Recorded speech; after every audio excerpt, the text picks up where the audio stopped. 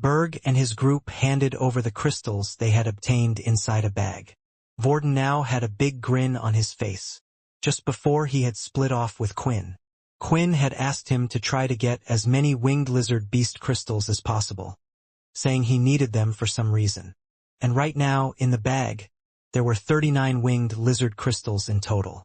After talking it over with Berg, Vorden eventually decided to head back to Aaron and Layla. "Hey, boss, you're going to let him go just like that?" Lippy said as he saw Vorden walk away. "It's okay," Berg said. "We can always get more crystals. We will soon get our number 1 spot back. But it's important to keep the relationship and our lives intact. That's the most important thing." Walking over with a skip in his step, Vorden was over the moon about his haul. As Layla peeked inside the bag, she couldn't believe her eyes. "What, I don't understand." Layla said, "How?" "Don't worry about that. I think it's best if we head back and hand these crystals in to be counted towards our score, and I'm a little worried about Peter." "But aren't those crystals useless?" Layla asked. "Most of them have already been counted. Each crystal inside had a unique pattern to it. Every single crystal was unique, similar to a human fingerprint. When the crystals are counted, they are placed into a machine that assigns a certain code to each crystal. These unique codes are then added onto the team's scoreboard. Once crystals were counted, students were able to do what they wanted with the crystals. Sell them for credits, turn them into beast gear, or even trade with them. But what they weren't allowed to do during this assessment were buy beast crystals. The whole shelter was under strict instructions to not sell any beast crystals to any students. This was to avoid a group from buying crystals and registering them under their points. But there was a reason why these unique codes were assigned to each team's codes. "Oh, I guess you guys don't know," Vorden said.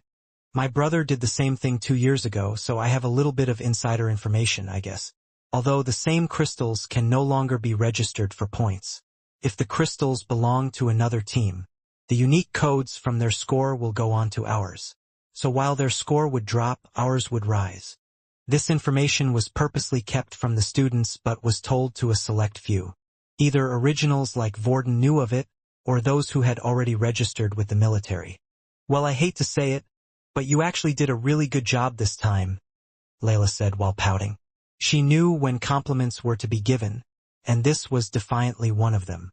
"Well, while we are ahead, why don't we keep on hunting?" Aaron asked. "The truth is I'm worried about Peter. Because of this, he might be targeted," Vorden said. "If you knew about this, then why didn't we leave him at the shelter?" Aaron asked. "If we did, it would just be the same result. Perhaps even more so. People would attack him as soon as they saw him on the street." There was acutely a second reason why Vorden and Quinn wanted to bring Peter along. They were hoping to draw out whoever Peter was afraid of. Peter seemed pretty sure that someone was going to attack them on this expedition, and if so, Vorden and Quinn thought they could find some answers. "No one would attack a fellow student like that, are you crazy? I understand when the second years attacked you," Aaron said. "You were the one who attacked them.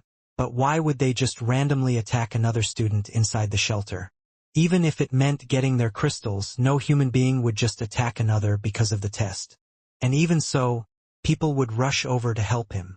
At that point, Vorden and Layla looked at each other, and both of them had the same thought. "Aaron, you do know that Peter is a level 1, right?" Vorden asked. "What does that have to do with anything?" She replied back. It was as the two had thought. Aaron was unaware of the treatment that lower levels received compared to everyone else. The truth was, Vorden and Layla already knew this to some degree. Most of the students at the school who were mid-range levels didn't experience much of the bad side, and this was true for Aaron as well. The two knew this was the case. Many of the students were just unaware of what happened. But they just didn't realize that Aaron was one of them. Aaron herself never mistreated low levels, but just never paid them any attention either.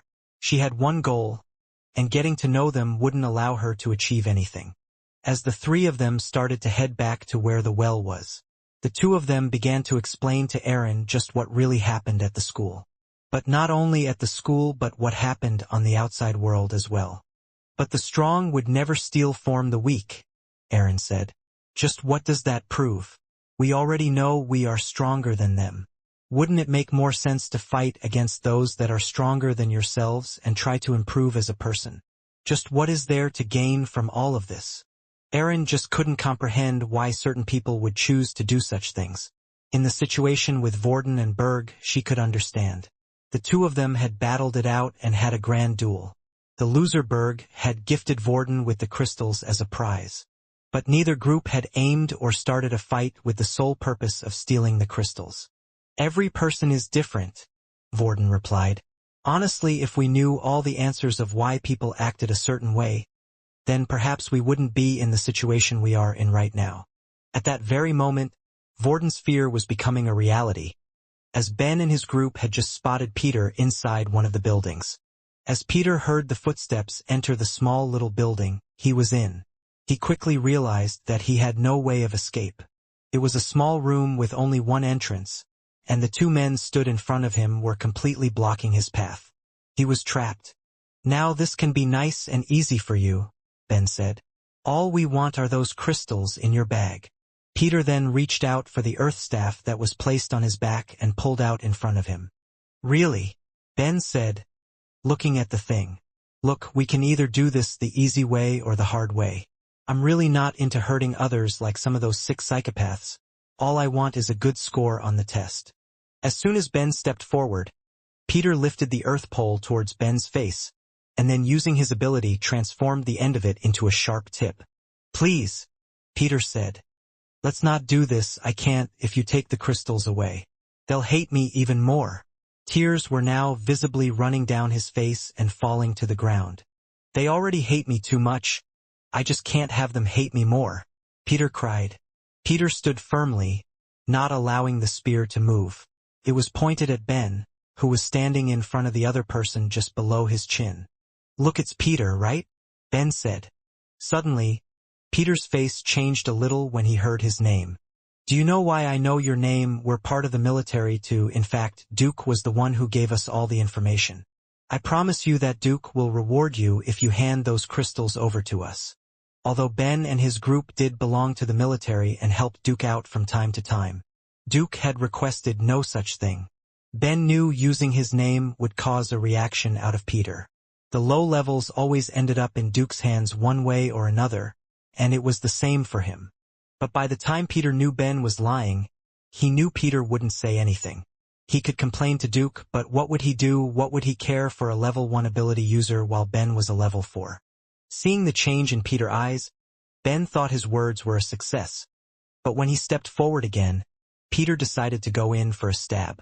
I said I'm not letting anyone take them, he shouted. As the spear was thrust forward, one of Ben's friends from the side lifted his hand, and with it, an earth wall was placed between the two of them. The wall managed to catch the spear in the center and snap it in half. Unlike higher-level earth users, Peter could only control the earth when he was touching it. As he saw the wall being placed in front of him, he immediately dashed forward and touched the wall.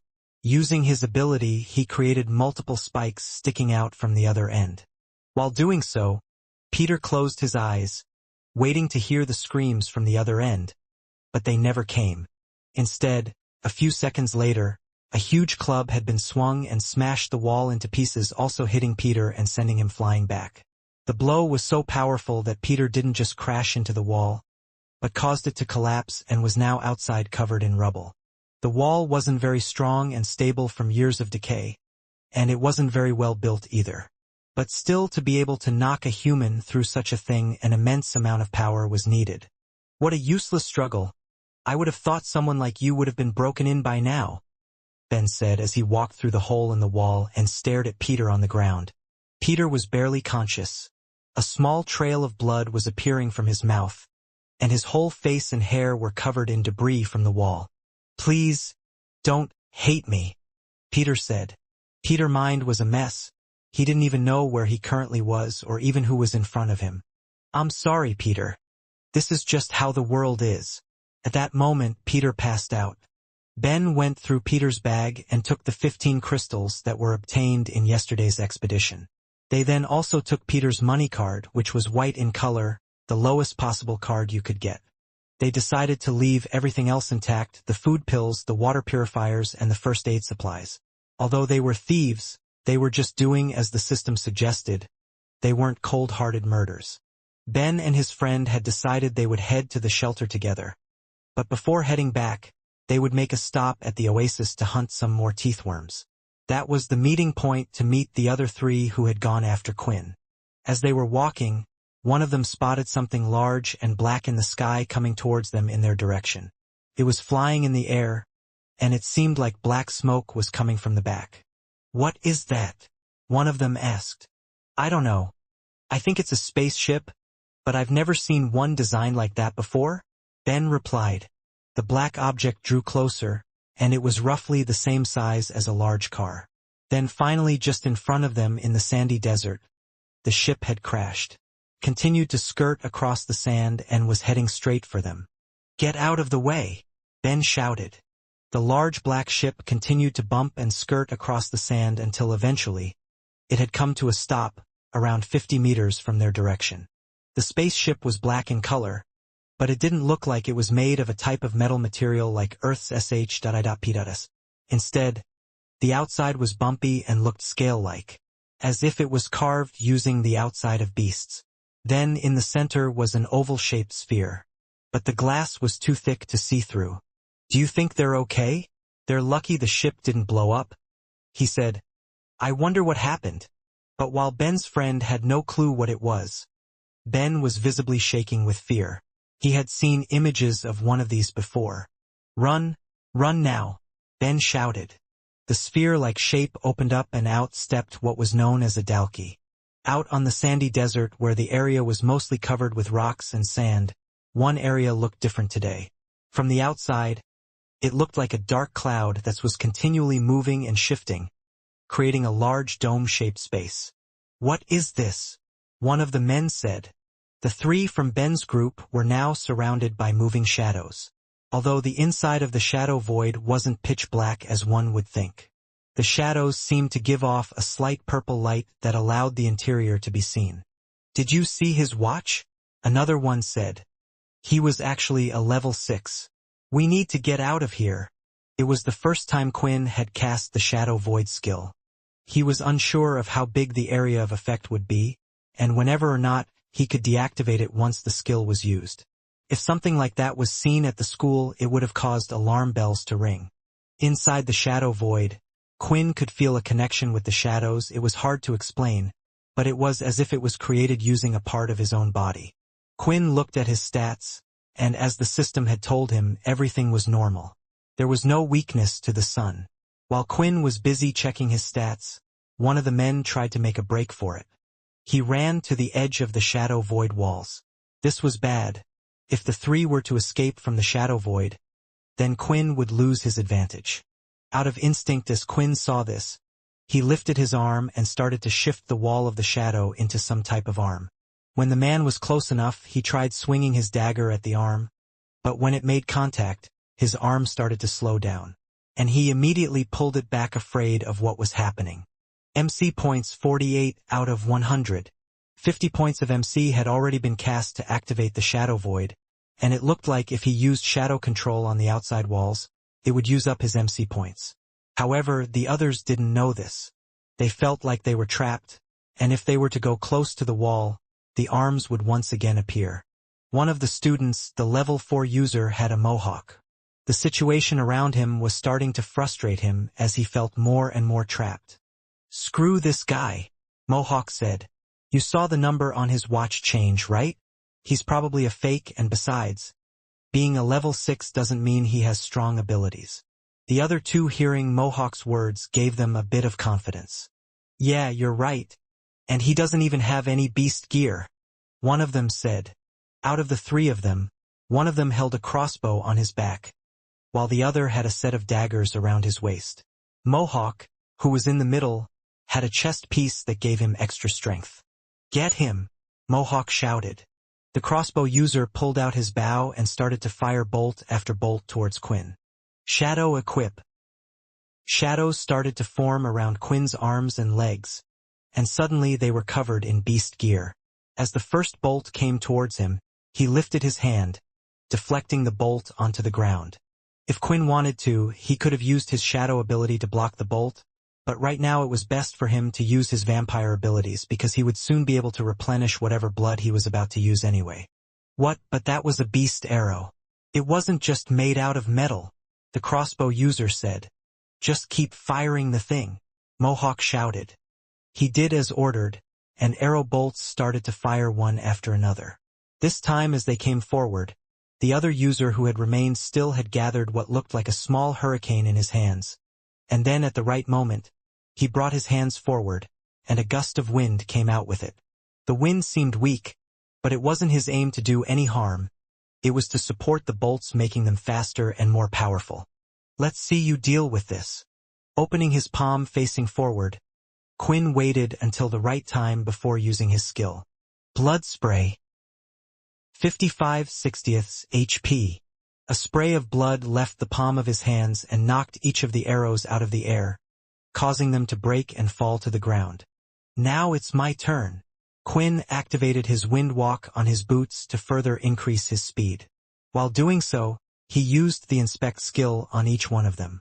The crossbow user had the ability to duplicate items, although each item that was duplicated would only be half the strength of the original. This was how the crossbow user was able to continually fire out the arrows. The other student was a wind ability user, and lastly, Mohawk was a level 4 earth user. Just like the one he had faced in the game once, only this one didn't have a full set of beast gear equipment on. First, the annoying one. With Quinn's added speed with the boots and his reflexes, it was nearly impossible for the crossbow user to hit him, and then when Quinn was close enough, he cast out 4 blood swipes swinging out his arms. With no defense, the 4 attacks each hit him dead in the chest, causing large cut wounds across his chest and to be thrown onto the floor. 51/60 HP. Next was the earth user who was by his side. And this time, Quinn wasn't giving him no chances. 1 second Quinn was in his view, the next moment Quinn had performed flash step, and at the same time hammer strike, dealing a blow right on the chest. His chest piece started to crack until it eventually broke away. Then blood spewed from his mouth as his insides were ruptured and he too fell to the ground. 46/60 HP. Suddenly, a sharp pain was felt inside Quinn's back. As he turned around, he could see the wind user holding the small little daggers in between his fingers. I got you, he said. He threw another dagger, and it came out too fast for him to react, hitting Quinn's stomach. 42/60 HP. Quinn then looked at the dagger and pulled it out of his body. As he did, the wound slowly started healing as the skin could be seen coming back together, until finally, there was nothing left apart from a hole in his military uniform. You monster! The student shouted. Continuously throwing blades, he managed to hit Quinn repeatedly. Making sure to cover his face with his hands, Quinn rushed forward, not caring for the small blades hitting his body. 38/60 HP. 34/60 HP. His HP continued to go down, but Quinn didn't care. Without realizing it, the student was moving backwards out of fear. He continued to move backwards until he finally felt something grab onto him from behind. As he looked down around his waist, he could see the shadow wrapped around his body. He tried to fight against it, and it was working, but he was only moving ever so slowly from the shadow. It was as if time itself had slowed down for his body while touching the strange substance. Now tell me, who sent you, and why did you attack me? Quinn asked. The wind user was trapped inside the wall of shadows, but it was a strange feeling. It wasn't like he couldn't move, but instead, if he tried moving, his movements would be incredibly slow, like he was stuck in some type of glue. In his panic, he had completely forgotten about his ability. With his mind now thinking straight, he used his hand to cast a wind blade, cutting a piece of the shadow. It quickly separated and then started to reform again in almost an instant. The moment the student had cut the shadow with his wind ability, Quinn's MC had decreased. 44 out of 100 MC. It also seemed that while Shadow Void was active, he would be unable to gain back his MC points like he initially thought, which meant he had to be even more conservative if he was planning to use his shadow abilities along with the Shadow Void. But just like when he used shadow control on his own shadow, whenever the shadow was attacked, his MC points would lower slightly. The student cast wind slash after wind slash and was slowly able to move more. Then finally he was free. "I did it!" he shouted. But when he looked up, Quinn was there right in front of him. He grabbed both arms of the wind user and twisted them inward, so his palms were facing towards his own face. Then Quinn kicked both feet of the user, causing him to fall to his knees, and once again the shadow had grabbed onto his legs. With the elemental user, the ability to control the elements came from their hands and feet. This was different for fire and some other elements, but this fact was true for the basic ones. Now I want you to answer my question from earlier. Why did you follow me? I'm so sorry, the wind user said with a stutter. It was all Ben's idea. He said that we would be able to take care of you level ones and take your crystals, add it to our team's points. The wind user was deadly frightened. Not only had he never seen such a strange ability before, he was still trying to decide if the person in front of him was human. It seemed like he was a person with multiple abilities.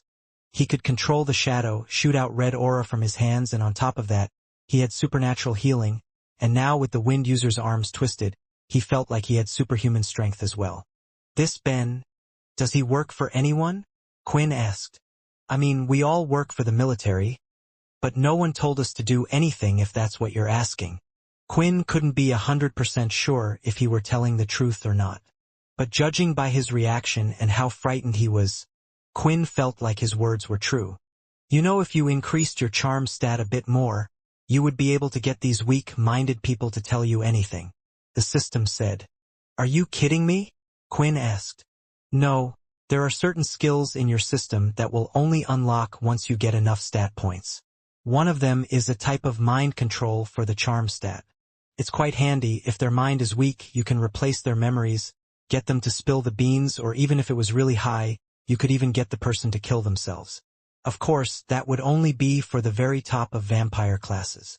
It seemed like the charm stat was becoming more and more dependable. At first, Quinn thought it was just an annoyance that only allowed him to get girls. But that didn't seem to be the case anymore. Do you know how many points in charm I need to unlock this skill? Quinn asked. 10 points are needed for the influence skill. 140/200 EXP. Right now, Quinn and gained 20 EXP for defeating the level 3 student and 40 EXP points for defeating the level 4 student. Then there was also the 2 daily mission he completed, bringing him up to 140 EXP. Even if he did defeat the wind user in front of him, that would only bring his experience points up to 160. It wouldn't be enough to level up. When using his inspect skill at the 2 around him, one was Blood A type while the other 2 were Blood O. The Blood O stat allowed him to put a point into anything he wished. Still, he was unsure whether that included the charm stat or not, but it was likely. But even then, he would only have 8 points in his charm stat. He needed 10. The reason why Quinn was so adamant about unlocking this skill after hearing about it from the system was because he didn't know what to do. The 3 users here were from the same school as him, and they had seen his ability. It would have been fine if it was just the shadow ability, but they had also seen his blood abilities as well and his incredible healing. If he could, he wanted to avoid killing his fellow students, but it was something that would have had to be done.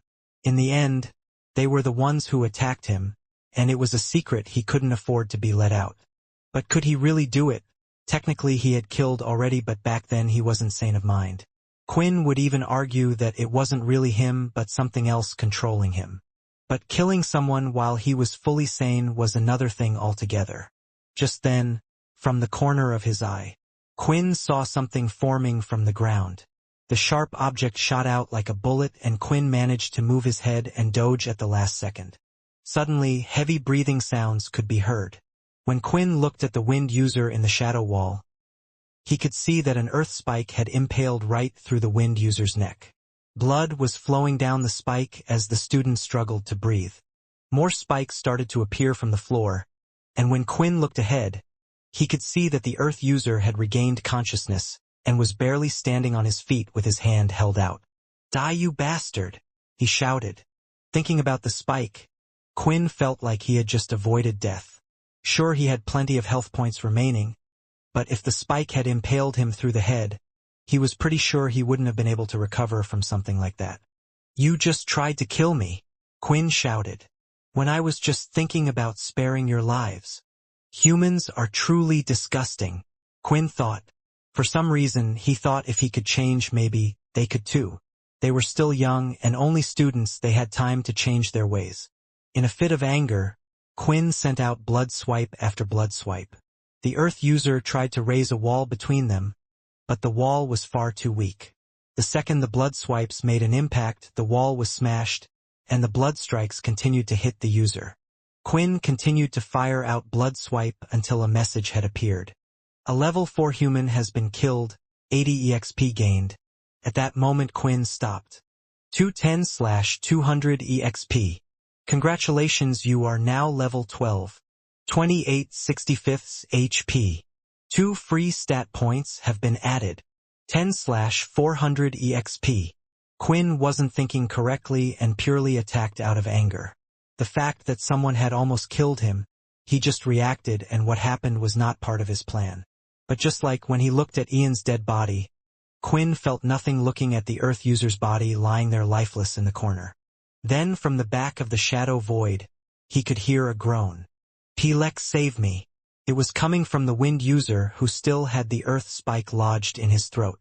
The color in his face was now turning pale. If Quinn were a healer, then perhaps he would have been able to have done something, but he had no such abilities. At least not something that could heal at this level. After biting his victims and noticing the marking on their necks healing quicker, Quinn decided to do a few tests with Layla before coming to the planet. What he had found was that his salvia seemed to have some type of healing ability. If he was to cause a cut mark on Layla to draw blood, then rubbed his spit on her, the mark would heal quickly. But it was clear his spit wouldn't be able to save someone from something like this. Walking over to the wind user, Quinn looked at him. "Your own friend did this to you. No, you did this to yourself when you tried attacking me. I will put you out of your pain." Casting his blood swipe from above and at a close range, he managed to cleanly cut off the wind user's head, and now he was no longer in pain. Level 3 user killed, 60 EXP gained. 70/400 EXP. So, I really do get more EXP for killing them.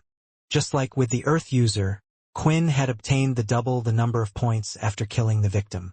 The reason why he received more for the level 3 was most likely because he hadn't knocked out his opponent yet, but straight out killed them, allowing him to earn 60 EXP points instead of 40. Looking at the bloody mess instead of feeling sick like a regular person, his stomach started to growl. Your hunger grows. During the fight, he had used up a lot of blood and had been stabbed several times, and right now the sweat smell coming off the body was only getting stronger. But his mind felt conflicted. He felt no emotion when seeing the dead, and the mangled bodies didn't affect him. Even before, when he was a halfling, he still had a little sympathy, but now he hardly felt any. I guess I really am no longer human. Walking over to the body, Quinn lifted the dead wind user's arm, and using the tip of his clawed gauntlets, he made a cut across the wrist. At that moment, the sweetest taste had entered his mouth, and his body started to feel re-energized. 65/65 HP. Blood type O has been consumed. 1 free stat point has been added. Before doing anything else, Quinn checked if the free stat point could be put into his charm skill, and just like he thought, it could. He then went on to the next body, the Earth user, and had done the same. This time there was no need to consume a large amount of blood since Quinn's health was full, and he had already eaten his fill. Putting his equipment back in his dimensional space, he dipped his finger into the blood and gave it a little lick. A blood type has been consumed. +1 strength stat. The last person was the crossbow user, who also had the O blood type. He was already bleeding across his chest. The wounds weren't too deep. It seemed he had passed out more from the impact rather than the wounds themselves. Blood type O has been consumed. 1 free stat point has been added. After getting everything he needed, he could finally increase his charm points to 10. Charm points. 10. New skill. Influence has been unlocked. Depending on the user's charm points and the mental strength of the opponent, the user is able to influence the person or creature to do their bidding. This includes things such as memory loss, information extraction, and so on. Must make direct eye contact with the target. Looking at the bow user on the ground, Quinn was tempted to just end his life there and get the experience points. However, he felt like he really would have lost a grip with himself if he did. In the end, he decided to try out his new powers, and if it didn't work, he would have to go through with it anyway. Lifting the user up off the ground, Quinn slapped him across the face a few times until the man eventually woke up. As soon as his eyes opened, Quinn activated his new skill. Skill influence activated. Skill successful.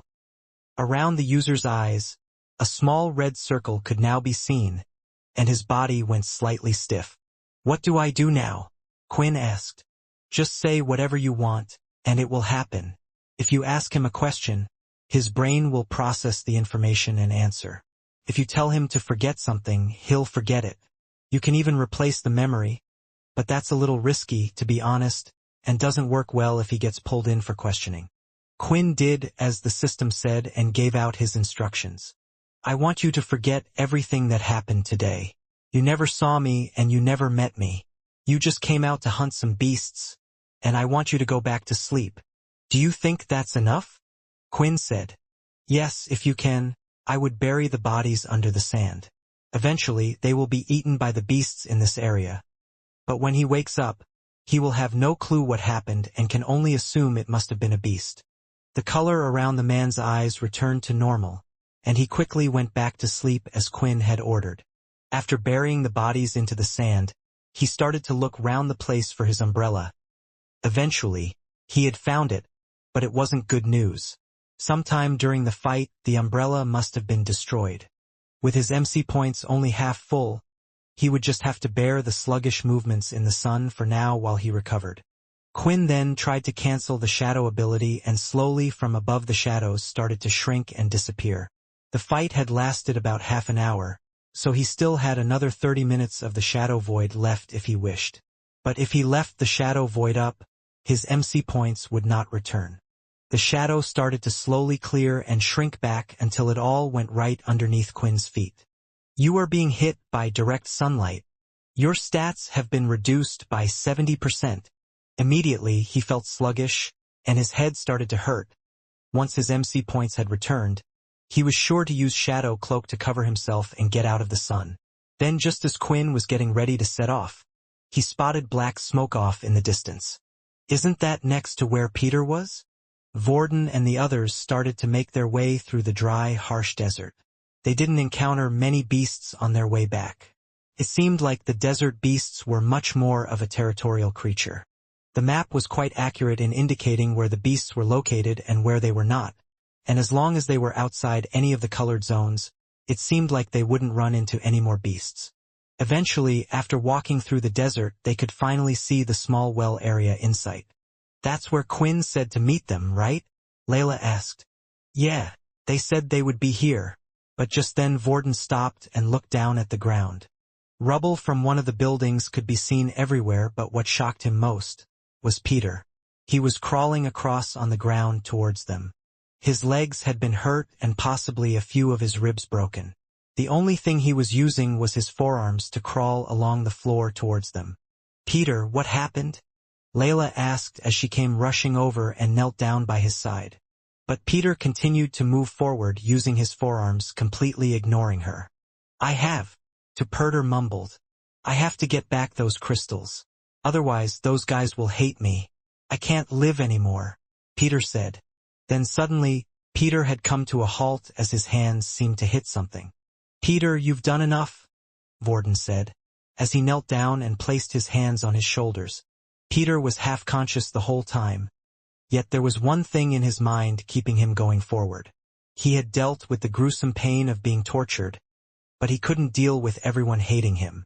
He realized now that back then, he had chosen the wrong decision, and he wanted to change that. He wanted to change himself. The others hated him, so what, because he hated himself even more. But when he had heard Vorden's words, something in his mind had clicked and he had snapped out of his half-dazed state. He looked up and could see Vorden bent over in front of him. Immediately tears started to run down his face. "I'm sorry, Vorden," Peter cried. They took the crystals. I really tried to stop them. I promise. I know you did, Vorden replied. At that moment, all the energy had left Peter's body, and he had completely collapsed, passed out on the floor. What do you think happened to him? Layla asked. Aaron had ignored Peter for the most part and went straight for the bag past him. It was laid on top of the rubble. It's gone, Aaron said. They took our crystals. Well, I guess it was pretty clear what happened then, Vorden said. Wait a minute, what about Quinn? I don't see him anywhere, Layla said. Well, it's not like we can ask Peter what happened, Aaron replied. They probably took him away too, although it was possible the other two doubted it. Both of them knew before heading out to this expedition that Quinn had the shadow ability as well as his blood abilities. It sounded like if there was ever an emergency in the sun, he was pretty confident about fighting. Unless the group that attacked them were high levels, they just couldn't see Quinn losing in a fight. Vorden also believed that it was unlikely to be a group of high levels. Otherwise, they would have confronted them without waiting for Peter to separate from them. Was it perhaps one of the group of people working for the second years? No, they wouldn't hurt Peter like this. Even if he refused to work for them, they would probably kill him in case he told anyone. But instead, they left him alive. Vorden thought. Out from the bag, Aaron had pulled out a little first aid box. It looked to be made of metal like a small briefcase and had a small standard red cross on it. Then she placed it on the ground and pressed the red cross. The little suitcase started to transform into what looked like a little droid. How can I be of assistance? The droid asked. Student Peter Chuck over there. Administer whatever you can to make him feel better. The little robot then scouted off and started to scan the area until it had eventually found Peter injured on the ground. It started a scan and brought out small tools patching up Peter wherever it could. Will he be okay after this? Layla asked. He should be. That robot can deal with some pretty serious injuries. It's like having a personal doctor with you. Aaron replied. As long as he isn't near death, he should be fine. But I do have to warn you guys, we only have one of those things. Once the medicine has been used to treat any infections and such, it doesn't really have the supplies to treat us again. I'm surprised you actually let Peter use it then, said Layla. Aaron didn't actually want to use such a precious item on Peter. She felt like it was useless. Peter would eventually heal on his own anyway. This would just speed up the process. But after hearing the words of the others and seeing Peter in pain like that, it made her realize that perhaps the others weren't exaggerating about the mistreatments of others. Just then, Vorden spotted the sign of black smoke off in the distance. Do you think that's them, probably one of them using their abilities, said Vorden. It doesn't look too far away, and we can get our crystals back? But what about Quinn? Layla replied. Why don't we split up? Vorden suggested. We can't just leave Peter out here. I'll stay with him in case anything happens. When he's all healed up, we'll go looking for Quinn. You two can go get our crystals back. But if it looks too tough, then fall back and come to the well. Layla didn't like the sound of Vorden being the one to rescue Quinn, but it seemed like the only thing they could really do. If Layla was to go out on her own and a powerful beast appeared, she could get seriously hurt. They could send Aaron to look for Quinn, but she didn't know his secret, and that would mean she would be stuck with Vorden. With them agreeing, it was the only thing they could really do. Vorden stayed with Peter while the two girls headed off the area of black smoke. On Earth, on one of the very few pieces of land that still existed, was a reasonably large tower that had been built. It was on a small island where the only thing on it was the tower itself. The tower was so large and grand in size that if someone was to stand at the top of it, they could reach the clouds. But its purpose wasn't for anything grand like tourism. Such a piece of equipment as grand as this could never have been able to be built before. But thanks to Richard Eno and his team, they managed to finally finish it after the war. This Soul Tower's purpose was to monitor the activity of each of the planets on the other side of the portals. It needed a strange source to power it that only Eno knew of. It was the same source of power used to power the portals. With this, they were able to get a clear view of what the area looked like. They had mapped out each planet the portals led them to in that solar system. There were still many planets left unexplored, but they kept good track of those with shelters on. But today, unlike any other day, red alarm bells were ringing inside. The people were rushing all over the place. In a single room, they had about 200 employees all looking at a computer screen of their own. Then there was also the main monitor that resembles a cinema screen. "Sir, it looks like there's been a breach on one of the green portal planets," one of the men at the computer said. Standing at the back of the room was a man who looked to be in his 50s. He was mostly bald with hair just sticking out of his sides, and he had small round glasses on his face. Although he was not one to seem intimidating just from looking at him. When he spoke, his words gave a certain feeling of trust. Inside the monitoring room, he was the only one wearing a lab uniform rather than a military one.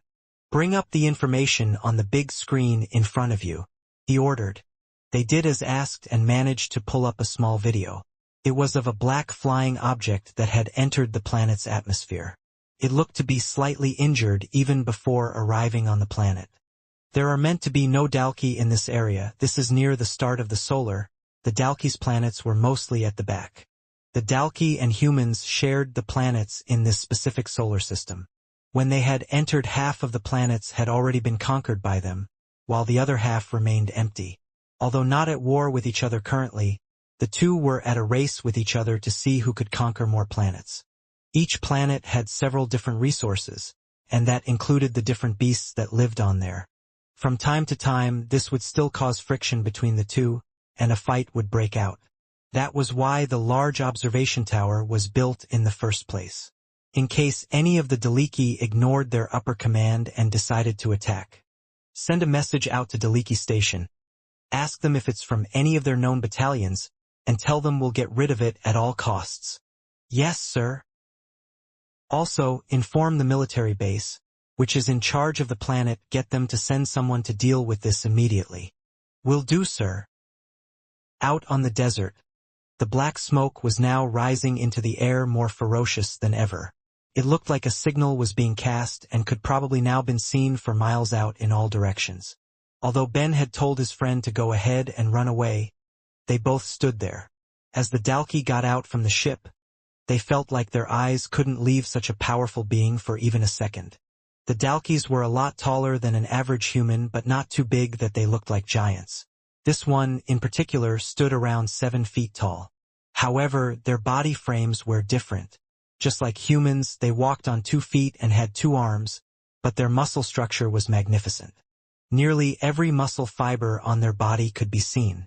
Just like the humans as well, they wore beast gear to increase their power, and right now this one had only a set of bottoms and boots on, while his top part was open and free. The Dalki were a race that looked similar to dragons in human myths, only more human. They had scale-like features running from the side of their body running up to the top of their neck. Their eyes were slightly pointed and more oval-shaped, and their hands were shaped like claws with a tail sticking from its behind. As Ben looked at the Dalki, he noticed that it had a single spike coming from the back of its spine. This was good news, as they had learnt the fewer spikes they had meant, the weaker they were. Every time a Dalki went through a type of evolution, a new spike would appear on its back. Yet this one had only one, meaning it was the weakest a Dalki could be. "Maybe we have a chance," Ben shouted. "It's too late to run now, but if we face it together." As expected from a half-human, half-beast type creature. The Dalki were overall just better than humans in every way. They were faster, stronger, and even more intelligent. Ben knew they had no chance if they turned their back, so there was only one option. Ben reached for his club on his back and pulled it out. "Are you ready, Hugo?" he asked. After asking his question, no words were heard, and a few seconds later, a thud sound was heard. As he turned his head, he could see his friend's body lying there in the sand. Dead. Ben didn't even know what happened. Out of fear, he charged in with his club held in his hand and used all his strength to smash down at the beast. But with a single hand, the Dalki grabbed the club and then crushed it to pieces. It came as a shock to Ben, for he had the ability of super strength. He was 5 times stronger than an average human, yet the Dalki was able to block his attack with ease. "This place stinks," the Dalki said. The 2 girls continued to walk through the desert. There were no signs of footmarks in the sand, as the wind would quickly blow it away, so the only thing they could count on for where they were was the map and the trail of black smoke in front of them. "Wait up! Aaron, slow down. It's really hot out here," Layla complained. While Layla was struggling with the heat and wanted to walk at a standard pace, it seemed like Aaron was power walking through the desert. It was to the point that if she was walking any faster, she would actually be jogging. "I can't let them take our crystal. If they hand them in and we lose our points, then that means we could lose our place at number 1. So what? It's not worth risking our lives over. Even without those, we should still get a pretty good position. Why do you need to be number 1 so much?" For the first time, Erin had paused and stood still in the sand. Her fist was clenched, and just as she was about to say something, she bit her lip to stop herself. "Come on, we're not too far off." By now the black smoke had covered most of the view in front of them. It was hard to make out where it was coming from. But what they did know was that there was far too much smoke for it to be someone else's ability, and they were in the desert. There wasn't a lot of things that could be caught on fire. So just what on earth was making that much smoke? Layla thought. Then as they were walking, Layla suddenly sped up as she spotted what looked like a small black spot in the sky. As it got closer, she noticed it looked ball-shaped and saw that something was dripping from the bottom of it. "Hey, what is that?" Layla asked. "I don't know. It might be someone's ability or something," Aaron replied. "Maybe you can catch it." Layla planned to do just that. Before the object could hit the ground or come towards them, she would try to stop it in the air. Although Aaron was also prepared in case the object was too heavy for Layla to control. Finally, when it was a few meters in the air, Layla managed to stop it and slowly brought it over to their location. But a few seconds later, she forgot about everything and immediately dropped the object onto the floor. A thump sound was heard and it rolled onto the sand towards them. With it, a trail of red was sinking into the sand. "That was definitely a head," Layla said with her voice all shaky. "I'm not seeing things, right? It was a head. Was it a beast or maybe something else even? It could even have something to do with the black smoke," Aaron said calmly. "How are you not affected by this? Come on, we need to get out of here. Our lives are worth more than some stupid crystals," shouted Layla. "Let's get back to the well and tell the others." But Aaron stood there deep in thought. "If it's an intermediate beast and I use my full strength, I should still be able to take it out," she thought. "Now is not the time to be playing games. Look, Aaron, I like you and usually I would just leave someone as crazy as you here, but I'm telling you we have to go," Layla continued, despite the silence. But then, in the distance, a tall figure could be seen coming towards them, its tail slowly moving to the left and right. "What is that?" Layla asked. For the first time, Aaron didn't seem like her confident self. In fact, Layla had never seen her back down from a challenge. Even when Vorden was facing off against one of the big four. Although she said she was weaker, she had never displayed a hint of fear. However, right now she was different. She had crossed her arms over her body, hugging herself and shivering in the desert heat. "Mommy, please save me," she said ever so quietly, that the only words Layla could hear was "mommy." Now that the creature was even closer, Layla could finally see what Aaron could see. It had appeared many times in many textbooks as they grew up. Constant videos had been shown to them of their appearance all throughout their school life. It was a Dalki. But it wasn't alone. As it walked, it seemed to be dragging something along with it. "Oh, is that another 2 I see?" the Dalki said. He then looked at Ben's body, which he had been dragging with him. It now had no head, but the rest of its limbs were still intact. He placed his foot on the body and pulled on the arm, ripping it from its socket. "It's a bit closer than last time, but it's not as easy to throw."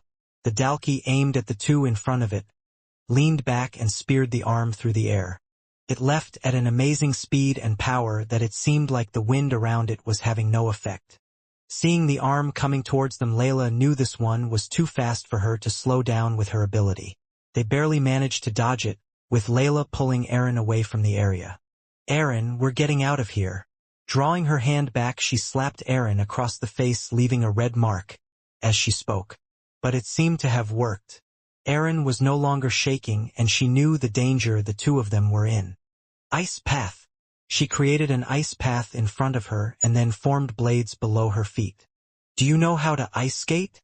Aaron asked. No. Then hold on. Lifting Layla onto her back, Aaron started to skate down the ice path at amazing speed. Every time they would reach near the end of the path, she would extend the ice in front of her.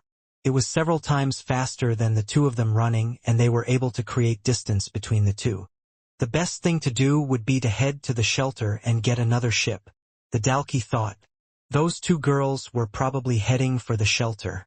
If so, it would be bad news if they warned everyone before I got there. I guess I better stop them. Unluckily for the two girls, if the Dalki knew they were not heading for the shelter, he perhaps would have left them on their own. Their destination was actually for the well, hoping to warn Vorden and the others. Not only that, but the Dalki was actually blocking the path back to the shelter. They could go around, but it would take too long, and Aaron was afraid the Dalki had already set its eyes on them. So, the only option she felt like she had was to rely on Vorden. After the droid had finished patching up Peter, it went back into the suitcase-like form that it previously had. Vorden placed it back in the bag and decided to carry both him and Peter over to the other building, which hadn't been destroyed in the struggle between Peter and Ben. There was no bed in the second building, but it was better than staying outside in the heat of the desert. Vorden was currently looking at Peter, who was bandaged from head to toe. The little droid had even performed stitches in areas that had an open wound. Although it wouldn't matter too much once they found someone with a healing ability. They would be able to heal Peter up properly, and then there wouldn't be any sign that he had received any damage. Did we go too far? Vorden said to himself. Too far? Are you kidding me? Ratton said. You seem to be forgetting that this person basically sent us off to our death. Ratton, don't you remember why we were created? Vorden asked. Perhaps Peter was going through something similar to Syl, and it was only thanks to us that Syl was able to cope with it all. Have some sympathy for Peter. Just then Peter started to move a little in his sleep, until eventually he opened up his eyes and slowly lifted the top half of his body off the ground. He touched his sides when he noticed he wasn't hurting as bad as before. I would move slowly if I were you, Vorden said. Most likely the robot injected some type of morphine or other painkillers into your body. You probably aren't feeling the pain right now, but the hurt is still there. Just lie down and rest for now. Peter did as he was told and laid back down on the floor. Looking at Vorden's awkward face, Peter couldn't tell what he was feeling and started to talk. I know you hate me, and you have every right to, but I feel like I need to get something off my chest, Peter said. Vorden continued to look away, avoiding eye contact. He wanted to seem disinterested even though he was interested in what Peter had to say. I didn't choose the school or the bullies over you two like you might be thinking. I chose my family over you two. You see, I have an older sister, or maybe I should say, I had an older sister. My family wasn't as rich as you can probably imagine, but they wanted us to have a good life. They saved up every little bit of credits they could, and they finally managed to purchase a level 3 ability book for my sister, just before sending her off to the military. She was the hope of our family, and they wanted her to become a decent traveler.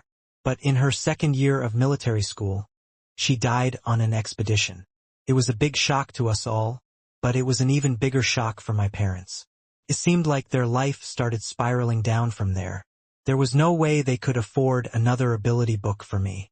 They told me not to worry, not to try and work hard like my sister for fear I would perish as well. But I wanted them to lead a better life, so when I came here I promised myself I would fill the shoes that my sister once had. The only option left for me was to take the Earth ability from the military and to try and level up by being loyal to the military. The only thing I didn't realize was the crazy things they would ask me to do. As Peter finished his story, he let out a sigh of relief. It felt like a weight was lifted from his shoulders. Sounds like you had a good family, Vorden said. You should have listened to them. What do you think would happen if you were to die? Trust me, they are a lot happier with you alive, no matter what living conditions they were in, rather than you being dead. Peter then lifted himself from the ground and looked at Vorden. I realized that, and that's why I said I picked my family over you guys. I didn't mind becoming a builder or something, as long as I would be able to support my family. But then they started targeting me, threatening me on this expedition. I knew what happened to my sister, so I thought the same thing would happen to me. Was it Earl and his underlings? Vorden asked. How do you know about Earl? Peter asked. I know what they had done to you, Peter, and trust me, they got what they deserved. I did a lot more than break their fingers, and they won't ever bother you again, Vorden said while smiling. When Peter heard those words, there was a strange look in Vorden's eyes, combined with that creepy smile. It was sending a tingle down his spine, and all he wanted to do was to get as far away as possible from Vorden. Ah, yes, I still remember those screams. They were lovely, Ratton said to Vorden. No, I mean they were a part of it, but it was someone bigger, someone near the top. Vorden then went over and grabbed Peter by the shoulder. Who? Peter, tell me. Was it one of the teachers or even one of the sergeants maybe? I saw them going into the second-year building, so I know it has to be someone from that department. Vorden wanted to make whoever was in charge pay for this. They had not only targeted him but got others involved as well. He had heard that some military schools were bad, but clearly something was amiss in this one. It was different than his brother had described to him. Peter paused for a second as he was unsure whether he should tell Vorden or not. He knew the second he did Vorden would be involved in this, but at the same time it was too hard going through everything alone. Vorden also scared him, he wasn't sure what to do. Vorden looked at him in a strange way. This made Peter feel scared and made him start to talk. It was... Before Peter could answer, screaming could be heard from outside. Vorden, Peter, Quinn, Layla shouted at the top of her lungs. The two of them immediately headed outside and could see Layla being carried by Aaron, who ice-skated through the desert. When the two of them had finally reached their destination, Aaron collapsed into the sand and Layla had fallen off her back. Are you okay? Layla asked Aaron. I just used up all my power. I don't think I can help in the fight, Aaron said. Aaron had used up all her strength to get her and Layla out of there as fast as she could. She had managed to create quite the distance between them and the Dalki, but she knew she hadn't outrun the enemy. She could still consistently feel the pressure right behind her. When they looked over one of the sandhills, they could see a figure coming towards them. What happened? Are you running from the people who stole the crystals? Peter asked with a worried expression on his face. No, it's a Dalki, Layla said. The fear was written on her face. Further in the desert, Quinn was plodding away in the loose sand, walking back towards the water well. Beads of sweat were dripping from his forehead. They landed in the sand and dried up faster than he could take a single step. Luckily, he hadn't gone too far away from the well. The problem was that he felt very weak, and he started to feel weaker by the minute. This made him move slower and slower. Perhaps bearing the sun's heat was not such a good idea, he thought. Even though his stats were better than those of a normal person, he actually felt weaker than a normal person would. The only reason he could think of to explain this was that the sun seemed to be stronger on this planet than it was on Earth and on the Red Portal planet where it was night for half the year. His MC points had now nearly fully recovered, and he couldn't wait to finally cast his shadow cloak. However, just before he could activate the skill, Quinn received a worrying message from the system. Long exposure to the sun has been confirmed. Your body has been weakened further. All stats will now be reduced by 80%. What is this? Quinn shouted. 80%? At that moment, Quinn had fallen on his knees as his whole body gradually started to feel weaker. Moreover, he started to feel a slight tingle on his skin. It felt as if the surface was burning, and now his skin was incredibly itchy nearly all over. What is happening to me? System, help. Please explain, Quinn shouted to himself. You're a vampire now, the system replied. Don't you remember reading all those vampire fantasy books? Of course, if you stay outside and expose yourself to the sun for too long, there will be bad effects. What happens if I stay in the sun for too long? Quinn groaned with a worried look on his face. Well, your stats would continue to decrease further and further, until eventually, poof. The system said casually, as if this didn't bother the system at all, like it was of no consequence to it. Well, I can't take this any longer. I don't want to find out what poof means. Skill activated shadow cloak. The shadow at the bottom of his feet began to slowly surround him, traveling from the soles of his feet all the way to the top of his head. Eventually, he was like a blur of shadow under the radiance of the sun. He became like a human figure made out of shadows. While this skill is activated, It's hard for other people to spot him, and it worked best within the darkness or among the shadows. In the desert, however, it made him stick out like a sore thumb. Quinn felt his energy slowly returning back to normal, and now he could use his body like how he could do it normally. Stats have returned to normal. His MC points hadn't fully recovered. Quinn wasn't bothered about this. He was returning to the safety of his group. Aaron and Vorden could protect him until his MC points fully recovered. In the meantime, there was no need for him to use his abilities in battle. So, for now, he didn't worry about it too much and try to catch up to the others as quickly as possible. "Adalki, are you sure?" Vorden asked. However, before the others could even answer him, they suddenly saw a black figure flying in the sky. It was coming in their direction, landing right in the center of the well at an incredible speed. It crashed into the large metal machinery, causing it to break apart. Dust and sand kicked up everywhere, blocking the Dalki's landing place from view. When the specks of dust and dirt that arose started to settle, the Dalki standing right in the middle of the wreckage could be seen. "What is this junk?" the Dalki said as he lifted a piece of metal that had broken off. "This is not a shelter." Then, the Daiki looked up at the people who had led him to this place. He could see 4 students standing in front of him. "You should tell me where the shelter is now," the Dalki said, pointing to the piece of scrap metal besides Layla. "Mimi?" she stammered. "Ayatai, it's over to there," she pointed. But she couldn't help but stutter her words as she was shivering in fear of the creature. "Thank you, but I'm afraid no one can know that I was here." He then straightened the piece of metal in his hands with his claws. Then, using his fingertips, he sliced the top half of it to create a makeshift spear. "I must not fail my mission," he said as he chucked the spear towards the students. Vorden immediately arrived in front of the group and conjured an ice barrier. "No, that won't be enough," Aaron said while still lying on the ground. She then lifted her hand and helped Vorden cast another wall behind it, making it as thick as possible, using the last bits of her power. The makeshift spear crashed through the first ice barrier.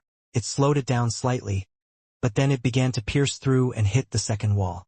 "I need to help," Layla thought as she focused her mind, doing her best to slow down the spear's movements. Also, Peter rushed forward to where the ice wall was. "Peter, what are you doing? Watch out!" Vorden shouted. "I can help too," Peter shouted back. Just behind the second ice wall, Peter placed both of his hands on the ground, and in that spot, a piece of earth started to slowly rise, eventually creating a third barrier. The spear continued to go through each of the 3 walls until its head poked through the earth wall. Then finally, the spear had stopped moving. "Oh, looks like they've finally started to train you Earthlings a bit, I see," the Dalki said. "Perhaps we need to start waging this war again before you Earthlings grow even stronger." "Syl, we need your help now," Vorden said. "No," Syl shouted back. "If you don't, we will all die. You said you would take me to see Quinn. I don't even see any Quinn around here. Why would you lie to me? Are you lying to me like all the others?" Syl asked. "Just ignore the brat," Rattan said. "Let me take over. We don't have time." Vorden immediately left the chair and allowed Rattan to take over. The Dalki then rushed forward, and at that moment, Rattan placed both of his hands on the ground and a trail of ice materialized, heading straight for the Dalki's feet. "Hey, ugly!" Rattan shouted at the Dalki, in an attempt to provoke it. "When that ugly thing stops moving, fire all the arrows you have at it," he shouted to Layla. Although Layla didn't like the sudden change of tone in Vorden's voice, she didn't have time to complain. The trail of ice eventually reached the Dalki's feet. However, it didn't even slow the creature down for a second. As the ice touched its feet, it continued to run forward, breaking the ice with sheer power. Layla didn't know what else to do, so she fired an arrow at it anyway. She tried to change the direction of the arrow with her powers to make it unpredictable, but it seemed like the Dalki was paying no attention to her at all. In the end, she aimed the arrow to go directly into the Dalki's thigh. However, the arrow simply bounced off, not even leaving a scratch on it. All Layla had was some standard steel arrows that were only as hard as regular bullets. It seemed that she would at least need beast arrows to inflict a wound on a Dalki. Damn it! Rattan shouted, let's have some lizard barbecue. Using both of his palms, he fired a huge stream of fire towards the lizard. Utilizing both of the abilities together, the flames grew large and larger until they covered the whole area where the Dalki was. They couldn't hear any more footsteps from inside the blazing fire. Because of this, the group thought that the attack was a success. But then, the intensity of the flames started to decrease at an alarming rate, as if they were being sucked away by something. All of the flames were flowing towards the Dalki like it was a vacuum, traveling in one stream directly towards the Dalki's mouth. Thank you for the meal, it said. I haven't had anything this tasty in years. It's hopeless, Aaron said. It's too strong. We're all going to die. Aaron was shaking in fear the same way as she was shaking earlier, and even Vorden had a concerned look on his face. Skill activated Shadow Void. The area around them started to be encased in a dark shadow. The group looked confused as they had no idea what was going on. Is this the Dalki's power? Layla asked. No. I've never heard of something like this. The Dalki himself was equally confused like them. Just what was it that was surrounding the entire area with them in it? The black shadow started to surround all of them. It slowly encased the group until finally, the whole area around them was filled with purple shadows. Damn it! We're all going to die, Layla said. But then Aaron noticed that the Dalki was also looking around in confusion at the shadows, as if it was something unknown to it. No, look. It seems like the Dalki is just as confused as we are. That's probably why it's not attacking us right now. It wasn't unusual for someone to be afraid of the unknown. And right now, the Dalki was seeing something it had never seen before. It got into a crouching position and was prepared for whatever was to come. Its senses were telling it something was in the shadows with them, something other than the four in front of it. Then from behind a claw-like shape of red lines came flying towards the Dalki. It turned around, sensing the power in the attack. It lifted both of its arms to protect itself, and it placed its arms in an X shape right in front of its face. The lines of power had hit it, but the attack hadn't done much damage. Just as it was about to look up, for more of the same attack came at it. It quickly held up its hands. It was strongly relying on its hard skin to block the attacks. Although the attacks didn't hurt the Dalki, for the first time in a long while, it had been pushed back from its position by an attack. When it pulled its arms down, it was surprised to see what looked like another student standing in front of it. Oh, so it was you? It said. It was a young Dalki who had only met a few adult humans on its journey, but not a single one had given him any trouble or managed to even make him move back with their strongest attacks. The same could be said for any beast that had attacked the Dalki. But here on this safe little planet, it had encountered a young human who had done just that. As soon as Quinn had released his first attack, his shadow cloak had disappeared, and this had revealed him to everyone. The problem was he was low on MC points. He had 90 when he first used the shadow cloak. By the time he had arrived, he only had 80 MC points left. Then when he had cast the Shadow Void skill, it meant he only had 30 of his MC points left, and he needed to use them wisely. He had also used Shadow Equip to put his equipment on his hands and feet. Is that Quinn? Peter shouted. What's with this power? I don't understand. Then Aaron spotted that Quinn's watch. To her surprise, it currently displayed the number 6. His ability requires more MC than mine. Does this mean this shadow circle he's doing? Was he hiding his strength this whole time? She shouted. He must have had his reasons, Layla said. But right now, he's going up against an enemy I think even he can't deal with. Layla didn't know what to do. At this point her arrows were useless and couldn't even be used as a distraction, because the Dalki would just ignore them. Aaron had run out of MC, and Peter was far too weak to be of any use. So right now the only one that could help them was Vorden. Please help Quinn, Layla begged. You two have to fight it together. Vorden wasn't the one in control, but Rattan was. How is the little one doing? Rattan asked. He is still sleeping, Vorden replied. So it looks like I'll have to deal with this one, Rattan said. The Dalki then went and picked up another piece of scrap metal from the ground that was part of the well's machinery. Although the roof and area were covered in shadows, The same couldn't be said for the ground. The crumbled building and the broken metal pieces remained scattered everywhere. After picking up a piece of metal, it used its claws to once again turn the metal into a spear. I'm assuming I can't get out of this bubble that you created, so I can't run away, the Dalki said. One half otherwise why would you waste so much of your power creating it? Of course, the Dalki doesn't know about Quinn's problem with sunlight. Actually, the sole purpose for Quinn to block out the sun is so he can fight at his full power.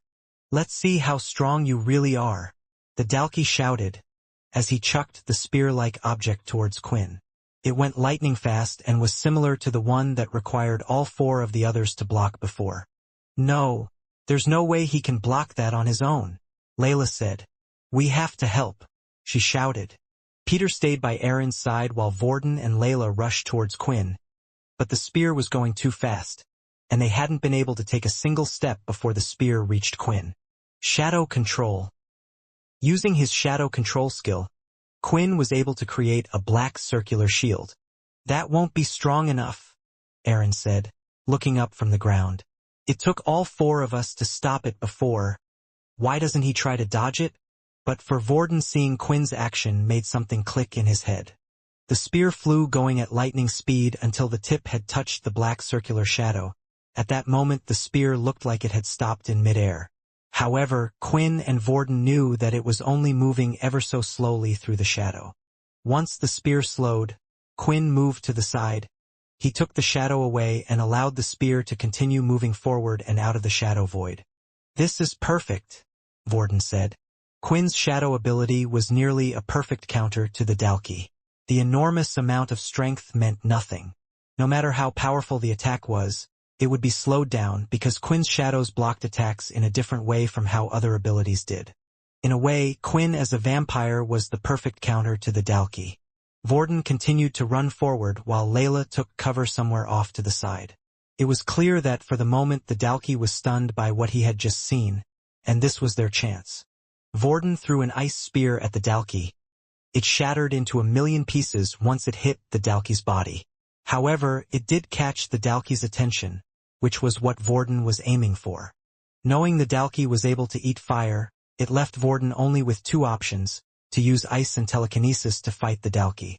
You are boring, the Dalki said. I'm far more interested in that one. Ignoring Vorden's weak attacks, it dashed straight forward heading for Quinn.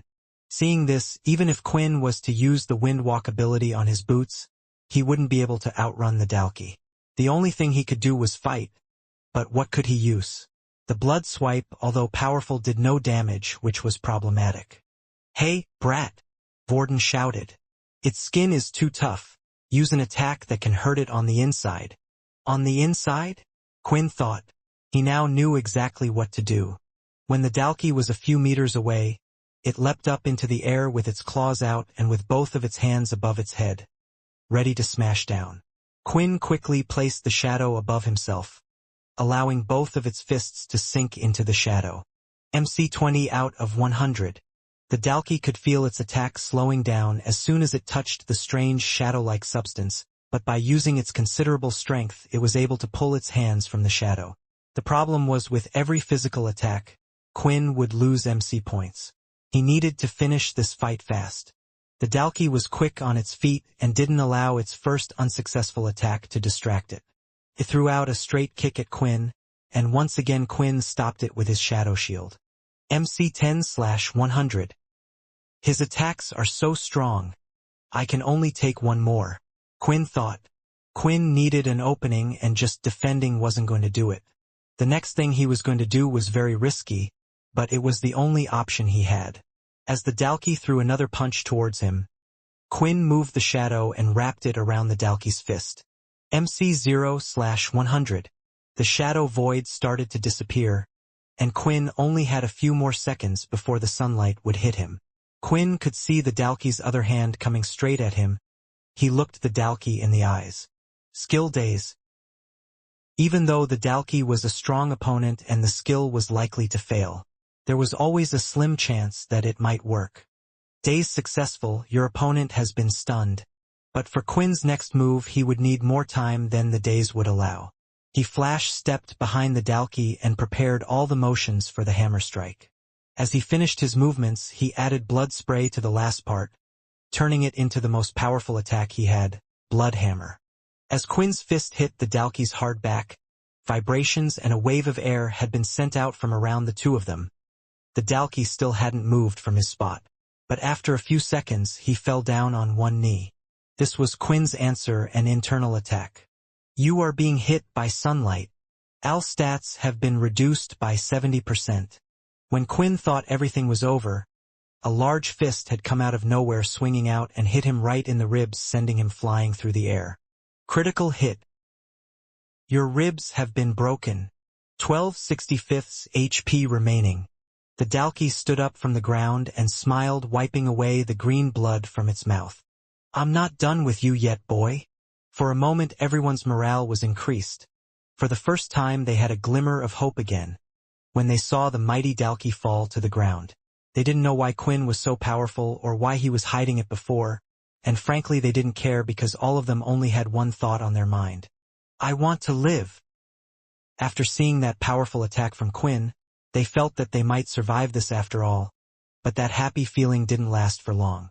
A few seconds after the Dalki had fallen to the ground, it sent Quinn flying with a single swing of its fist.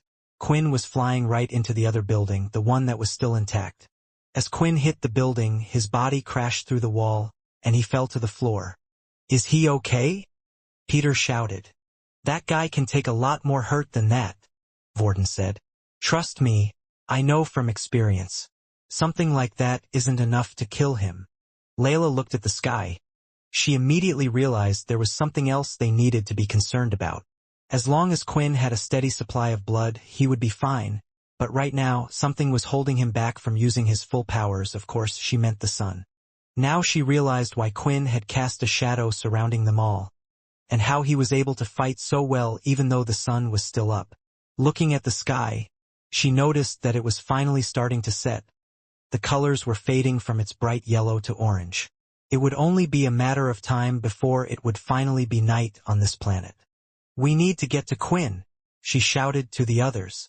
However, her cries were useless. No one moved forward, including her. She wanted to go in and help him, but stepping in against such a powerful foe was like committing suicide. Now that was impressive, the Dalki said with a smile on its face. Its teeth were now on full display. They were a little strange compared to regular human teeth. It looked like those of a crocodile. Each tooth was razor sharp and they overlaid one another. I heard there were something called martial arts the Earthlings use. I never believed it could be something useful until just now. You actually managed to bypass my hard skin and hurt me from the inside. As the Dalki began to walk over to where Quinn was, something strange was happening on its back. The single spike on its back started to pulsate and glow with a slight blue color. Did you know? The more a Dalki gets hurt, the stronger they get, it said with an evil grin on its face. The others could tell that it wasn't bluffing.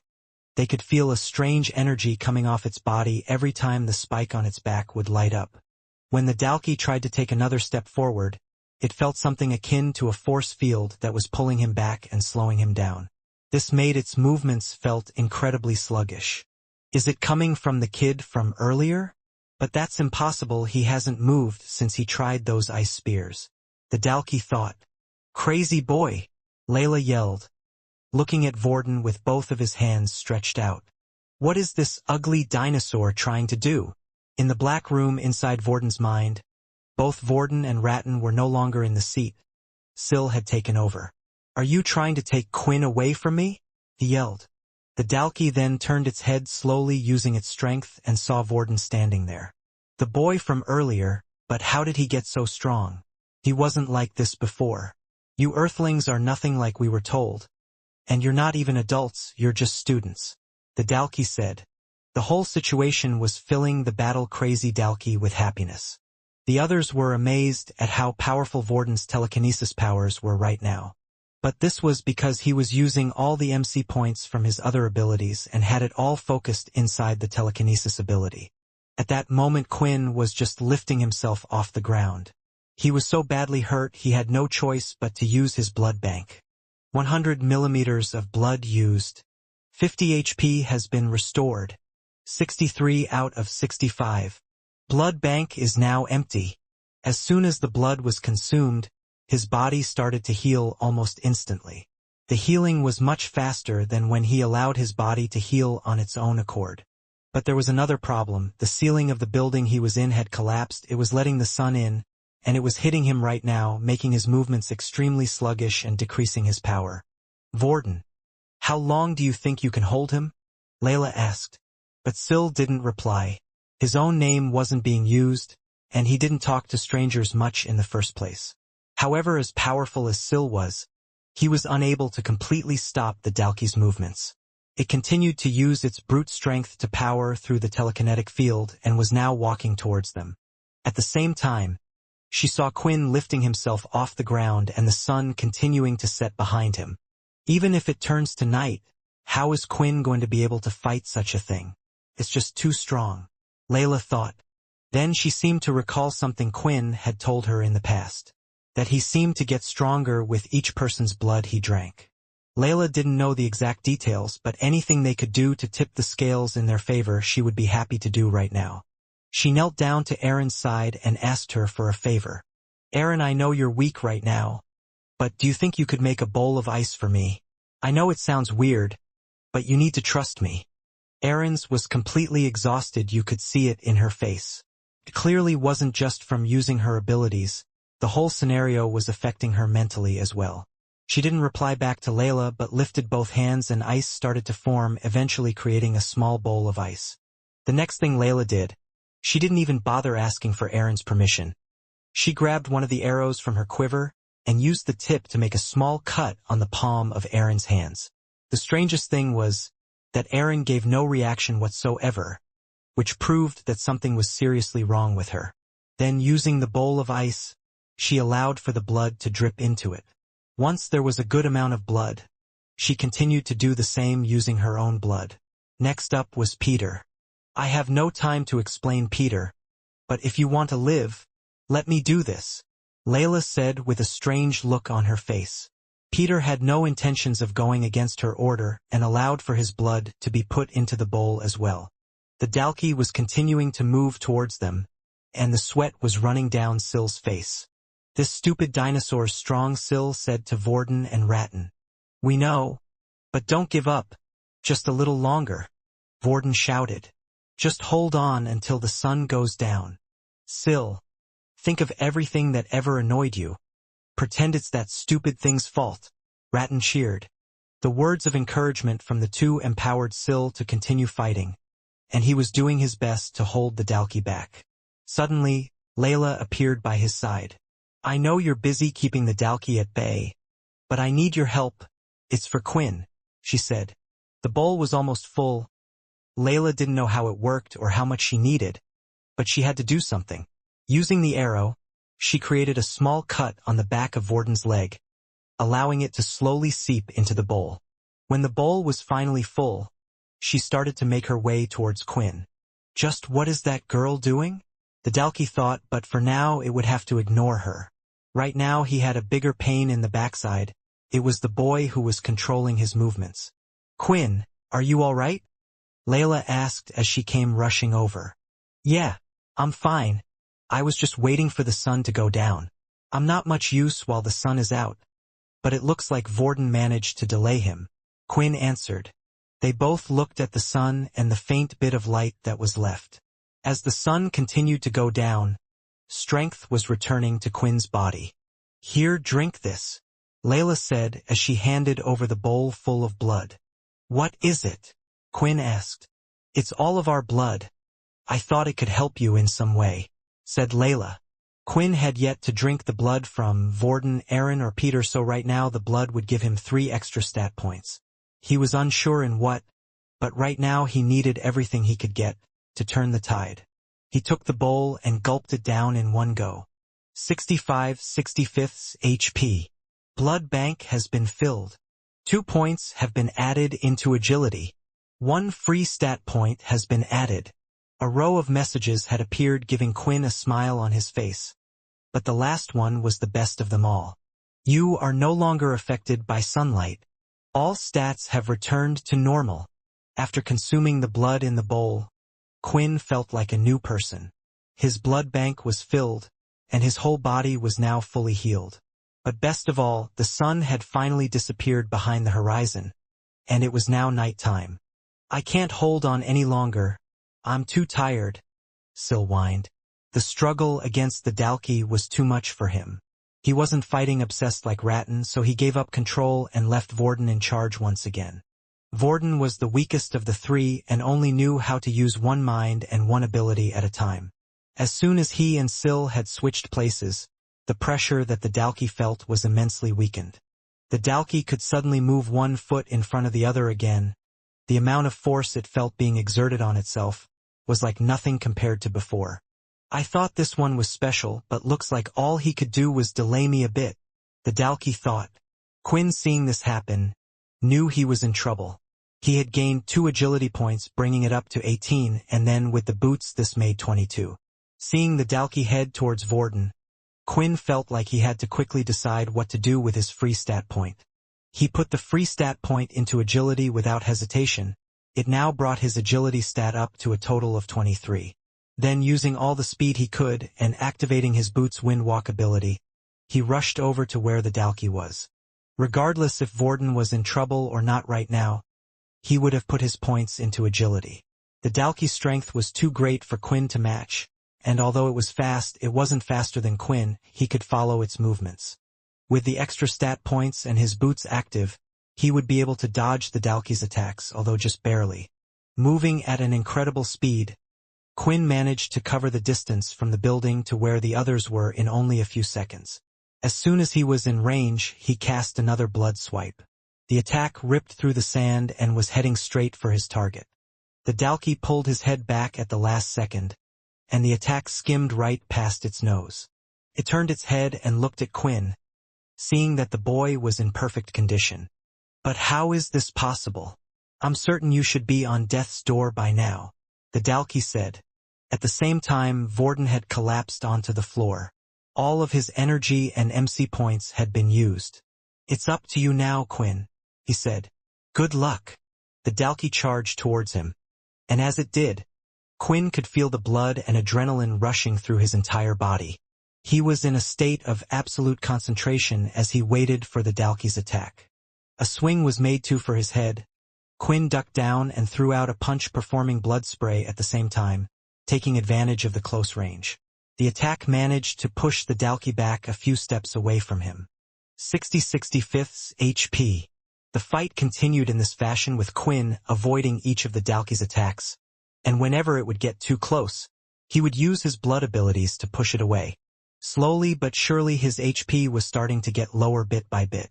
48/65 HP. What's he doing? Aaron asked. His attacks are too weak. He's not hurting the thing at all. Why doesn't he use the same attack as before? I think he's stalling for something, Vorden replied, now sitting on the floor with the others. But for what?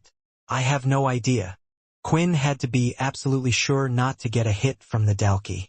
Not only were his attacks crazy powerful, but if he got even a tiny scratch on him, the ability from the boots he was wearing would deactivate, which would slow him down a lot. But after dodging for a while, his boots had deactivated anyway as the skill time then wore off. Another claw was coming at him, and it looked like he was about to get hit. He had no choice but to perform the flash step and appear directly behind the Dalki. Damn. I can only use the flash step one more time. Any more and I'll get worn out, Quinn thought. But the Dalki was getting equally frustrated. You little Keenan. I will squash you. It lifted up both fists and smashed them into the ground, causing a crater to form and rubble to lift off the ground. It didn't seem like an attack made to hurt anyone. The rocks just lifted into the air and quickly fell back to the floor. It was actually just a way for it to let out a bit of frustration. At the same time, it had another effect on everyone. It once again showed the might of the Dalki. Quinn had taken a few steps back away from the Dalki and quickly opened up his status screen. MC points 40 out of 100. This was what Quinn was waiting for. He was waiting for his MC points to return so he could use the shadow ability again.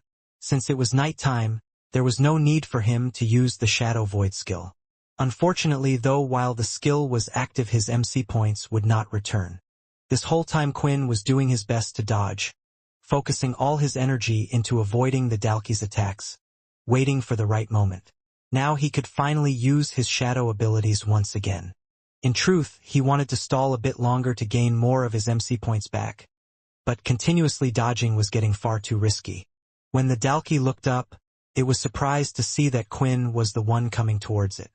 "So you finally decided to attack, I see," he shouted. Quinn flung his hand out with his fingers held together, casting a single red line of aura.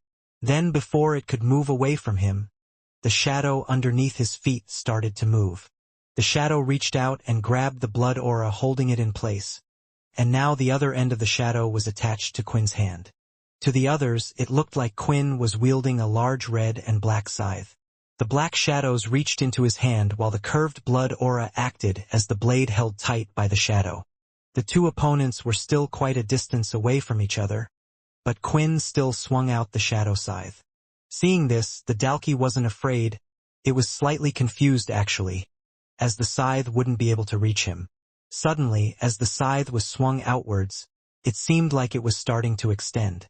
As Quinn swung it to his side, the shadows extended and the red aura part managed to hit the Dalki right on its side. It was pushed back a few feet and at the same time could feel a stinging pain. When he looked down, he could see a large cut had appeared where his ribs were, and green blood was starting to leak from the wound. This was what Quinn had been practicing the whole week in Logan's room. A way to combine his shadow skills while also using his blood skills, and after countless trials and errors, this was what he had come up with. With Quinn's new attack, combining his shadow control with the blood swipe, had hit the Dalki's body. It had shattered and disappeared just as his normal blood swipe would. 47/65 HP. 35 out of 100 MC. Combining his shadow skills with his blood skills allowed him to create a more powerful combination skill. Connecting the shadow to his blood swipe allowed him to also add his own strength to the power of the blood swipe. The shadow made it possible for the attack to be flexible, moving it about freely.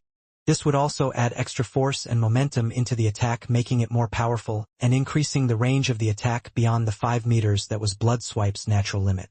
There were only two problems Quinn still had to find a solution for. If the shadow holding the blood swipe was hit, or if he wasn't fast enough, the blood swipe would escape from the shadow's grasp. The other problem is that when the attack hit, it would disappear, so he could only use it once. Of course, using the shadow for an attack also used MC points, but there was nothing he could about that. The Dalki's blood continued to drip from its side and fall into the sand, but now the spike on its back was pulsating faster and glowing brighter. Seeing the Dalki injured and bleeding made Quinn feel excited. He charged forward once again. "Come on! Attack me again!" the Dalki shouted. And Quinn did just that, this time casting a blood swipe up in the air before grabbing it with his shadow. He then swung it from above right down on top of the Dalki. The attack was faster than the Dalki had predicted. It could only barely get its arms up in time to block the attack that came at it from above. The attack was a success and had caused the Dalki to fall onto the ground. Its forearms were dripping with green blood, but it ignored its wounds. It just stood up once again and charged forward. "Is that Dalki an idiot?" Layla thought. "I had always heard they were smart. Some minds even greater than ours, but why does it just keep running forward?" At this point, even Quinn was starting to worry. His attacks were clearly working, but the Dalki was acting in a strange way. For now, there was nothing he could do about it. He went to attack once again with his shadow scythe, only this time the Dalki managed to jump and avoid the blow. "Did it just get faster?" Quinn said. "You seem to have forgotten." The Dalki said, "I told you already, the more we are hurt, the stronger we become." The Dalki made a fist above its head and threw it down towards Quinn's face. Quinn had no choice but to move his shadow to block the fist attack, but the Dalki immediately used a kick to his side which was too fast for him to be able to move the shadow to defend against. The attack hit and he was thrown to the side. His ribs were broken once again. 3/65 HP. Blood Bank has automatically been activated. 53 out of 65 HP. While in midair, Quinn's body started to heal and his bones went back into place. Putting both his hands in the sand, he tried his best to slow himself down and eventually came to a halt. "I can't win," Quinn said. "Even with my full power, it's still too strong." "Snap out of it, Quinn," the system shouted in his head. "You only became a vampire a couple of weeks ago, and you think you can already take out an enemy like this. You will grow in due time, but the important thing right now is to survive." But how was he meant to survive? His blood bank had been used up. The only answer he could think of was he needed more blood. If he could get to where the others were and he filled up his blood bank, maybe he could keep firing out his blood attacks till the thing died. The cooldown on his boots had reset, and once again he could use the wind walk skill. He rushed towards the Dalki who was coming toward him. As it did, Quinn could see the big smile on its face as if it was enjoying the fight. He also noticed the horror on the faces of the others. "I can do this! I have to do this!" Quinn shouted. Running forward and not changing his direction, he went straight ahead. Then, just as the Dalki was prepared to attack, flash step! He used his skill, allowing him to avoid the strike and go right past the Dalki. He continued to run straight ahead and was heading for the others. During the fight between the Dalki and Quinn, Layla made her way around the fight and joined with the other three. All of them were watching in silence, with awe on their faces. "What is he doing?" Layla thought. "Should we run? Is that why he's coming towards us?" "I need blood," Quinn yelled. "I can't fight the Dalki like this. I need more blood." Layla didn't ask any questions and immediately started to make another cut on the palm of her hand. And Aaron had already formed another ice bowl. Aaron didn't know what was happening, but whatever Layla had done last time had made Quinn stronger. And Quinn was now their only change to survive. But when they all looked up, their faces had dropped entirely. For the Dalki was already right behind Quinn. Not only had its strength gotten higher, but so had its speed. Everything about the Dalki had improved. It was too late for Quinn to notice, and the Dalki was already mid-attack. Quinn had never suspected the Dalki would grow so much during the battle, but it seemed like what it had said earlier was true. The fist flew forward and penetrated right through flesh and bone, going straight through his body and out to the other side. At this point, Quinn had finally noticed that the Dalki was right behind him. He was too focused on obtaining the blood Layla had gathered. He had failed to realize what was happening behind him. Bright red blood could be seen dripping onto the ground with a fist through his body. But it wasn't Quinn's body that was penetrated. The person who had been hit was Peter. "Quinn," Peter said weakly, coughing out blood that filled his mouth. "Please, forgive me." His body fell to the ground and hit the soft sand. His blood continued to soak the sand, turning it red. In the moment Quinn needed help the most, the only one brave enough to step up and come to Quinn's side was Peter. However, it came at a terrible price. As Quinn saw Peter's body hit the ground, a certain reality had hit him. He had seen people die before. In fact, he was even the case of many. But this was the first time that someone he knew personally had died. But what upset Quinn more than anything, instead of what happened to Peter, was another thought altogether. This thought was, "Look at all that wasted blood."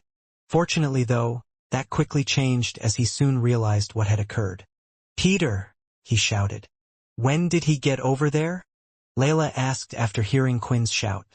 "I was too busy looking at Quinn waiting for him back here," Aaron replied to her question. "The same goes for me." "He must have started moving towards Quinn as soon as he saw the Dalki," Vorden said. "But why did this happen after what we were just talking about?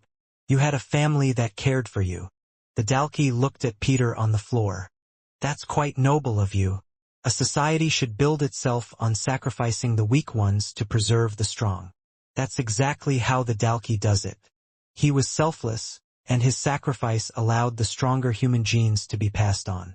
It's a shame, though, since you will all be dying with him." This was it, Quinn thought. As the Dalki came closer to him, he had run out of trump cards. His MC had been used, and all he had left was his original skills. "I'll kill you," Quinn shouted. "Even if it means killing myself." Opening both palms, Quinn soon ran forward. When he felt that he was close enough, he shot out a blood spray from one hand. The Dalki would slightly flinch in response to this as his foot shifted back a little. 48/65 HP. Usually, these attacks wouldn't inflict any damage. But although he got stronger the more he was hurt, that didn't mean his defense increased. He had been quite severely damaged by Quinn's shadow scythe attacks. Another spray of blood fired out again. 43/65 HP. Quinn wouldn't let up and rapidly fired out multiple blood sprays. "Hey! It seems to be working," Layla shouted out. But in contrast to Layla's words, Vorden wasn't too sure. He didn't know how Quinn's attacks worked, for he hadn't told the two. Also, he wasn't sure if he was imagining things or not. But every time Quinn used that attack, his face seemed to grow paler. 38/65 HP. 33/65 HP. "I'll kill you," Quinn shouted. "And once I'm done with you, I'll suck out your blood until you're nothing but a walking skeleton." He continued to shout out words of abuse, but he himself wasn't really sure what he was saying. Fortunately, a nice surprise came to him amidst his combat. Blood spray has leveled up. Blood spray is now LVL 2. As Quinn shot out the new and improved blood spray, the power seemed to push his arm back even more as the spray's range grew further as well. As it hit the Dalki this time, its wounds seemed to be opening up as more green blood was leaking out of it than before. 28/65 HP. 23/65 HP. Now that the two of them were a distance away, the group ran up on Peter to check up on him. They then moved his body and allowed him to lay on his back. Surprisingly, even though he had such a big wound, he was still breathing. "What do we do?"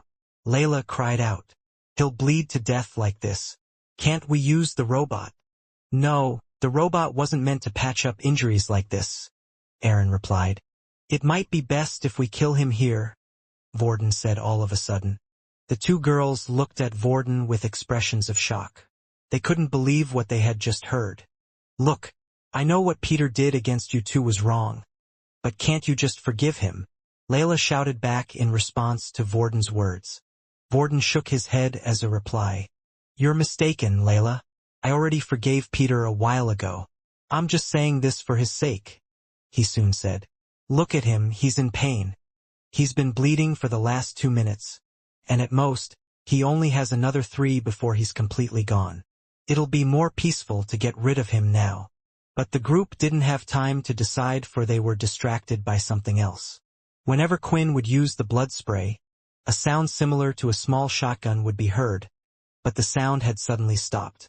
When they looked over, they saw Quinn kneeling down on one knee while the Dalki was still standing. But green blood was oozing from the multiple wounds on his body. Quinn hadn't paid much attention to it, but he had unfortunately run out of stamina. With the increase of firepower in the blood spray, it also took up more energy to use it. Right now, it seemed that he had overexerted himself. Sweat was dripping all over his body while all of his muscles cramped up. He looked at the Dalki that was still standing, unbelieving that it was still alive after it had received so much damage. The Dalki soon started walking over while Quinn looked at it directly in the eyes. Daze skill ineffective. And just like that, the last thing he could do had been tossed out the window. "Damn it! If Peter can go forward, then at least I can as well," Vorden shouted all of a sudden as he charged in with what little power he had left. But all of a sudden, a large metallic object went flying right by Vorden's head, landing directly between Quinn and the Dalki. "You kids get back. Get out of here now. That's an order." This sound echoed from the object that just landed, and all of them found out what it was straight away. It was a mech. Quickly soon after, another mech had landed right next to that one. It did not take for the Dalki and the mechs to be engaged in combat after that. The mechs had humongous strength and were equivalent to that of the Dalki they were currently facing. The only problem was they were still clunky and not as agile, but the others noticed that it would take a while before the Dalki was able to destroy them. "Come, Quinn!" Vorden yelled, putting Peter on top of his shoulder. "Let's get out of here." And with that, the two of them went over to where the others were by Peter's side. Right now, his face was much paler than before, and not to mention, His eyelids were drooping as well. Quinn knelt down by his side and looked at him in the eyes. "I'm sorry, Peter. You saved me." There were no tears in his eyes like the others, but there was a hint of melancholy in his voice. But then, just as he said these words, a voice was heard from the system. "If you wish to save him, you must act quickly," the system said. "I can save him, but these wounds are impossible to heal with no healer around." That is indeed the case, but if he was no longer human, and a supply of blood from each of you, he would be able to overcome this fatal wound. As long as his heart and the core of his brain is not damaged, then he will live. You have the choice, but you have to decide fast, whether to do so or not. Would you like to activate the blood ritual? The system had given him an option at the most crucial time whether to make Peter into a blooded one or not. If the system had just asked him out of the blue, then Quinn probably would have said no. Peter had betrayed them, and although he might not do it again, there was no way to be sure. He would have much rather blooded Layla or Vorden when the time was right. The two of them had done nothing but help him out during these times. But right now, it wasn't about loyalty, it wasn't about what was right or wrong, but about whether or not Quinn wanted to save his life. Surely becoming a vampire was better than dying, right? "I'll do it," Quinn said. "Yes."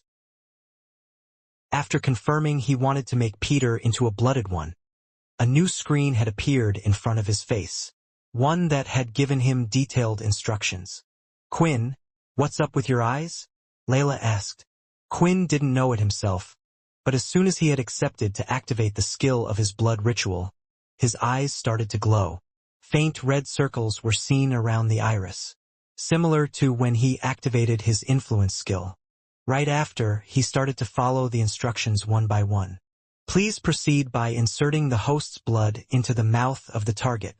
Quinn unequipped his equipment and placed it back into the dimensional space.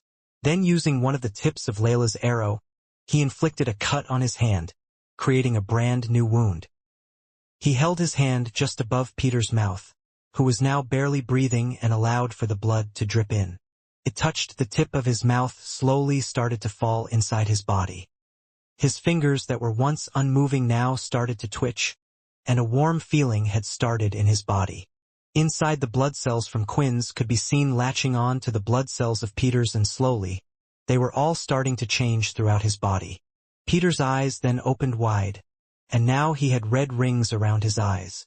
Quinn couldn't quite explain it, but for a moment, he could feel a connection with Peter and could see what was happening inside his body. "Quinn, this isn't enough. The transformation has only just begun. But he now needs the blood of the others to live," the system shouted.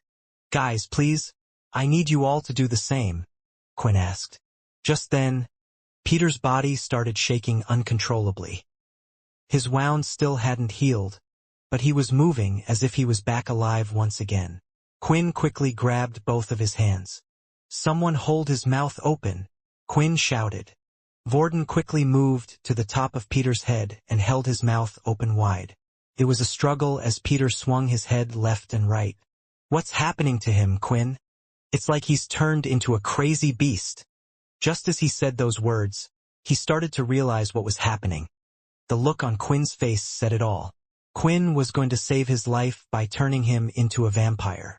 The others did as instructed, and each one squeezed out the blood from the previous wound they had made before, reopening them.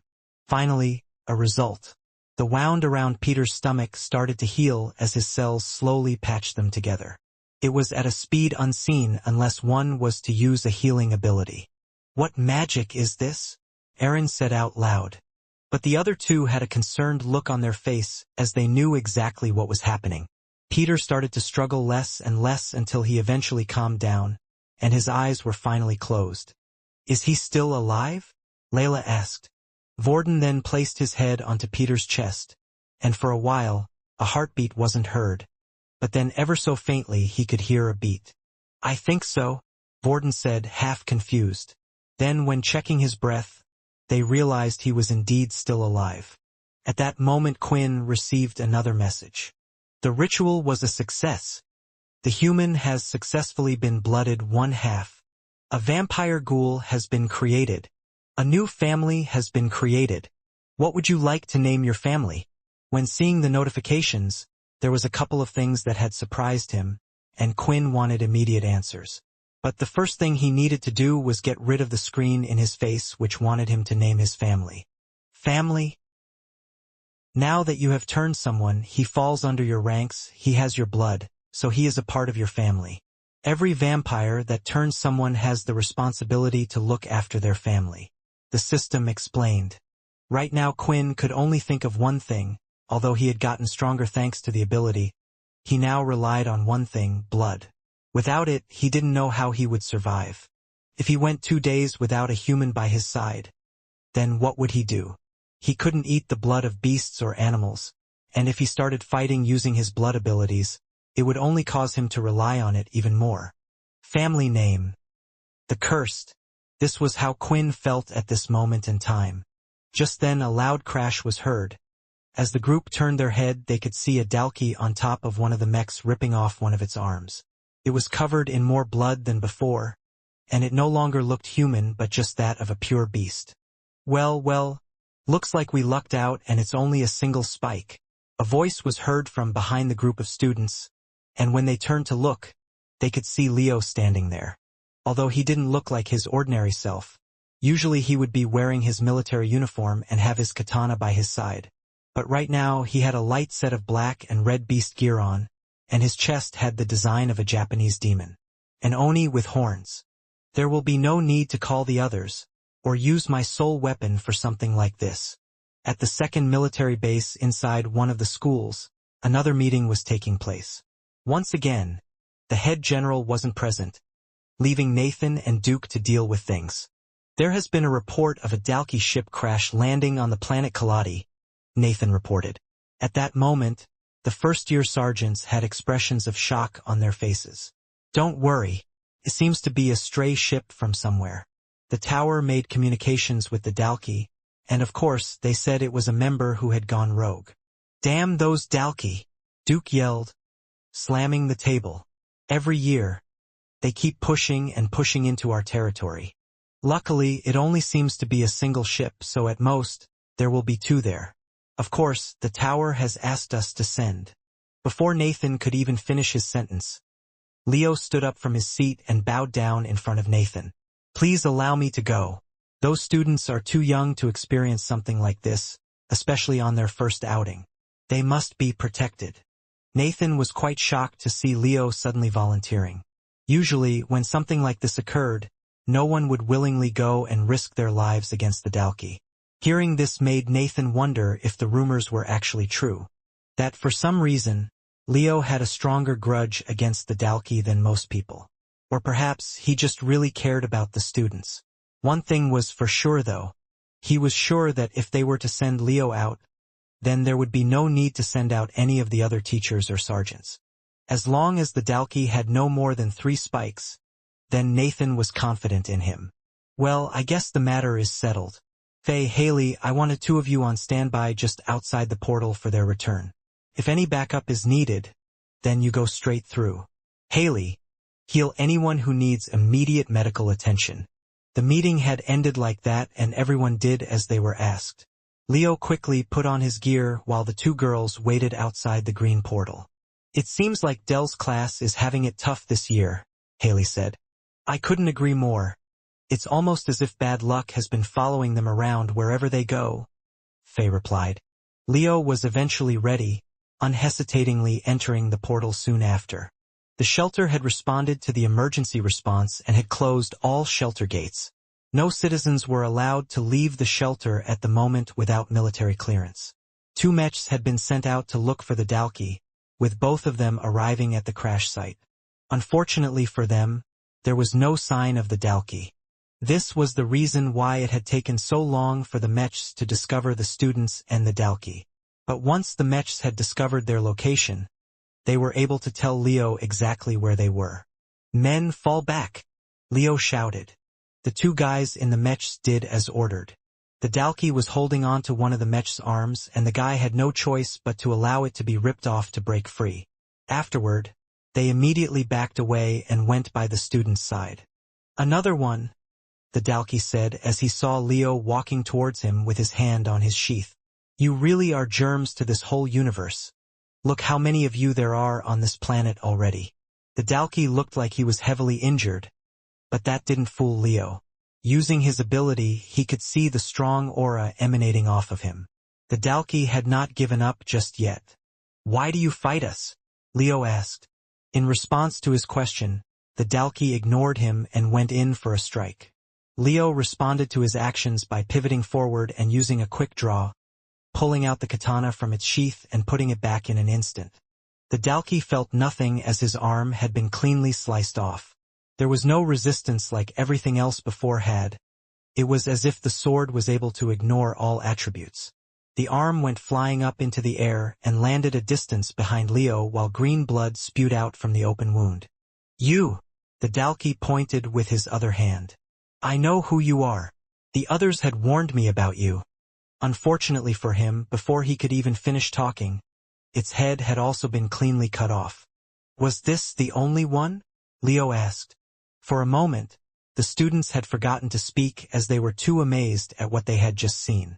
The thing they struggled to defeat with all of them combined was killed just like that. Yes, that's the only one we saw, Layla replied. The two mechs soon ran forward and went down on their knees. Thank you for protecting us, Sergeant Leo. Don't thank me, Leo replied. Thankfully, the Dalki was already on its last legs. You two must have done a good job in injuring the Dalki before I got here. The two soldiers looked at each other in response. They knew that their skills hardly had any effect on the Dalki. In fact, they hadn't even managed to land a hit even once. Nearly all of the wounds that were on the Dalki were on it before they had even gotten there. It couldn't have been the students, could it? They simultaneously thought. If Leo was able to see the expressions on their face, he too would have realized that they were not the ones who had injured the Dalki.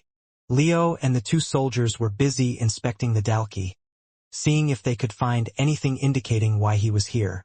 While they were doing that, the others were still tending to Peter, making sure he was okay. In contrast, Quinn's attention was focused on something else. His eyes were fixated on the Dalki's hand that was not too far away from them. He started walking over and Vorden soon noticed what he was looking at as well. Inspect. Dalki. A half-human, half-beast race. Half-human, half-beast? Quinn looked at it with a confused expression. Aren't the Dalki aliens? Although he was curious about this, he inspected the arm only to confirm something else. Inspect. Dalki blood. Consuming the blood will have unknown effects on the host. System. Do you know what the Dalki blood will do? Quinn asked. No. The system replied rather bluntly. But I will tell you this. If it did any harm to your body, the system would warn you. Quinn then walked over to the arm and dipped his finger in the green blood. He sniffed it a little at first. It had a sweet scent with a hint of mint in it, reminding him of toothpaste. Should I? Quinn thought. The system said it wouldn't hurt me, right? Looking at the green blood, Quinn was unsure of what it would do. The system had already confirmed it would have no negative side effects. Or at least it wasn't poisonous. However, it came as a surprise to Quinn that the system didn't know what it did. Unless it was keeping information from him, which again was possible. But if the system was telling the truth, did that mean none of the old or current vampires ever interacted with the Dalki race? But then how did the system know of beast weapons? Everything was suddenly getting confusing for Quinn as the timelines just didn't make sense. Humans had discovered the use of teleporters and the beast planets in the solar system only once they had fought with the Dalki.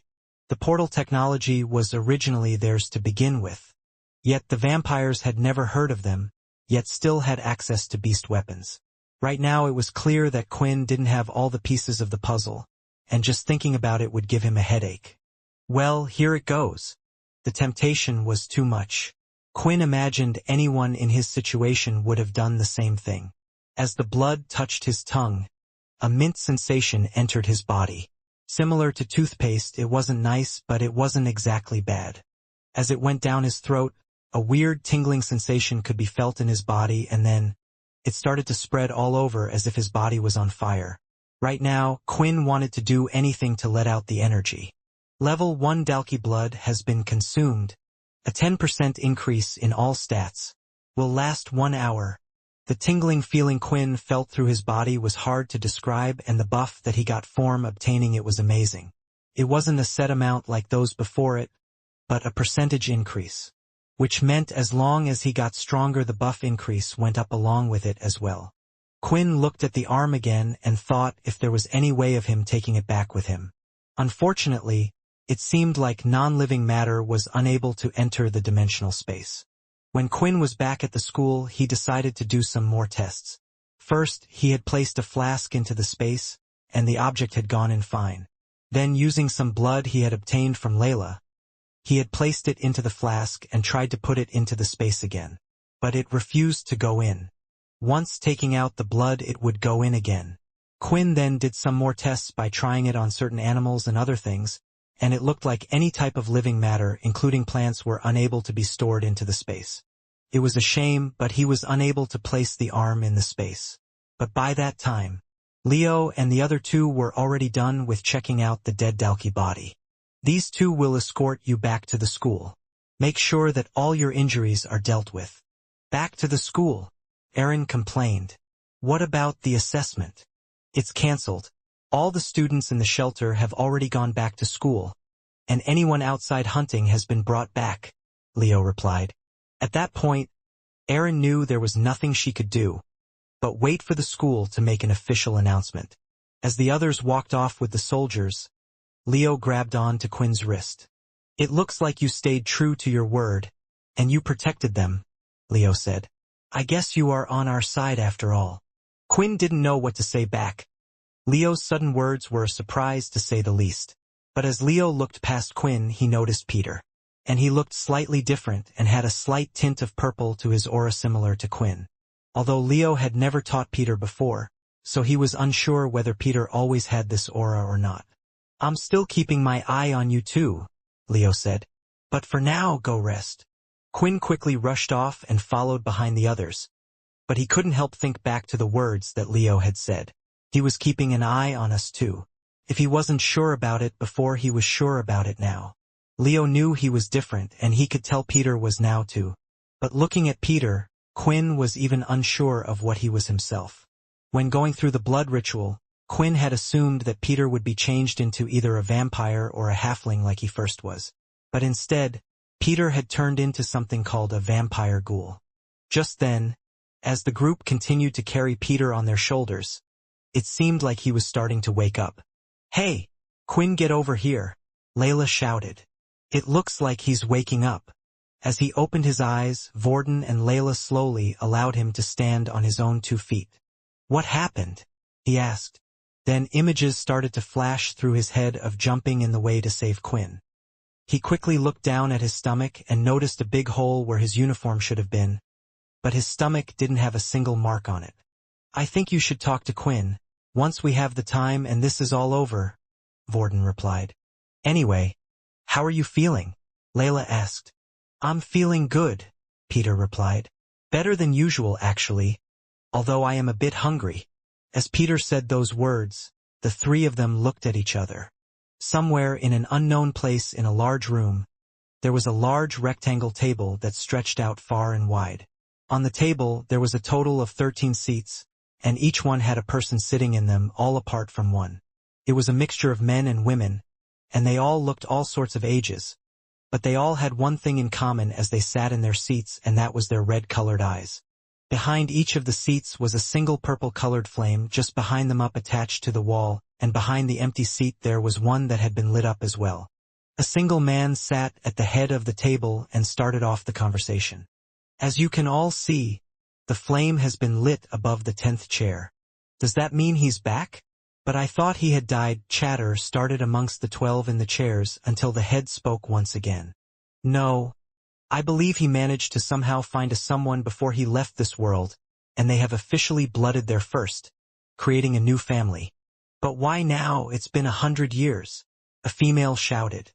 I don't know, but what I do know is we must find this new family and bring them in as soon as possible. Make sure they uphold our laws, and if not, we shall get rid of them all. Inside a near pitch-black training hall, a certain boy was creeping his way forward towards a door. He stood just outside the entrance. Then he stuck his head through the door and peeked into the room, looking around to see if anyone could spot him. And just hovering above him was something that looked like a miniature bull, a little larger than a human's fist. Although this one also had tiny wings and 2 large fangs on the front of his face. "Did you spot anyone, Ham?" the kid asked. "No. But are you really sure we should be doing this? You could get kicked out of the family?" the little flying bull replied, fluttering around in the air. "As if that could ever happen. My dad's one of the 13 family leaders, and I'm the one that's going to be his successor." The boy then walked into the large hall with Ham following in the air closely behind him. With his gelled-back black hair and his dark clothing, it was nearly impossible to spot him at night. But there was one distinctive thing that stood out about the boy. It would allow you to see him in the dark even if you were quite a distance away. It was his glowing red eyes, which gave the boy away as a vampire. His name was Fex, and today he had come to the hall inside his family's castle for one reason: to go to the human world. On his back he carried a relatively large backpack, packed with all sorts of things: clothes, toothpaste, a brush, and all sorts of essentials. After all, he didn't know how long he would be visiting the human world for. Just then, out of his backpack, Fex pulled a small silver ring which had 10 crystals embedded on the inside and all around. He lifted the ring into the air before kissing it. "I have to thank you again, Blood Evolver, wherever you are. Because of you, I can finally leave this place." He then placed the ring on the ring finger of his right hand and was finally ready to go. "Come on, Ham, hurry up." "Wait. I think I hear someone," Ham said. Just as Ham said it, the sound of footsteps could be heard.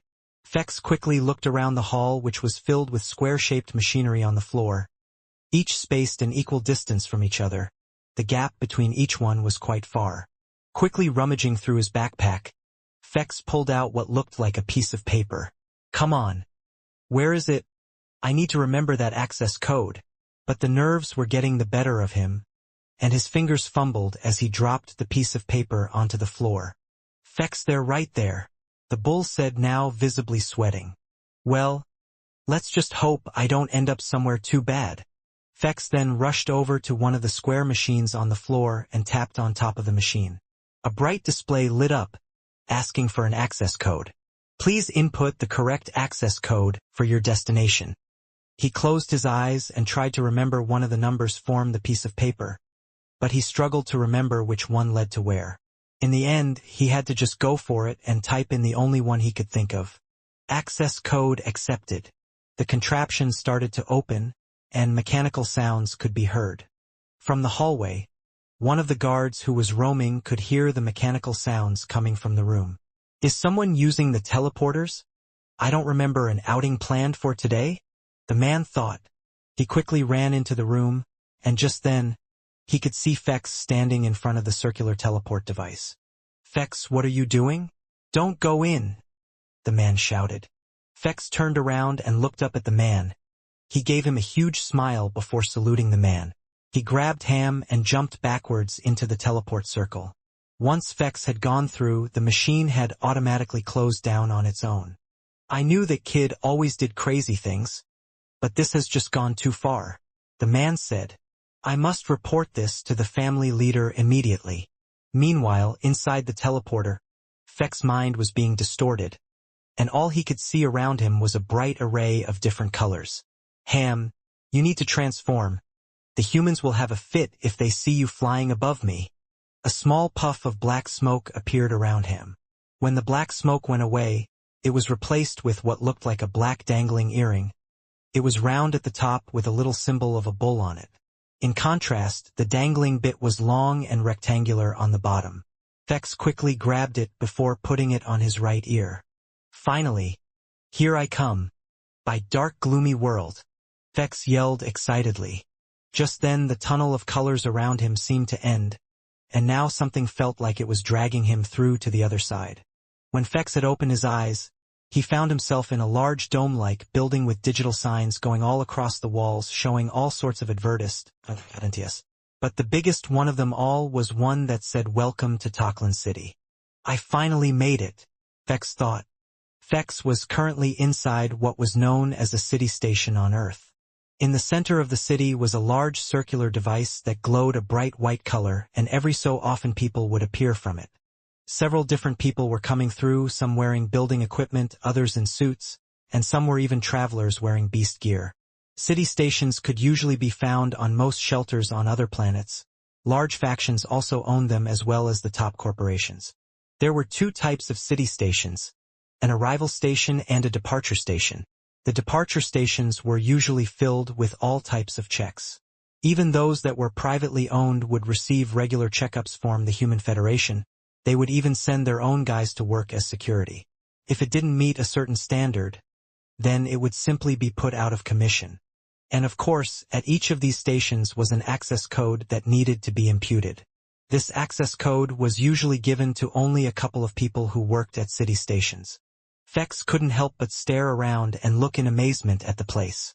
"Can you believe it, Ham?" Fex said. "We made it, and there are so many humans. They look nearly the same as us, although there are some incredibly ugly ones." Fex said a little too loud. The people around him started to give Fex strange looks as they heard him say those words, but at the same time, they couldn't help staring at him. Although he was a teenage boy who looked around 16, they could feel a certain charm pulling them in. "Fex, you need to suppress your abilities," Hem said. "Oh, that's right. I nearly forgot." Fex closed his eyes and focused, letting the aura that was surrounding his body shrink inside himself. Suddenly the people who were looking at him no longer felt an urge to stare. Unlike the departure station, the arrival station didn't have much security checks, apart from a few guards who stood by the doors to the exit. After all the checks were done on the other end, and only when they sure it was safe, would the access code be inputted. There were also several people that seemed to be waiting for their loved ones. Fex headed for the exit as if he didn't have a worry in the world, but just as he reached the exit, he could see the doors to the outside where the sun was glaring. "Time to put this ring to the test," Fex said. He closed his eyes and took one step out into the open sun, and nothing happened. There was no itching feeling or burning pain like when he had gone through his training. It was just the same as when he was in the dark. With a big smile on his face, he continued to walk forward and started to explore the city. From the city station, he was able to see the edge far away in the distance. The city was surrounded by a large wall that was nearly taller than all the SKYCR.airs around them. On the buildings, there were also several advertised.nts for different things, but what he kept seeing the most were either companies selling ability books or those that were recruiting travelers to join their faction. After walking a while, Fex decided to stop by what looked like a food shop. He saw a man walk out with a bag full of food and drinks. "Perhaps I can get this thing called wine, the drink my grandpa was talking about, from this shop," Fex thought. As he went inside, he started to look around the shop in the drink section for an item labeled as wine.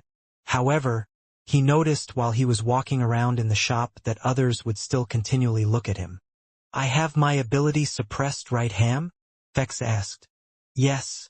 I can no longer feel your presence. It must just be my natural good looks then." After ignoring the people giving him sideway glances, he had eventually found the drink labeled as wine. "There's so many. I guess they all taste the same, right?" He grabbed a random bottle and rushed over to the counter, waiting for his turn. "I would like to purchase this, please," Fex said as he started to get out his money card. "ID, please," the counter clerk asked. "ID?" Fex was confused. Unknown to him, every citizen of Earth was required to carry around an ID. If Fex had paid attention in his classes, then he would have known that he would obtain a fake one when he reached the age of 18. "How old are you, kid?" the clerk said as he looked Fex over from head to toe. 16. "Can I not purchase this drink then? I have the money," Fex said with an innocent smile on his face.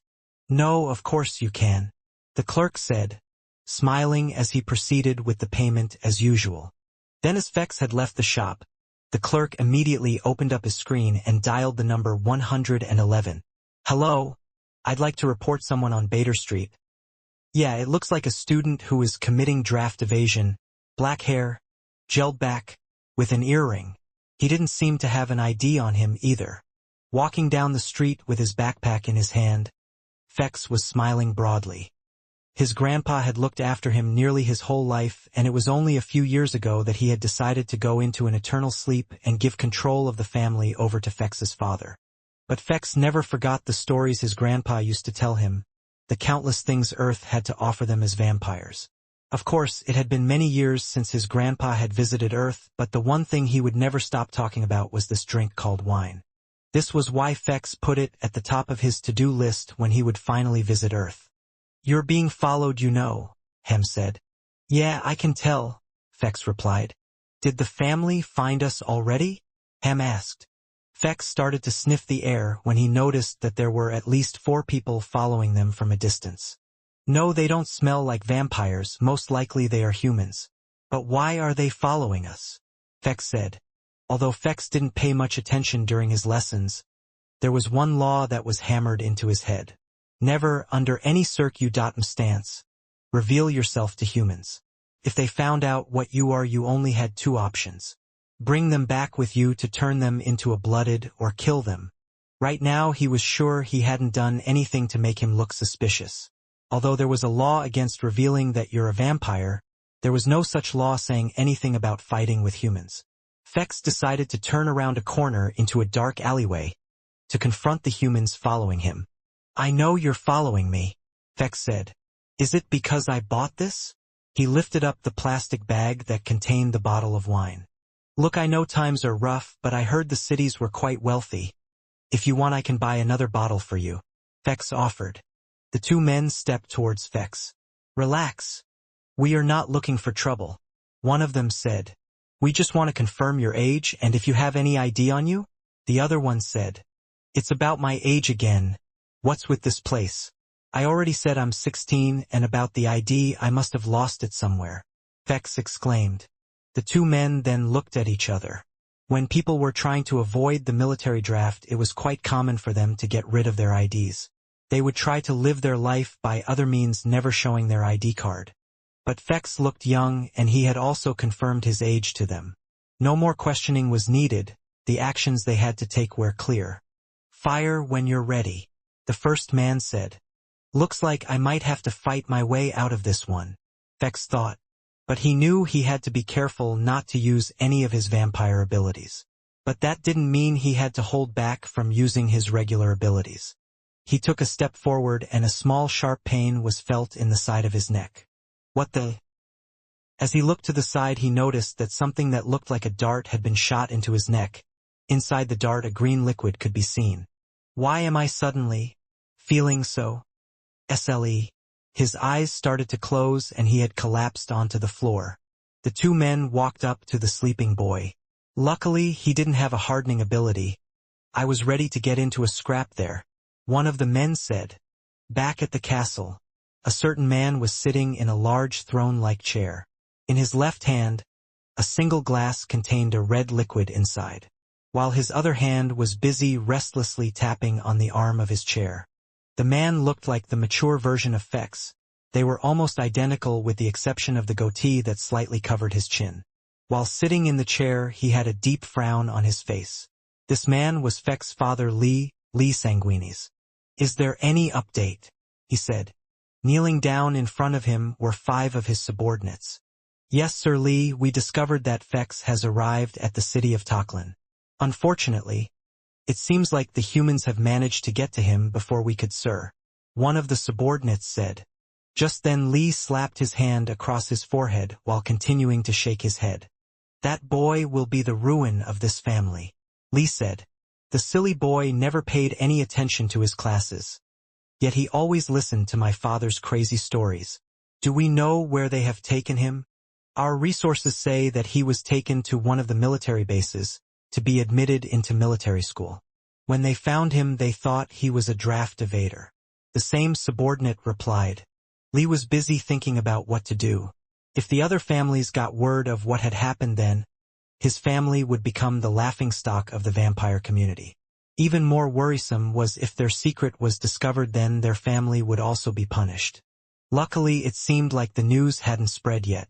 The other vampire families were all too busy discussing the new family that had appeared.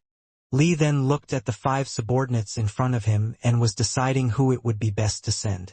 Silver, Lee said. Yes, sir, a female subordinate replied as she stood up. Just like her name suggested, she had bright long silver hair that was tied in a ponytail that nearly went down to her knees. As you are the faithful blood knight of the Sanguinis family, I task with retrieving and returning Fex back to us. Make sure nobody knows about this. You are free to use whatever resources from the family as you see fit. Sliver then bowed down once again. I shall complete my task without fail, she said with confidence in her voice. The meeting had ended and each of them had left the room, leaving Lee with his own thoughts. The human world, it has been a long time since I have ventured there. Perhaps this will be a good learning experience for him. Remembering his own time on Earth, a rage inside his body started to consume him, and the glass he held in his hand shattered to pieces. It will be a teach him just how cruel those damn humans are to the other worlds. All of the students from the expedition had been gathered and were taken to the first-year assembly hall. They weren't allowed to go back to their dorms or put away their equipment. All they could do was talk to one another and speculate why the expedition had been cancelled. Slowly, a strange atmosphere started to fill the room. It wasn't normal for such a thing to happen, especially so sudden like that. I saw some of the mechs from the city leave the shelter, a student said. Seriously? Why would they mobilize those things? I thought they said the highest tier of beast on the planet was an intermediate tier. Didn't you hear? Another student chimed in.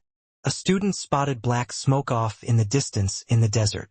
It seemed like it was coming from a ship. You don't mean? The student gasped. That's right. I heard it might have been a Dalki. The other student replied. A head count was made, and it was made more than once. After the counting had been completed, it looked like the teachers had a worried look on their face as they talked with each other. Faye stood in front of all the first years, prepared to make the announcement, but she was still waiting for all the information to arrive. A soldier came up to her side and whispered something into her ear, after which they did several more head counts. Are you sure? Faye replied. Have you checked the school? Perhaps they have come back? The soldier nodded in response. All Faye could do was clench her fist. The report had stated that they had found both Hugo's and Ben's body out in the desert. They were able to confirm they had died from the Dalki, however, the other 3 in their group were never found. The only thing they could assume was that the Dalki had also killed them. The 5 of them were part of the group, so it was the most logical conclusion. Attention! Faye shouted. The students immediately got in line and saluted her. Then a holographic screen appeared behind them. It was the scoreboard with all the team's scores. First things first, as you may know, the expedition has been cancelled, Faye explained. What that means for all of you is that the points you had obtained in the first 2 days before the expedition ended will be your final score for this exam. What? Erin blurted out, and she wasn't the only one. Right now their group still had all the winged lizard crystals they had obtained from Berg's group. They hadn't had time to head back to the shelter to have them counted. As Erin looked at their team's position, they still had the same score as before and were placed around the middle of every other group, while Berg's group still sat at the top. Enough! There are more important things than the test, Faye shouted, calming down the chatter amongst students. Right now there is a high possibility that some of your fellow students have died on this test. And worst of all, it was to the threat we have all been training against, the Dalki. The chatter started once again, and this time she slammed her weapon into the ground. It caused a loud banging noise to be heard, as its vibrations bounced from the walls and echoed around the entire hall. The Dalki has been swiftly dealt with, and it seems like this was not a planned attack but a stray ship. This was an unfortunate event, but these things happen from time to time. But this is a reminder to you all why we need to train so hard every single day, and I hope you will remember that. You will have the next 2 days off to rest. After that, classes will return to normal. Rest up for the night. You are dismissed, Faye said, ending her speech. Immediately after Faye had left, the noise in the hall returned to its peak. The students couldn't believe what had happened and soon started to realize which group had most likely been killed by the Dalki. But Erin wasn't bothered about any of that. You! She shouted and pointed at Quinn. Why did you hide your strength? If you had fought with us that day instead of hiding under that umbrella, we would have gotten a better score. Wait, calm down, Aaron, Layla said as she tried getting in between the two. I'm not happy with you either, Layla. You knew all this, didn't you? Aaron frowned at her before turning to Quinn. And what's with your strange power? How did you heal Peter? He should have died. No more excuses. I want answers for everything that happened, she screamed. Aaron looked at the scoreboard once again, seeing that their position was in the middle, and then looked at Quinn back again, only this time her face was filled with tears. If you were that strong, then why didn't you help? Tears streamed down her face. Quinn knew this whole time, from Aaron's actions, that this assessment was important to her, but the way she was acting now was almost obsessive. Everyone strived to be the best or come out on top, but not like this. These actions weren't normal. I think it's best if we all head back to our room, Layla said. We can explain everything there, and I'm sure Peter has a lot of questions of his own. While the first-year students were being informed of what happened, the three generals were having a meeting of their own. They were at the top floor of the academy, and each of them was sitting at a round table in the head general's office. The only chair that was left empty was that of the head general. Nathan, the head of the first years, Duke, the head of the second years, and the last general, Mike, who was head of communications. His job was to coordinate with the other military bases and plan either joint exercises or missions together. The three of them sat there in silence, and Nathan and Duke just couldn't help having a staring match with each other. Until Duke finally broke the silence. I wonder how many of your students would have died on that expedition if it wasn't for that Sergeant Leo of yours, Duke said. I doubt you even have the strength to take on a Dalkey yourself. Are you upset because you can't bribe him to come over to your side with one of those Earth ability books of yours? Nathan replied. It's a pity that your tactics of recruiting only works on those weak-minded fools. Duke then stood up from his chair and looked like he was about to hit Nathan, but at the same time, Mike stepped in front of the two.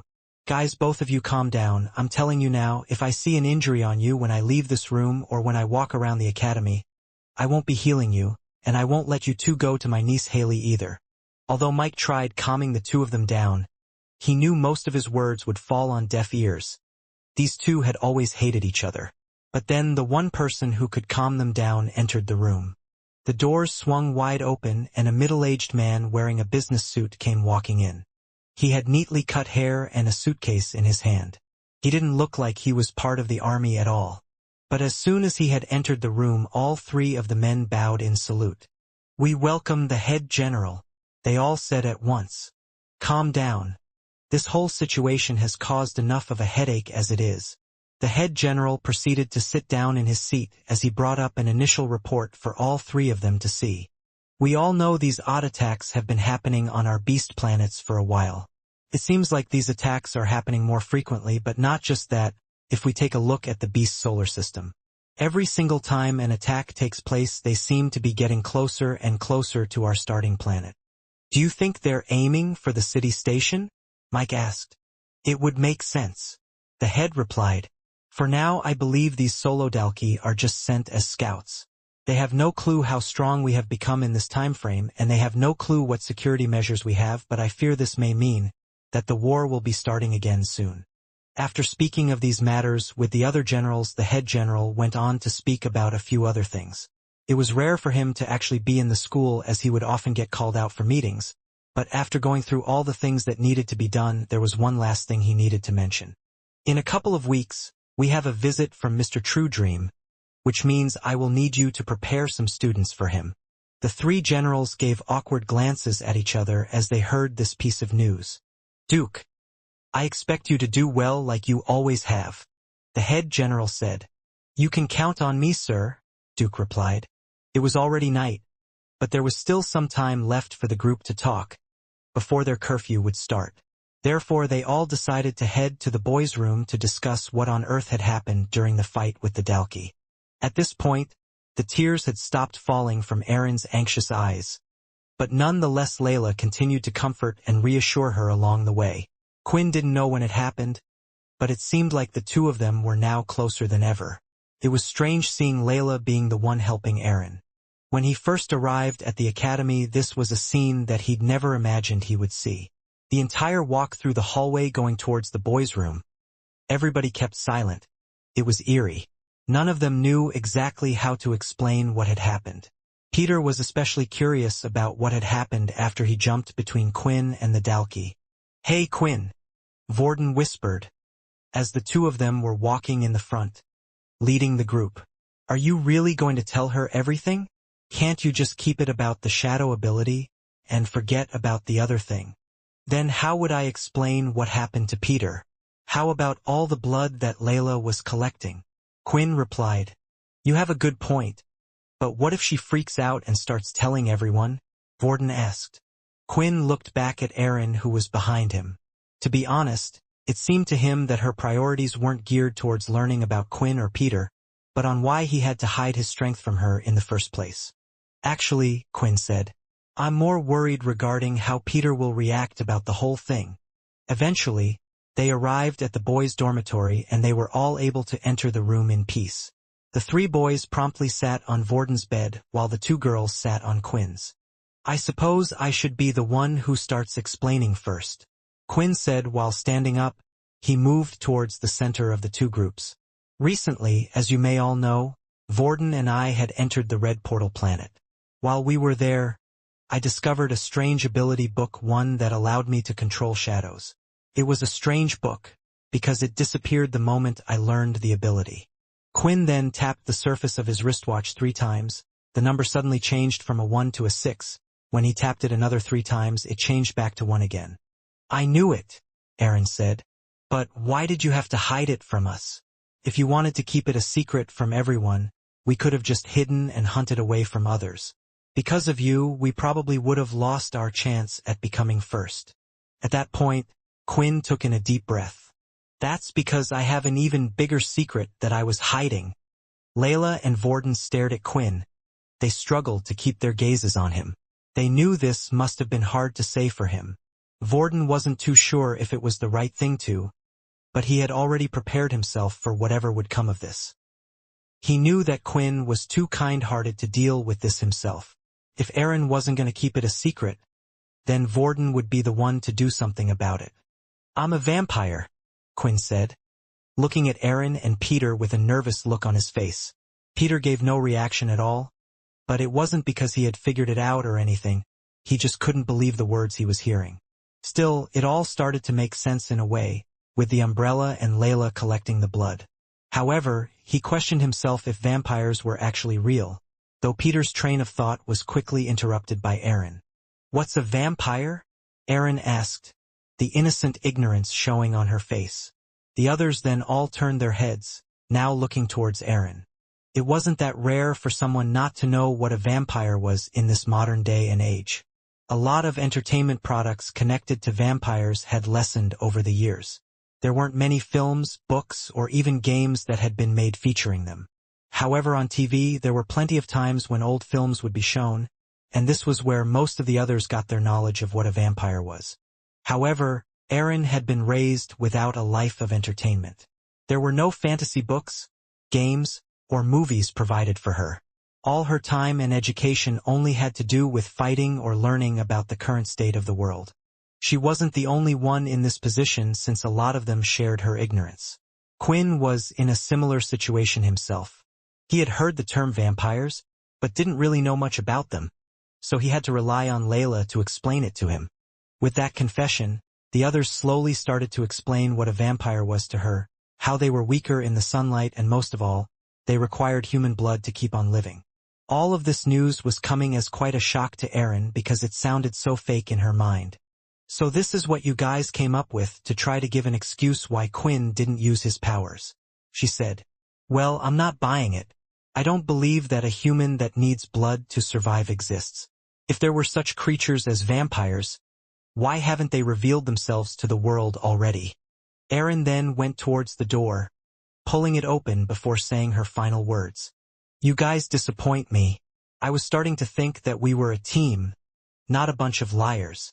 With that, she closed the door behind her and stormed off. "Do you think she'll tell anyone?" Quinn asked. "Are you kidding?" With a reaction like that, Vorden replied. She didn't even believe it herself. She'll have an easier time convincing someone that she's a boy rather than you being a vampire. Well, how did we expect her to react? Oh, it's okay, you can have my blood anytime? She's not Layla, for goodness sake. Layla was annoyed at Vorden's remarks, but at the same time, she couldn't deny that she had the same reaction when she found out. I'm going to go check up on her, just to make sure she really doesn't tell anyone. I'll give you an update about it tomorrow, Quinn. Although Aaron didn't seem to believe it, Peter for some reason did. He didn't know how to explain it, but ever since he had left, his body felt different. His hearing was better, and he didn't feel as weak as before. There was some sort of connection that he felt between Quinn and him. It was as if the two of them were now connected, somehow. The last thing that convinced him was the fact that he wasn't dead. He remembered seeing the Dalky's fist go through his own stomach. Quinn, does it mean that I'm a vampire now too? Peter asked. As Peter asked that question, Quinn didn't know what to reply because Peter wasn't the same as him. While Quinn was originally a halfling, Peter was something known as a ghoul. Just what was a vampire ghoul? Quinn thought. I'm afraid it isn't good news, the system said. Out of all the possibilities he could have turned into, this was the outcome I was hoping for the least. The system's words didn't give Quinn great hope, and what he was about to hear lessened his optimism even further. Lately, the system seemed to be the bearer of bad news more than bringing good. Quinn already had a feeling that the word ghoul didn't have the best sound. But at the moment Peter seemed fine and Quinn decided to put his worries behind him. What's with the look on your face? Peter said worriedly. Oh, it's nothing, I just think maybe we should note this down on a piece of paper or something, so you remember what I tell you, Quinn replied. He then went over to his desk and pulled out a piece of paper from his drawer. Vorden and Peter were hovering over his shoulder taking a look at what he was writing. First Quinn put his name at the top and by the side wrote down the word vampire. He then listed all the strengths and weaknesses he had. Super strength, abnormal healing, and the ability to see in darkness. He also listed down the powers he had along with it. Then underneath, with a line branching off from the top, he wrote down Peter's name and wrote the word ghoul. I'm a ghoul, Peter said, looking at the word. What does that mean? First, do you feel any different, Peter? Or has anything changed, like voices in your head or weird things in your vision? Quinn was trying to see if Peter also had a system, but he needed to tiptoe around the word. Other than my body feeling better, there haven't been any other changes. What about your ability? Vorden asked. I remember when Quinn asked me if I wanted to turn into a vampire, he said I would lose my ability. Peter then quickly went over to his desk where he always had a small ball of earth to practice on. He held it on his hands and tried to do what he usually did. But there was nothing. What, it's not working? Do I really have no ability at all? Peter said, all panicky. Calm down, Quinn interrupted. Don't worry about it too much. Although your ability is gone, you can learn a new one. We just need to find one that's compatible, like my shadow book. You mean I can have the same ability as yours? Peter asked. Quinn started to laugh nervously. Unfortunately, after learning, the ability is got destroyed by a beast. Vorden quickly interrupted. Anyway, let me try to explain everything I know, Quinn said as he grabbed the pencils and wrote a pros and cons list right next to Peter's name. Are you ready? The system asked. While the system explained the difference between a vampire and a vampire ghoul, Quinn would write it down on a piece of paper while explaining it out loud to the others. Why don't we start with the positives? The system said. First, unlike a vampire, a ghoul is not affected by sunlight. Peter breathed a sigh of relief when he heard this. I thought I might have to start carrying an umbrella around everywhere. The system continued, and so did Quinn. Ghouls are stronger, faster, and can see better than a human. But their main strength is their incredible healing abilities. They are even more impressive than yours, Quinn. Broken bones, chunks of flesh will be instantly healed on the spot. That isn't too bad, Vorden said. Peter, this means we can just say you have a self-healing ability. There are a few of them out there. Although we will have to keep it a secret from the school, since they all think you have an earth ability. What if someone sees or tries hurting me and finds out? Peter asked. Don't worry, Not many people know of the other students' ability other than the staff, but if push comes to shove, I can try clearing their mind with my influence skill. Quinn replied. Now the next bit of information is more for you, Quinn. The system said. Ghouls are most loyal to their maker. The main reason for this is because your blood resides inside their body. Unfortunately, what this means is you will need to supply Peter with your own blood, otherwise his body will start to deteriorate and eventually will cease to exist. As long as he gets a supply of your blood, then he will live on forever by your side. What do you mean by loyal? Quinn asked. Similar to how your charm skill works, whatever you command, Peter will feel like he has no choice but to obey, although this does depend on the amount of your blood that remains inside his body. The longer he goes without a new dose of blood, the less inclined he will be to follow your orders. Right now Quinn was feeling bad for Layla and Vorden. It seems like a bloody business was taking place. While Quinn would get his blood from Layla or Vorden, then Peter would need to get his blood from him, which would require Quinn to get more blood from the others. What about human blood? Will I need to drink that? Peter asked as he gulped, feeling a strange new hunger in his stomach. No, there is no need to drink human blood, Quinn replied. Actually, unlike me who gets stronger from human blood, it will have no effect on you. Right now it seemed like they were getting a clearer picture of how a ghoul worked. It had superhuman capabilities similar to a vampire, but had none of the vampire skills Quinn had at his disposal. But it did have supernatural healing that surpassed his own, as well as being able to retain his strength in the sun. Although he wasn't too strong now, once Peter had an ability, the others could see him becoming quite powerful. The only con so far was the fact that he needed Quinn's blood. Although Quinn decided to leave the loyalty part out of his explanation. The two of them already felt this strange connection without having to say anything, and Quinn had a feeling if he asked Peter to do something, he would. But Quinn knew the system wouldn't have said this was one of the worst options if this was the only issue with being a ghoul. Now, time for the cons, the system said. Hearing these words made Quinn's hand shake a little, and the others could see this as he was getting ready to write down what the system was telling him. First off, the ability for Peter to eat regular food has completely disappeared. If he eats regular food, he will immediately throw it back up. This didn't sound too bad. After all, Quinn himself was only in a slightly better situation. At the moment, the only food he could enjoy was meat. Everything else seemed to give him quite the allergic reaction to things, similar to that time he had eaten the food pill. But as long as it was meat, and more specifically red meat, he could still enjoy the taste of it quite well. Then does he just have to live off my blood then? Quinn asked the system. No, the blood is a rare thing and will hardly be needed. I would more often feed Peter just to keep him loyal to you, but still, a ghoul needs a food source. The system replied. Well, just tell me already, what is it? Quinn responded in an annoyed way. A ghoul needs to feed on human flesh, the system said, sounding softer at the end. The pencil in Quinn's hands had dropped onto the table and rolled onto the floor. Quinn, is something wrong? Vorden asked. He then turned to look at Peter. Peter, you are not feeling hungry by any chance, are you? Quinn asked. I'm feeling a bit peckish. I haven't eaten since this morning after all, Peter replied honestly. Human blood was fine, but human flesh, it wasn't like Quinn could chop off Layla's finger and feed it to Peter every day, and more than anything, what would Peter think of all this? During this whole time, Quinn had basically been repeating to the others what the system had told him, making sure to leave out the parts that weren't needed.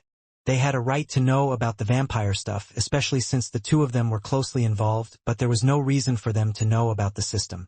But when the system had said the last line, he couldn't hide the shock of the words that had been spoken, and now was thinking how to break the news to Peter.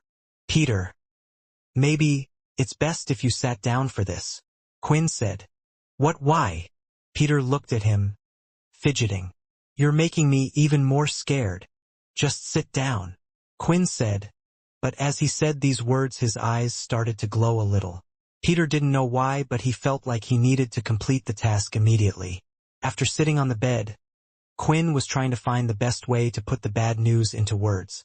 I can see this is troublesome, so let me give you a solution for now, the system said. As a temporary measure, he might be able to last a few days on raw animal meat, but sooner or later you will have to grab him human flesh. He looked Peter in the eyes and finally found the courage to tell him. Being a ghoul means you can no longer eat regular food, you're going to have to eat raw meat from now on. Raw meat? As in uncooked food? Peter questioned. Won't I get sick from it though? They carry so many diseases and the human body isn't designed to process raw food. As Peter continued to speak, his words got faster as he panicked even more. Maybe you're wrong. Why don't I just try eating some normal food and see how it goes? For goodness sake, Peter, listen to yourself. Vorden shouted. I know this must be a scary thing, but listen. Quinn is just trying to help you here. Just then, Vorden and Quinn decided to head to the nearby convenience store to grab some things as a test while they asked Peter to stay in the room. Once again, although Peter was scared and wanted to come with them, a certain feeling was passing from Quinn and on to Peter, making him feel like he had to obey. I guess this is what the system was talking about. I can feel a connection between the two of us, Quinn thought. As the two of them walked to the convenience store, Quinn was keeping awfully quiet, which made Vorden suspicious that Quinn was holding something else back. Go on. Tell me then, Vorden said. You could have gone to the shop on your own, but you wanted me to come along. It's about Peter, Quinn said quietly. I didn't tell Peter everything. Being a ghoul doesn't mean he has to eat raw meat. He needs to eat raw human meat. Raw animal meat will only work for a short time. Suddenly Vorden stopped in his tracks. Quinn, I'm being serious when I suggest this here, but wouldn't it be better to just kill Peter? And before you say anything, hear me out. He already tried taking our lives and we know the reason behind it now. But I'm afraid this will just cause you more problems in the future.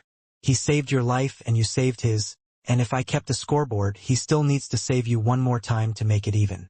He's not the type of guy who can handle this, and if he gets caught, then don't think he won't give you in. He won't, he can't, Quinn replied. How can you be so sure? Vorden asked, a bit surprised by Quinn's sudden answer. It was hard for Quinn to explain, but he could feel the connection between the two of them now. Essentially, Peter's whole existence now depended on him, and as long as Quinn asked for it, Peter would do it. Well, I can tell you won't take my suggestion, but let me tell you this then, Vorden said. Taking a life isn't as easy as you think. Although Quinn knew the weight behind Vorden's words, what Vorden didn't know was Quinn had already done just that, and it was easier than he had expected. Perhaps for a human it wasn't so easy, but the same couldn't be said for a vampire like Quinn now, especially those people that deserved it. The two continued to go to the shop and bought all sorts of packs of meat. Vorden was ready to use his wristwatch, but Quinn just straight up paid for it instead. When did you become so wealthy? Vorden asked. I have my ways. Quinn winked back with a smile. Finally, the two had returned to the dorm room where Peter had stayed waiting for them. He was in the same spot as when the two had left him. That smells nice, Peter said. What did you bring? Quinn then pulled out the packs of food. Some were raw pieces of steak and pork, while the others were pre-packed food that had already been cooked. Peter didn't need to see anything because his nose was already telling him which one smelled better. It was one of the first clear signs that he had changed. Immediately when they entered the room, the sweet scent had filled the entire room, and it wasn't coming from the cooked meat. Well, do you want to try the packed pre-cooked meat first? Quinn asked. But I'm telling you, you're going to get sick from this. No, it's okay, Peter said, with the sound of resignation in his voice. Just give me the other stuff. They placed the raw steak out on a plate and put it right in front of Peter. Is he really going to eat it? Vorden said. I don't know, it looks pretty good to me as well, Quinn replied. I can't tell if you're trying to be funny or what, man, Vorden said, with a disgusted look on his face. It didn't take long for Peter to dive in. Seeing the raw steak in front of him suddenly caused his hunger to grow more and more, to the point he couldn't hold back, and without even using the knife and fork by his side, he picked up the steak with his two hands and started biting into it. His once dull teeth had turned sharp like a lion's, helping him rip the meat to pieces, and after only a couple of minutes the whole steak had been devoured. Sobbing then could be heard from his chair. I'm a monster, he cried. Peter, Vorden said. You're less of a monster now than you were before. At least you know what you are, and what you did before was wrong. How do you think Quinn feels after saving your life and you saying that right in front of him? Peter knew Vorden was right, so he wiped his tears and stood up, smiling at Quinn. As he did, his teeth were all bloody from the meal. "Thank you, Quinn. I'm sorry for being so selfish." With the experiment done and the other two feeling a bit better, they placed the remainder of the raw meat in their fridge. But the only one that got a good night's sleep was Peter. The other two were lost in thought. Vorden couldn't stop thinking about the fact that he was sleeping in a room with a cannibal. At least Quinn would only suck his blood, but with Peter, he might wake up with an arm missing. While Quinn was thinking along similar lines. "System, do you know how long until he starts craving for human flesh? And will I still be able to control him?" Quinn asked. "His hunger will outgrow your commands, but he will not attack you. However, about a time frame I am unsure. Best case scenario is a week."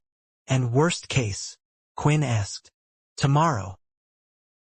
The next day had arrived, and when Vorden had woken up, he had faint bags under his eyes. Quinn eventually managed to get some sleep, but he didn't seem to have fared much better either. "Didn't get much sleep?" Quinn asked.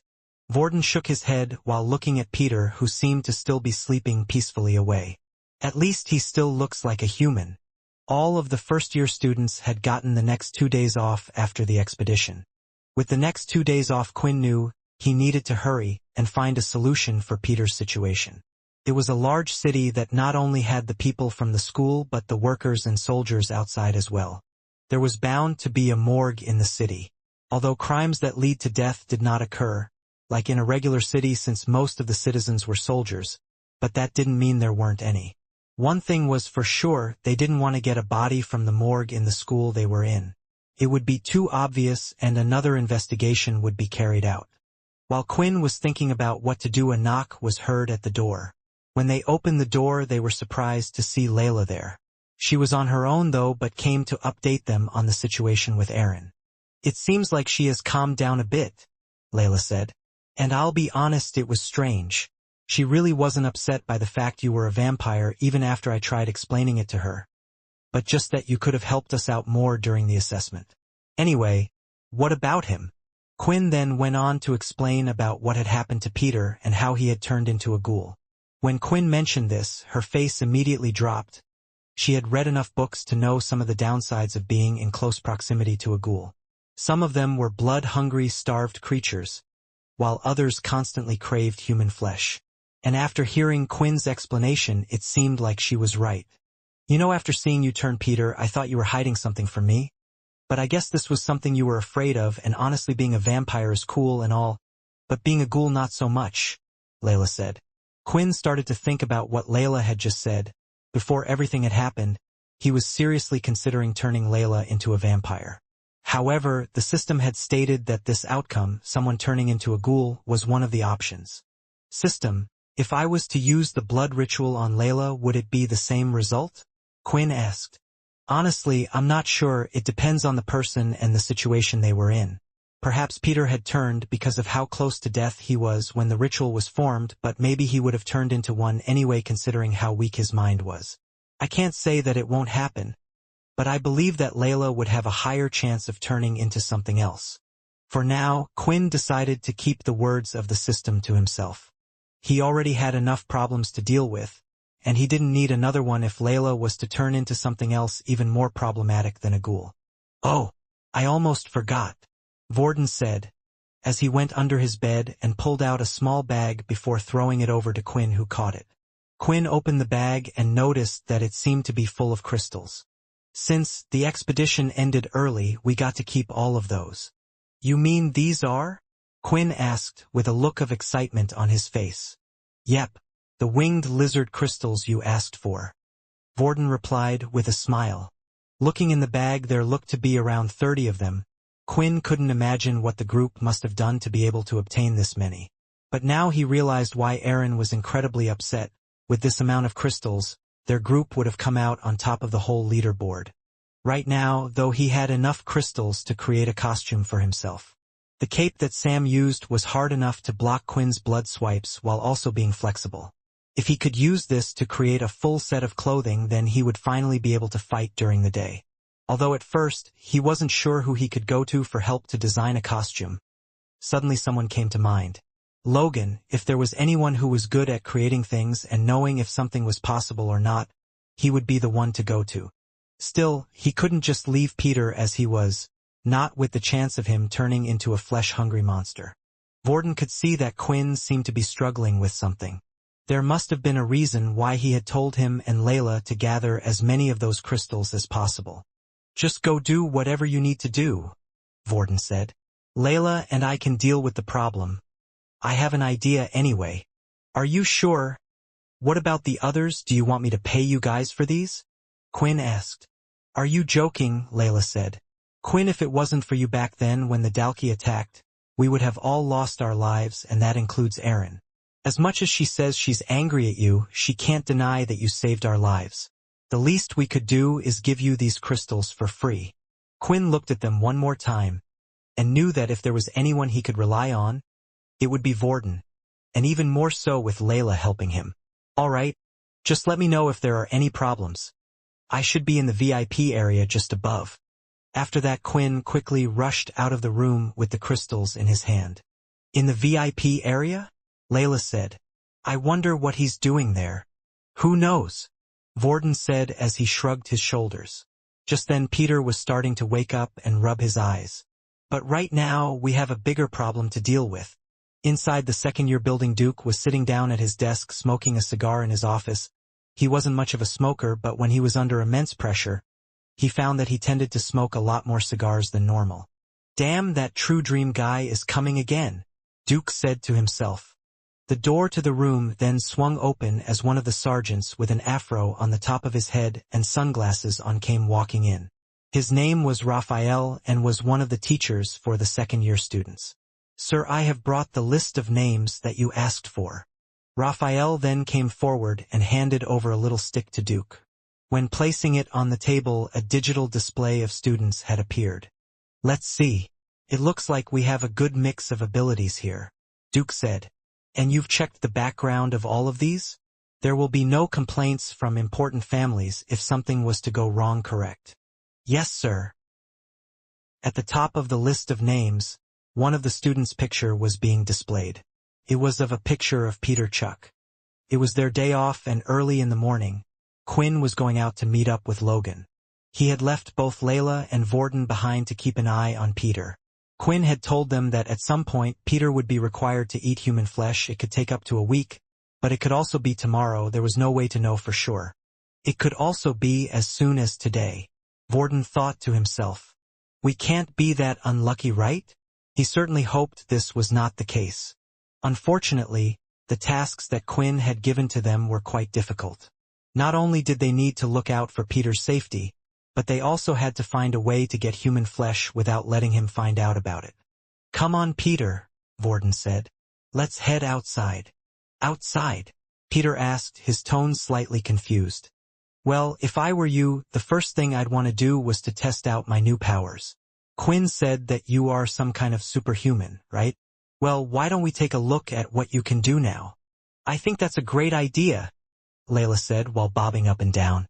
Although she didn't like the sound of being turned into a ghoul, perhaps it also had its good sides. The three of them grabbed a few things and got ready to go outside. Layla even took her beast equipment with her. A lot of the students carried around their beast weapons as they walked through the city, but some chose not to, mainly because currently they were in one of the safest places on the planet. However, since the Dalki had attacked some students during the extraplanar expedition, everyone seemed to be more on edge and always ready for battle. Just as they were about to leave, Peter stopped by the entrance. "Don't worry," Layla said. "Even Quinn doesn't burn under the sunlight. He just feels weak and sluggish. Besides, just in case Quinn was wrong, I brought an umbrella with me." "What are you doing?" Peter thought to himself. "You spent your whole life as a weakling, and now, just maybe, it can start to change." After convincing himself, Peter closed his eyes and stepped outside to where the sun could touch his skin. Just as Quinn had said, he didn't feel any weaker than before. He felt the same on the inside as he did outside. With this information, a smile appeared on Peter's face. At the least, he could live a somewhat normal life without having to hide in the shadows all the time. The group walked towards the park, and once they arrived, they headed deeper into the park woods. They followed the man-made trail that was often used for people to hike through, until eventually leaving the trail as they traveled farther away from the beaten path. They continued to walk until they had finally found a quiet and clear area in the woods that was devoid of trees. It was also hidden from view. "This place is perfect. Besides, if anyone comes close, we will be able to hear them in time," Vorden said. "What should we test first?" Layla asked. "How about strength and speed?" Vorden said as he walked up to Layla, holding out his hand. "Do you mind?" Layla looked at Vorden. These days, he seemed to be more reliable than before. She still felt that he was a bit crazy in the head, but couldn't call him an outright bad person, not without any evidence anyway. "Fine." She held out her hand and allowed Vorden to copy her abilities. The two of them then lifted a bunch of branches and sticks off of the ground. Because Layla's ability was quite weak, the maximum they could lift was 2 each, making it 4. "Just do your best to avoid the sticks as much as you can," Vorden shouted as the two stood around 5 meters away from Peter. "Looks like not only has his speed gotten better, but his reflexes as well," Vorden said. "But he's still Peter." Peter nodded when he was ready, and the two of them immediately started to hover the sticks up in the air, aiming to hit Peter with them. The sticks were light, allowing Vorden and Layla to move them quite fast. They were easily as fast as regular attacks, and with 4 of them coming from different directions, it was like 2 people were fighting against Peter at the same time. For Peter, it was the first time that he felt confident during a practice. It was like he could see the attacks coming towards him. When he told his body to move, it followed what he wanted to do, avoiding the branches of sticks. It was amazing since whatever Peter thought in his head, his body reacted and did it, unlike when his body didn't respond to his thoughts against other people before. Just then, Vorden timed both sticks at the right time. When one went in for the attack, if Peter was to avoid it, the other one would be right in time to strike him. Peter pulled his body back, avoiding the first stick. Then, the second one from behind came right at his face, but he still managed to catch the second stick out of the air at the last second just as he pulled his face back. However, the tip of the stick still managed to cut his cheek, drawing the smallest amount of blood. "Oh, sorry, Peter," Vorden yelled as the two of them rushed over. But by the time they reached him, the blood had fallen on the ground, and the cut that was once on Peter's cheek was no longer there. "Looks like the super healing can be checked as well," Vorden said with a smile on his face. He was actually glad that this had happened because he was afraid that if they were to test out the super healing any other way, then it would cause Peter to grow hungrier even quicker. The next test they had for Peter was his strength. For this trial, they used a simple tree. Although Vorden was considered one of the students at the peak physical fitness for his height and age, even he wouldn't be able to damage a tree with his bare hands. That was unless he was wearing beast gear or had some type of ability to help him. "So you want me to just punch the tree?" Peter asked, looking at it carefully. The tree was mighty, and its trunk was thicker than Peter himself. Just imagining punching the thing, he could already feel the pain in his knuckles. "Just go for it," Layla said. "You already know that you have super healing." "But that doesn't mean that I don't feel any pain," Peter said. But he was also curious to see how much stronger he had gotten. He readied himself and looked at the tree. Then pulling back his fist, he swung it outward. However, at the last second, he tried pulling back his power for fear of hurting himself. As he hit the tree, he had done so at an odd angle, causing his wrist to bend on impact. He screamed out in pain. As the two went to take a look, they could see that a part of his bone had come out and pierced through his skin, but at the same time it was healing then and there in an instant. When they looked at the tree, there was a large dent that had been made. Not one large enough to cause the tree to fall over, but one that would be impossible for most humans by using their bare hands. Once Peter's wrist was healed, he started to twist it around and move it about. It seemed to be working just like normal. "Well, we know you have abnormal strength, that's for sure.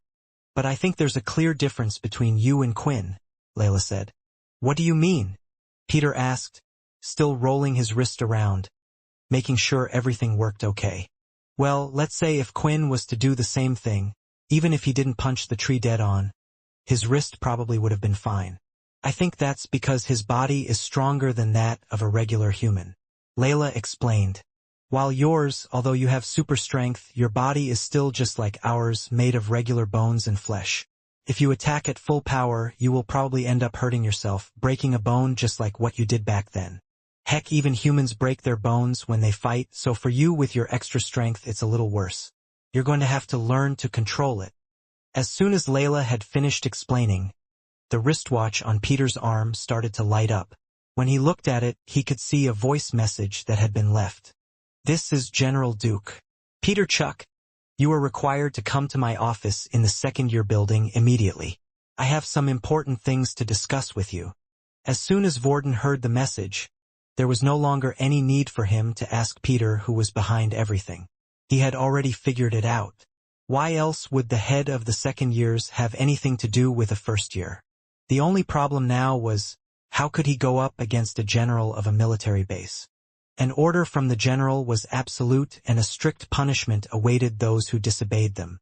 Although there weren't many rules when it came to what happened between the students themselves, the same couldn't be said for those who were above them.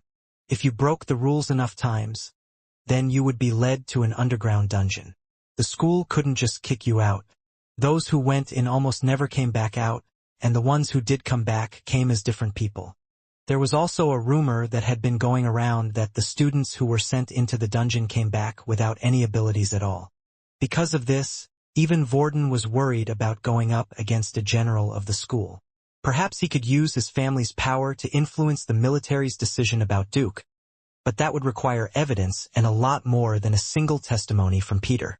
So the group had no choice but to follow Duke's command. "What should I do?" Peter asked as he walked back to the military base with the other two. "We'll follow along as far as we can go, but if they see you with us, then they'll think you're no longer on their side. Just agree to whatever they ask of you for now, and we can figure it out later," Vorden said. Just then, as they were about to exit the forest, Vorden suggested that Peter walk up ahead while they followed him from behind. They needed to be extra careful just in case. But before Peter left the forest, Vorden had a few words to say. "Peter, I'm taking my chances with you this time. I don't know why, but Quinn seems to completely trust you, and while I have forgiven you, it doesn't mean I trust you. Not yet, or maybe ever." Layla nudged Vorden in the ribs. "Give the guy a break, will you?" she whispered. "He went through a near-death experience, and now he's just been told that he's a ghoul. You don't have to say out loud what he already knows." She gave Peter an encouraging smile. However, Vorden was dead serious. He still saw Peter as a liability, and if it wasn't for Quinn, he would have gotten rid of him by now. They had finally arrived at the second-year building, which was stationed on the east side of the school. From this point on, Vorden and Layla could no longer follow as there were second-year students standing just outside, and they didn't have a good reason. Still, Peter managed to walk straight past the two second-year students, as they had been expecting him, but Vorden and Layla knew they couldn't because they would be stopped. Peter entered the building and walked into Duke's office. "Please, come and sit down, Peter," Duke said as he closed the door behind him before sitting back in his seat. "It seems the two of us haven't been able to talk since the last task I had set for you." Duke then went under his desk and pulled out several books and placed them on the table. There were 3 Earth ability books numbered from 2 up to 4. "Although things didn't go quite according to plan, you still held up your end of the bargain, and I don't want to seem like a person who doesn't keep his promises," he said, smiling. If Peter didn't notice it before, he could definitely notice it now. There was something sinister about Duke's smile. Just why was he trying so hard to get rid of Vorden in the first place? Peter thought. Isn't everyone on the same side to fight against the Dalki? But Peter remembered Vorden's words and grabbed the books. "Thank you, sir. Is there anything else you would like me to do?" Peter asked. "We have a visitor next week, and I'm going to need you to learn the Earth ability up to level 4. It's why I also gave you books 2 and 3. It should be easier for you to learn the abilities quickly if you do them step by step. In a couple of weeks, come back and report to me. You are dismissed." Peter then bowed down to the general before leaving the room. "Looks like I've been able to convert another one. In the end, everyone wants to be at the top," the Duke thought. As Peter left the room, he spotted Earl waiting just outside to be called in. "What are you looking at, you dog?" he snapped back. Earl still hadn't recovered from what Vorden had done to him before the outing, and because he was weaker than Vorden, he couldn't take it out on him. So he decided to take it out on Peter instead. Hearing those words and seeing Earl again, sudden images started to appear in his head. Unpleasant images, very unpleasant. "Hey, I know. Why don't you wait for me out back after this? Me and the boys have a little surprise for you," Earl said. "Whatever you say, Earl," Peter replied, secretly smiling on the inside. As Peter walked down the hallway and towards the back exit of the school, he couldn't suppress the smile that suddenly appeared on his face. "I'll be waiting for you, all right." While the others were busy doing their own thing, Erin had eventually calmed down from it all. She thought back and had to admit that even if Quinn had hidden his powers in the end, he had saved their lives from the Dalki. She couldn't stay upset about not coming first. When she thought back to the image of the Dalki, her body started to shiver uncontrollably. "Calm down, Erin. Deep breaths," she thought to herself. She had regained her composure, but now she started to think about Quinn a bit more. Just what was a vampire, actually? Even though Layla had tried her best to explain it, it really wasn't something she could comprehend. It didn't sound like an ability, but more like an entirely different species altogether. But the strangest thing of it all was what species could survive only on the blood of humans? Maybe I can think of them as humanoid mosquitoes. Yeah, that sounds right. They're humanoid mosquitoes. Erin thought to convince herself. If there were no humans, how would vampires survive, and what would happen to Quinn if he didn't get any blood? While she was fine with keeping Quinn's identity a secret, she was nervous about covering her own back, and curious to see just how dangerous this vampire thing actually was. Eventually, that led her to the library. At first, Erin went down the nonfiction aisle to see if there was anything she could find, but there was nothing. There were no vampires, and there didn't seem to be anything close to describing them in the first place. If it wasn't in any of the official records, it was slowly starting to make sense to her why everyone wanted her to keep it a secret. This left her with no choice but to head to the fiction section, and nearly instantly, she found several novels about vampires. But just from looking at the covers, she found it really hard to tell what vampires were. Vampire. The Last Blood. Bite Me or Love Me. Thicker Than Blood. Some of the covers even seemed to have men in suggestive poses, while other books deemed vampires as vicious killers. But the one thing they all had in common was the theme around blood. Erin decided to just pick up one of the books at random. She picked up the book titled, Bite Me or Love Me. She stood there in the aisle and started reading it, but before she knew it, she couldn't put the book down. My word, what are they doing? Just from reading the novel, her face started to go red. "So, you're interested in vampires, huh?" a boy's voice said, coming from her left side. As she turned her head to see who it was, she could see a student, one she hadn't come across before, or maybe she had. Erin had a bad habit of only remembering people she cared about. But when looking at this boy, she had a feeling if she had seen him, she would have remembered him, as something was pulling her towards him. "I didn't expect to see a beautiful girl like you here," the boy said as he swept back his black hair. "The name's Fex. Nice to meet you." Outside the second-year building, out in the open field, Layla and Vorden were still patiently waiting. Peter had gone in a while ago, but now they started to wonder what was taking him Peter so long. "Do you think something might have happened to him?" Layla asked, looking at the 2 second years that stood directly outside the building like they were guard dogs. "I'm not sure. He doesn't look like the type that's good at lying," Vorden replied to her question. "Then again, he did fool me and Quinn before, without us having a clue. Would you stop being so salty about that? It's getting annoying," Layla said, getting sick of the fact that Vorden seemed to be putting Peter down whenever they talked about him. "Right now, all of us are trying to help each other. That's how it should be. That's how this world should have been in the first place before the introduction of powers came and changed everything." Vorden could tell that there seemed to be some sort of pain behind Layla's words. Then again, it was normal for people who were of the lower class to be unhappy with the current system. Before the war with the Dalki, everyone had a voice in some way. They had a right to vote and they had the chance to change things. But after the war, that all changed. Now, if you were of a lower class, the people in power don't care about what you think.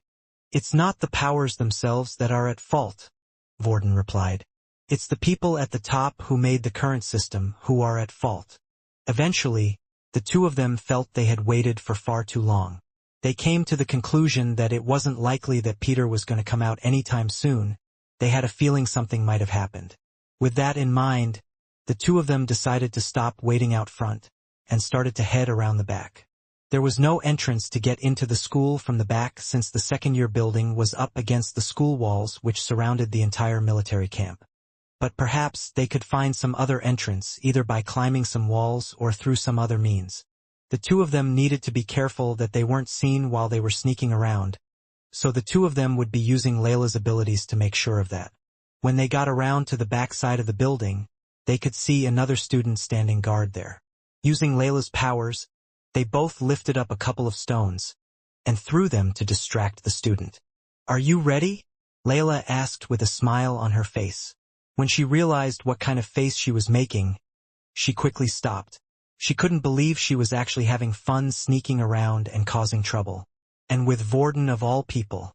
"As I thought, you do look a little cute when you are smiling," Vorden said as a response. Peter was patiently waiting outside the place where he had suggested. While waiting, Peter started to look around the place.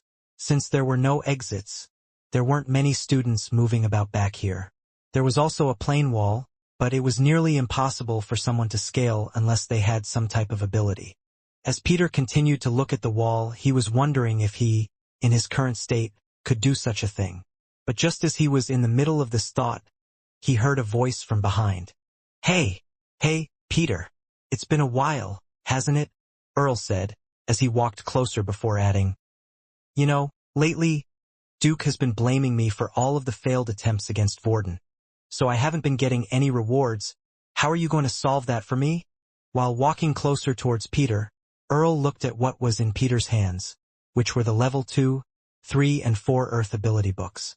Although Earl was already a level 4 Earth user and had no need for the books himself, he could always sell them on the market to earn some money. "Hand them over, you piece of crap," Earl said as he slapped Peter across the face, leaving a red mark.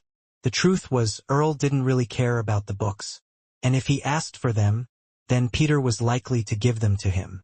All he wanted to do was vent out his pent-up frustrations on someone, and Peter was the perfect target. Just a few moments ago, Duke did not give him any reward for his efforts, unlike what he had promised. Did he fail his task? Earl pondered. Not at all. He managed to convince Peter to push his friend, just like they had asked. With that in mind, why wasn't he being rewarded for it? On top of that, after everything he had gone through, he had been beaten up by Aaron. Soon after that, his friends had abandoned him, saying they no longer wanted to help him. To them, it was too dangerous and they didn't want to get hurt by Aaron as well. Then, later on, he was further punished by Vorden. He still couldn't sleep right after what Vorden had done to him. Peter looked at the mark on his face. Usually, in a situation like this, his hands would be shaking. In the past, he had been so mentally broken that even Earl raising his hands would make him flinch. But not today. Something felt different. After the scenes of Earl's neck being ripped out had appeared in his head, strange thoughts started to appear in his mind. What if I could make that a reality? Peter thought. Earl then proceeded to kick Peter in the stomach before grabbing him by the collar and throwing him onto the ground. Peter was now in a space between two buildings, namely the second-year building and one of the storage rooms. It was a place that was quite dark, and unless someone purposely went around the back to find them, no one would find out. Well then, isn't this a quiet little place for the two of us to carry on our usual business? Earl asked with a smile. Peter then stood up and responded with a smile. Indeed, it is. After distracting the students who were standing by the side of the building, using the floating stones, they were able to gradually make their way towards the back of the second-year building without being seen. When they arrived, they didn't see anything. It was totally empty. Nothing was there. Even the set of windows they saw was too high for them to climb up to. Come on, let's keep looking, Layla said. There must be some way to get into the school. They looked around, but unfortunately they didn't find anything. until Vorden spotted a little alleyway just between the second-year building and the storage room. Maybe there's a pipe or something we can use to climb up to the windows. You have been watching way too many martial arts movies, Layla said. Still, they decided to check it out now that they were here anyway. They had already come this far, and the least they could do is try everything before giving up. As they made their way to the space between the two buildings, they started to hear strange sounds. Certain cracking and gobbling noises were made, as if some type of wild dog was wolfing down its meal. Finally, they turned the corner only to see Peter there. However, he wasn't alone. His hands and mouth were covered in blood, while a dead body wearing a student's uniform laid in front of him. The student's body had parts of its limbs torn off. Also some bones with little bits of flesh still attached could be seen, and they looked as if someone had hungrily ripped the meat right off the bone. "Peter," Layla said, "what have you done?" The VIP dorm rooms of the first year's building were on the third floor. Quinn had decided to head here to meet someone.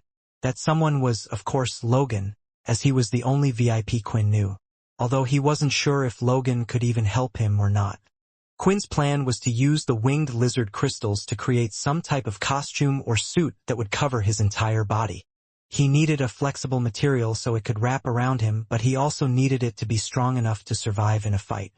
It was easy enough for him to find a black suit that covered his entire body that would help him avoid the sunlight. The problem was the second Quinn would be hit and the suit ripped, then he would be weakened by the sun again. That's why, when he learned of Sam's cape through the VR game, he had come up with an idea. Now that he had the materials, the only problem left was to craft a costume out of them. Most blacksmiths and tailors had a blueprint they would follow. These blueprints specified the techniques used and which materials needed to be mixed when creating weapons and armor. But because Quinn was asking for something that hadn't been made before, he would have to ask someone at the expert designer level to custom make one for him. This would be very costly, and even if he sold all the crystals and used up the ones in his hand, he wouldn't have enough to pay the cost. This led him to Logan. He saw how many crazy things Logan seemed to create for himself in his room. He thought perhaps he might have an idea, or, if not, he might be able to introduce him to someone who could do it at a lower price. At first Quinn knocked on the door, but there seemed to be no answer. It was strange because for the week that Quinn trained using Logan's machine, he hadn't seen him leave the room once. When trying to push the door open, he was surprised to see that it wasn't locked nor shut properly. "Hello?" Quinn asked as he crept into the room. Just at the other end of the room, he could see Logan in his chair. He had some sort of metallic tool glove in his right hand while a giant pair of goggles seemed to be hovering over his eyes. Oh, he was just busy as usual, Quinn thought to himself. Quinn then started to look around the room at all the gadgets around him. He knew when Logan was in his concentration mode, no matter what you did, you wouldn't get his attention. So the best thing to do was just to wait until he was done. While walking around the room, Quinn continued to look at all the storage devices, and whenever he found something interesting, he could use his inspect skill. What he noticed was, some of the devices the system didn't seem to have any clue what it was. While for other items it would give basic descriptions, such as what materials the item was made from. For the others, it would simply show a line of unknown. These were items that Logan had uniquely created and didn't exist in the world. But there was one thing they all had in common, and that was the name of the creator, Logan Dyson. But as Quinn was looking around, he spotted a strange circular object on one of the shelves. It stood out compared to the rest because most of the things in the room seemed to be covered in dust, but not this one. It was a square-shaped device no bigger than a laptop, and on the top, it seemed to have some type of digital display. Inspect. A return portal device. When the correct access code has been entered, it will return you to the destination that has been preset. Creator Richard Eno. Quinn moved in to take a closer look. It seemed to be the only item that wasn't made by Logan, and on top of that, it was a teleporter. But it was one that he had never seen before. The portal teleporters they currently carried were quite large devices, but this one was small and compact, as if the technology was ahead of their current time. Quinn reached out to grab it, but just then a voice from behind spoke to him. "Hey, if you want to get your fingers blown off, then please, be my guest, carry on and touch it," Logan said sarcastically. His seat was turned around and he was staring at Quinn.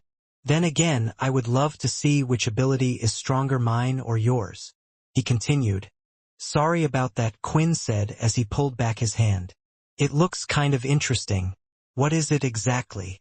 When Quinn finished talking, the robotic gauntlet that was on one of Logan's hands started to break down. It appeared to break into smaller parts until they looked like little bugs. Then the bugs went over to where Quinn was. They grabbed the case and brought it over to Logan.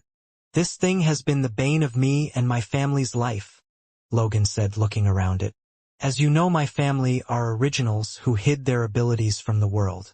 Before the war started, they were researchers who worked privately for different corporations. Sometimes even governments, different armies, and all sorts of companies. Anyway, on one of their trips around 50 years ago, they discovered this device. At the time, no one knew what it was, and it seemed like our ability didn't work on it either.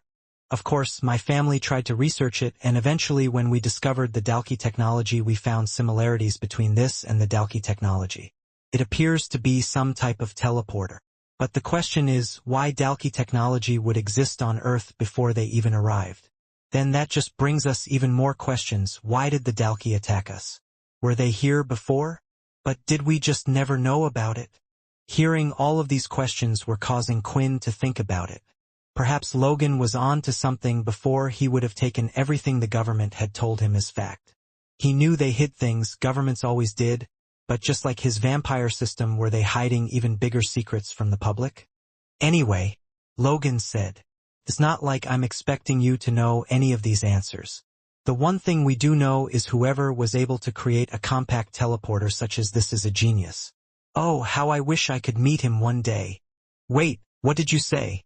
Quinn replied. Did you say you don't know who created it? Of course I don't. If I did, my family and I would have been chasing him for generations. This made Quinn sink even deeper in thought. Richard Eno was a well-known scientist, the person who had discovered not only the power of beast crystals but also how the Dalki portals worked. Could he have really known everything all along? Right now, though, this was too big of a problem to solve, especially for someone like him. He was just one person in this whole thing, and he had his own problems to deal with. Anyway, Logan said, what did you visit me here for? Did you want to play the game again? Actually, Quinn said, I was wondering if you could help make me a suit. Quinn had explained the specifics of the suit he wanted to Logan. He elaborated on how it needed to be made using the crystals he had obtained, and how he needed it to completely cover him from head to toe, making sure that no sunlight could touch him. First, Logan had some good news for Quinn. Well, it seems you've come to the right person, said Logan. I can design you one myself. Really? Quinn asked, surprised. Of course, it will be easier than making some of my other contraptions, since most of them are powered by beast crystals anyway. I know my way around them. The fusion process I am using is also one of a kind, he said, smiling. Logan was clearly proud of his work, and Quinn could see this. Whenever he used to come by for his training, he would often praise his inventions, even if some of them seemed pointless or a bit out there. Because of this, Logan started to have more than just professional interest in Quinn, but also started to like him more as a friend. However, like with everything, there was also a slight problem. What about breathing and seeing? Logan asked. If you're going to be covered from head to toe, you won't be able to breathe. Judging from the cape you described, the material won't be breathable, and if you cover the eyes, you won't be able to see anything either. I can place a sensory display in front of your eyes. It will work like the VR game and allow you to see outside, but that doesn't solve the problem that you won't be able to breathe. Quinn then started to look around the room while trying to come up with an idea. It looked like creating this suit wasn't going to be as easy as he thought. He proceeded to spot a small figurine with a type of gas mask on it in the corner of the room. It reminded him of the mask he first used when he went out hunting. Could we create something like this? Maybe if we put some tubes sticking out from the side or something, I can still breathe. Yeah, that could work, but you definitely won't get any points in the fashion department, Logan replied. Oh, and one more thing. If we could make the mask open and close, that would be great. Just in case I wanted to grab myself a quick snack while on the move, Quinn said, smiling. The two of them then sat down together. The crystals were placed in a seemingly special container while they were going through some type of melting process. Out of the 39 crystals obtained, Logan had said they would only need 30, leaving the rest for Quinn. Quinn had offered to pay for the process, or even give the remaining crystals to Logan, but he kept refusing, stating that he could earn in a minute the amount of money used to create such a thing, so there was no loss on his side. On top of Logan's desk, a large metal sheet was placed. Logan then placed his hand on the sheet and closed his eyes. Just like with the gauntlet before, the metal started to break down and move, eventually turning into little metal bugs again. The metal bugs started to form a human figure until it molded something that vaguely resembled Quinn. The two of them continued to go through the design process, altering what the metal model looked like. Each time Quinn would give a suggestion, the robots would move in place. There was not much that could be done with the suit. It had to be black in color and fit skin tight. However, the mask could be altered greatly. When using the outfit and mask, Quinn wanted to strike fear into his opponent's hearts. He wanted something quite scary looking. They went through several designs until it was finally done. Soon after, Logan went straight to work. The beast crystals that were in the container had been liquefied, and now Logan had once again put on his tool glove. He went over to his workbench and started working straight away. Listening to every detail and simultaneously thinking so much was starting to make Quinn tired. He eventually drifted off at the desk, until finally he fell asleep. After a while, Logan nudged the young man to wake up. "Hey, wake up, sleepyhead," Logan said. "It's done." As Quinn opened up his eyes, he was greeted with a metallic life-size model of him. It was in the same height and the same body proportions to him, although it had none of his facial features. But the big difference between the creation and him was the fact that it was wearing both the outfit and the mask they had designed together. "It's amazing," Quinn said as he walked over to it and started to stroke the model. The black suit was skin-tight but had a scaled pattern like that of a snake throughout its entire surface. However, there were a few design touches added to it from Logan that Quinn hadn't asked for. "Do you like the additions that I made?" Logan asked. On the forearms going up to the shoulder, 3 red claw-like marks could be seen on both sides. Although it looked nice, Quinn was hoping for the suit to be all black in color. If he was to also use this at night, he probably would have been seen. Nevertheless, when he looked at Logan's bags and his tired face, he found it hard to say no. "It's great," Quinn replied. Still, what looked the best out of all to Quinn was the mask. It was made out of a metallic material that went over the black suit. It covered the mouth all the way to the top of the nose. On the outside, by the cheeks, 2 squares could be seen that stuck out slightly. Over the mouth, a pattern of teeth could be seen protruding. The teeth were molded outwards to look more realistic, like that of a beast. It wasn't painted on the outside, and when opened, it would look like a large beast was about to hold you in its jaws. Now, I do have to warn you. Although expensive metals were used when making this, there is a limit to how much it can endure. Logan explained. They were only basic tier crystals after all. It will fare well against intermediate weapons, but anything stronger than that and it will be cut. Quinn made sure to make note of that, for it would be the same when facing against beasts. If he was fighting during the day, he would be sure to pick and choose his opponents.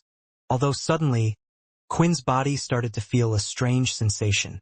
It was a similar feeling to when he consumed blood, only a tad different. His eyes started to glow once again. A strange power was surging through his body. What the hell is happening? Quinn thought. "Hey, are you okay?" Logan said. "Do you need me to go get a doctor or something?" As Logan stood in front of Quinn, he could see the color in his eyes change, and even Logan stepped back a bit. At the same time, little metallic bugs started to come over and built a metallic suit of his own over his body. Eventually, the bugs had completely formed a metallic suit that looked like that of a small mech suite, only without all the clunky parts and more in line with the shape of a human. These were all precautions that Logan took, just in case Quinn was to go out of control. But then, the feeling died down and his eyes returned to normal, but a message had appeared. "A family member has grown stronger." "What is this?" Quinn said. "Does this have anything to do with Peter?" Then a dreaded thought hit his head. Standing alone in the fantasy section of the library was Erin and a strange boy known as Fex. Erin was still holding a vampire love story in her hand, and her face had gone bright red as she couldn't believe someone had just caught her reading such a dirty book. How could they describe such intimate scenes in such a strange way? Although the boy in front of me seemed to have some idea of what the book was. Could it be that the boy was interested in the same type of things? She thought, quickly hoping to avoid further embarrassment. Erin put the book back where it was placed and started to walk over towards the boy.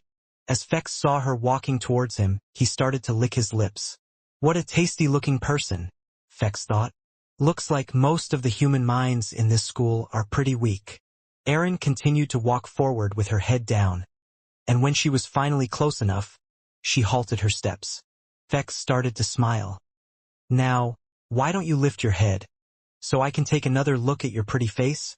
Erin lifted her head, but dashed forward in an instant. A type of ice sword was forming in her right hand. Using her forearm, she pushed Fex up against the wall right by his neck. The area started to freeze, and now an ice sword was pointed right at his throat. If you tell anyone about what you saw today, you're dead. You hear me? What's with this girl? How can you just attack someone like that? Fex cried. Erin proceeded to slowly freeze both of his hands to the wall, as well as made sure that he couldn't retaliate. Gradually, the ice from Erin's forearm was starting to spread and was freezing Fex's neck as well. Look, I don't want to cause any trouble, he said. Erin looked at him carefully, noticing all the features that he had. Good. I will remember you, and if anyone finds out about what you saw today, I'll be coming back for you, Erin said as she took away the ice sword. She then started her exit, leaving Fex in this sticky situation, frozen to the wall with the ice still confining his body. Wait, he shouted. Aren't you going to let me go? Erin continued to walk off towards the center of the library. Without turning back, she said, It's just a little reminder of what can happen if you don't listen. Eventually, Erin had left the library. The other people who were nearby went to look at the commotion down the aisle, wondering what was going on. However, all they could see was a single man stuck up against the wall. A few laughed and giggled as it wasn't the first time they had seen something like this. After all, few of the braver boys among the first-year students had tried to confess their love to Erin. But she hated it when people would waste her time. They would always ask to meet in a quiet or a secret place, and Erin would always think that it was for a matter of importance to her. Yet it was the same every time. They would confess their love for Erin and ask her out on a date.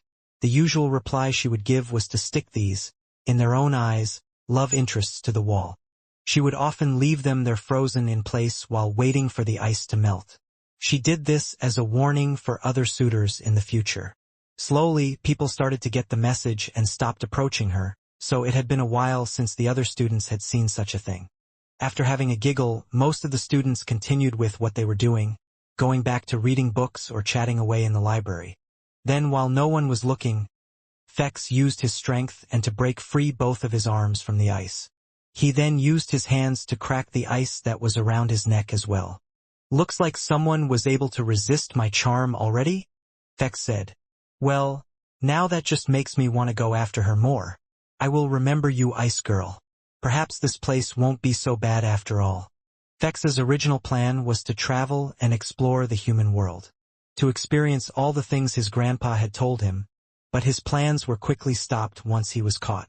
When he woke up, he was in front of General Nathan. They had explained to him what had happened and why he was brought there, how he had become a suspect of draft evasion.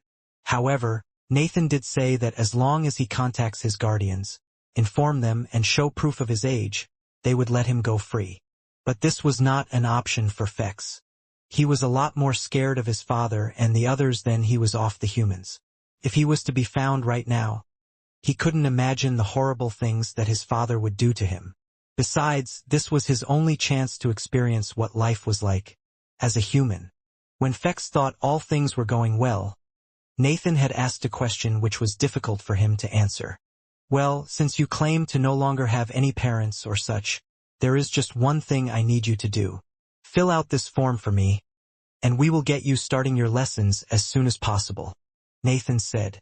A digital display then appeared in front of Fex's face with a little digital keyboard. It asked for basic details such as name and date of birth.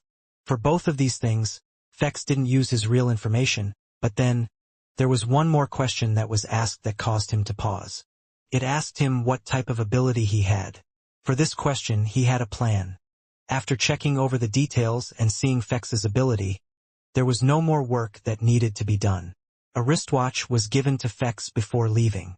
The display on the device was showing a number 1. After seeing this, Nathan no longer had any interest in him.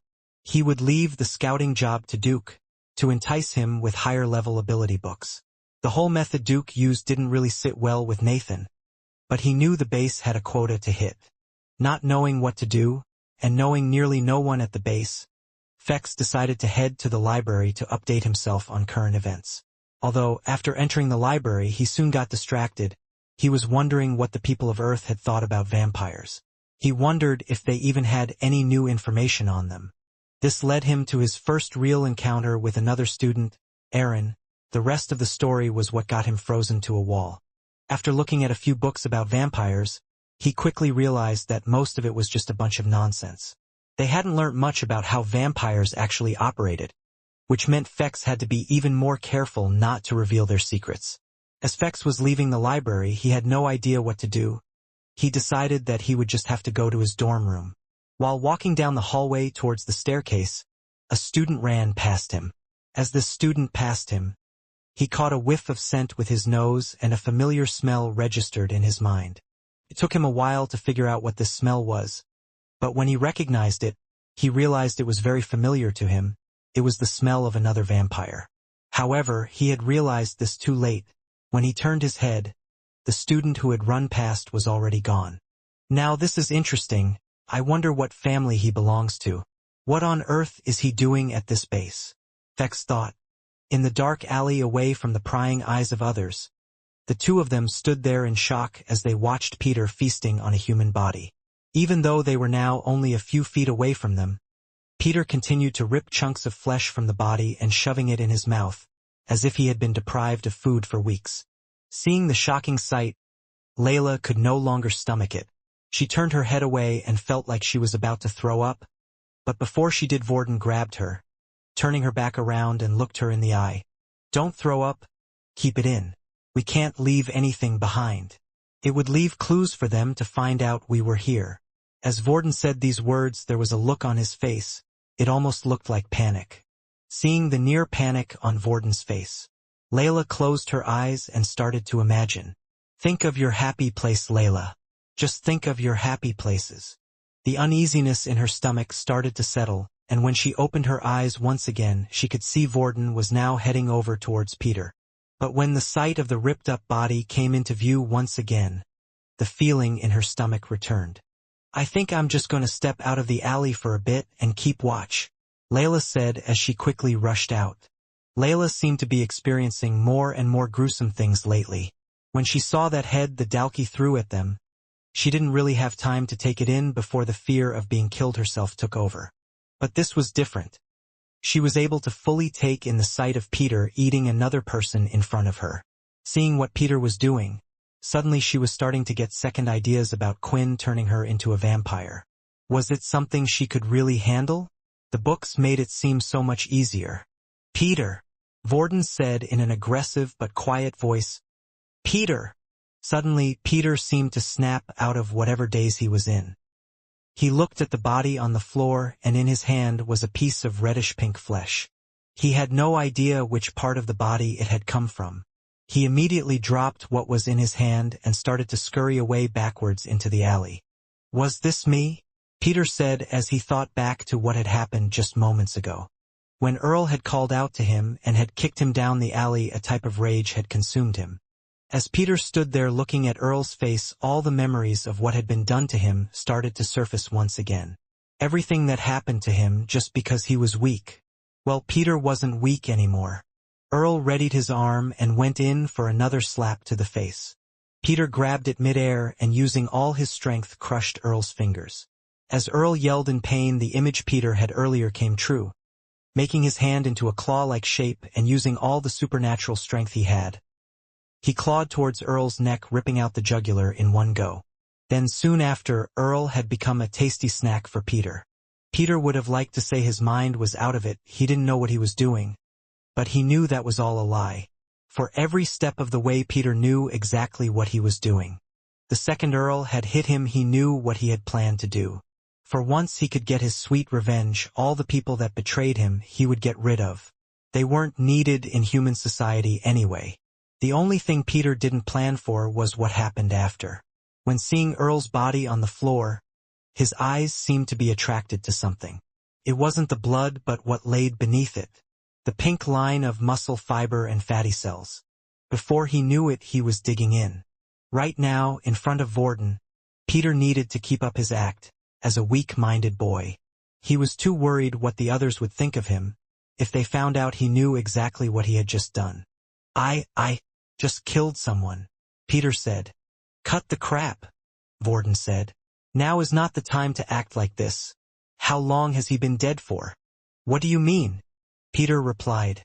I said how long. It's important, Peter. 5 minutes. 10 minutes. The panic in Vorden's voice seemed to be getting urgent. I don't know, maybe 10 minutes I would say, Peter answered. Vorden then rushed over to the body, if you could still call it that, as it was now complete, ripped up into little pieces. It was hard to recognize what was what, apart from the main body parts, but then Vorden found what he was looking for. The wristwatch. Using his powers, he lifted the watch into the air before throwing it in a random direction as far as he could. Wasting no time, he then grabbed Peter by the arm and dragged him out of the alley. We have to get out of here now, he said with urgency in his voice. As the two were running, they quickly saw Layla, and she too could see Peter with blood all over his uniform. What's happening? Layla asked.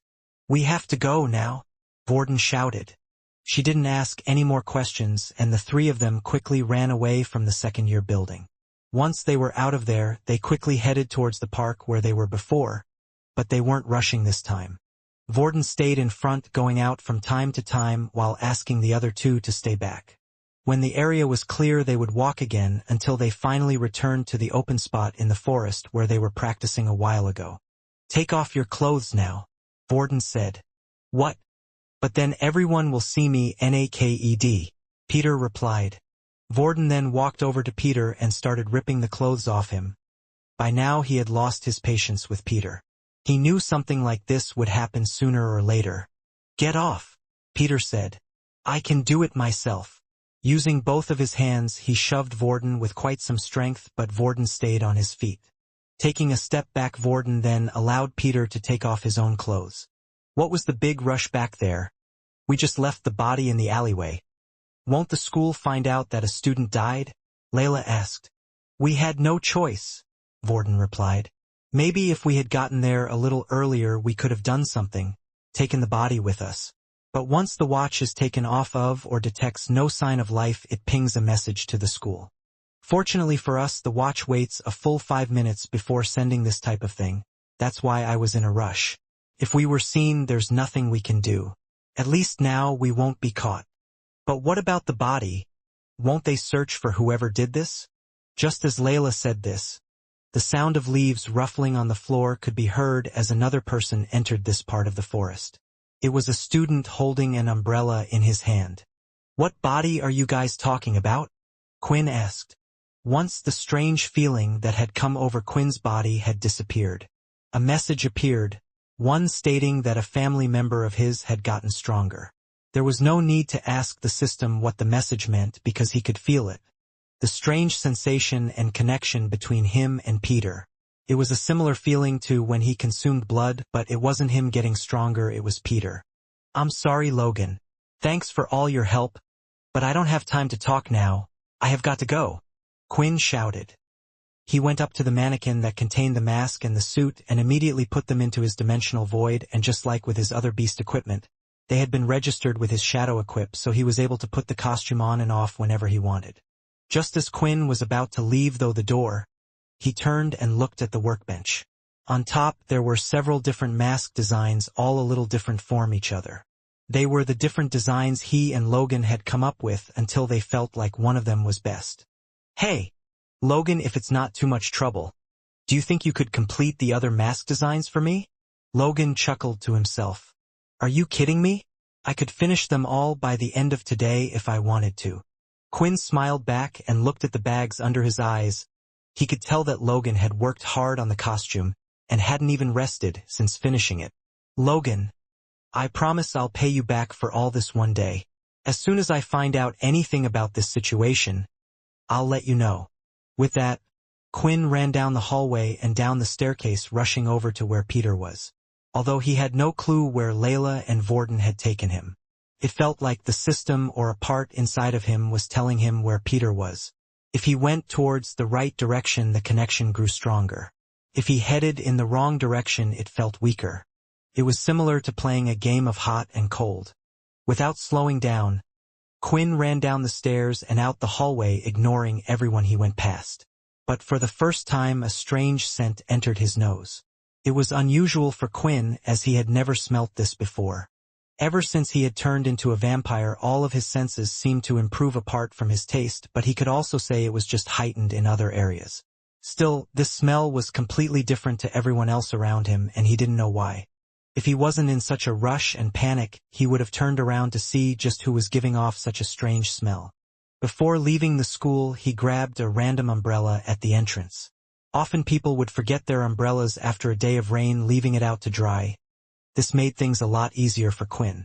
Once he had left the academy, he continued to listen to his body, following the connection which eventually led him to the park and finally inside the forest. As he arrived, he managed to hear the last few words that Layla had said. However, there wasn't much to ask. Judging by the system's message, Quinn could guess what had already happened. And seeing the bloody clothes in Vorden's hands and the marks of dried blood on Peter's hands and mouth, he already knew. Peter had eaten human flesh and most likely killed someone in the process. While Quinn wanted to blame Peter for his actions, he really couldn't. Quinn was the one who turned him into this creature, and he knew exactly what it was like. When Quinn had turned into a vampire, he too was unable to control his lust for blood and ended up biting Layla in the process. It was just unfortunate that for Peter his needs were human flesh, which usually turns out fatal for the person being eaten. As Vorden was exiting the forest from where Quinn had gone, he whispered into Quinn's ear, "You need to do something about him, and fast." As soon as he said those words, he continued to exit the forest with the clothes in his hands while shouting, "I'll get rid of these. You guys look after Peter." "Now can one of you please tell me what happened?" Quinn asked. Meanwhile, Vorden made sure to cover the clothes as best as he could. When wrapped and piled in a bundle, it was easy to cover most of the blood marks. He entered the school without being seen, and headed back to the dorm room where he put all of the bloody clothes into a plastic bag, including his own. Then from his and Peter's closets he grabbed a change of clothing. Luckily, the school supplied them with plenty of uniforms, mainly because of how much fighting went on at the school.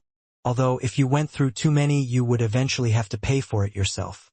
With a new set of clothes for Peter in one bag and the bloody clothes in the other, he needed to find a way to get rid of the evidence. Just as he was walking down the hall and thinking what to do about it, he spotted someone who would make his life a lot easier for him.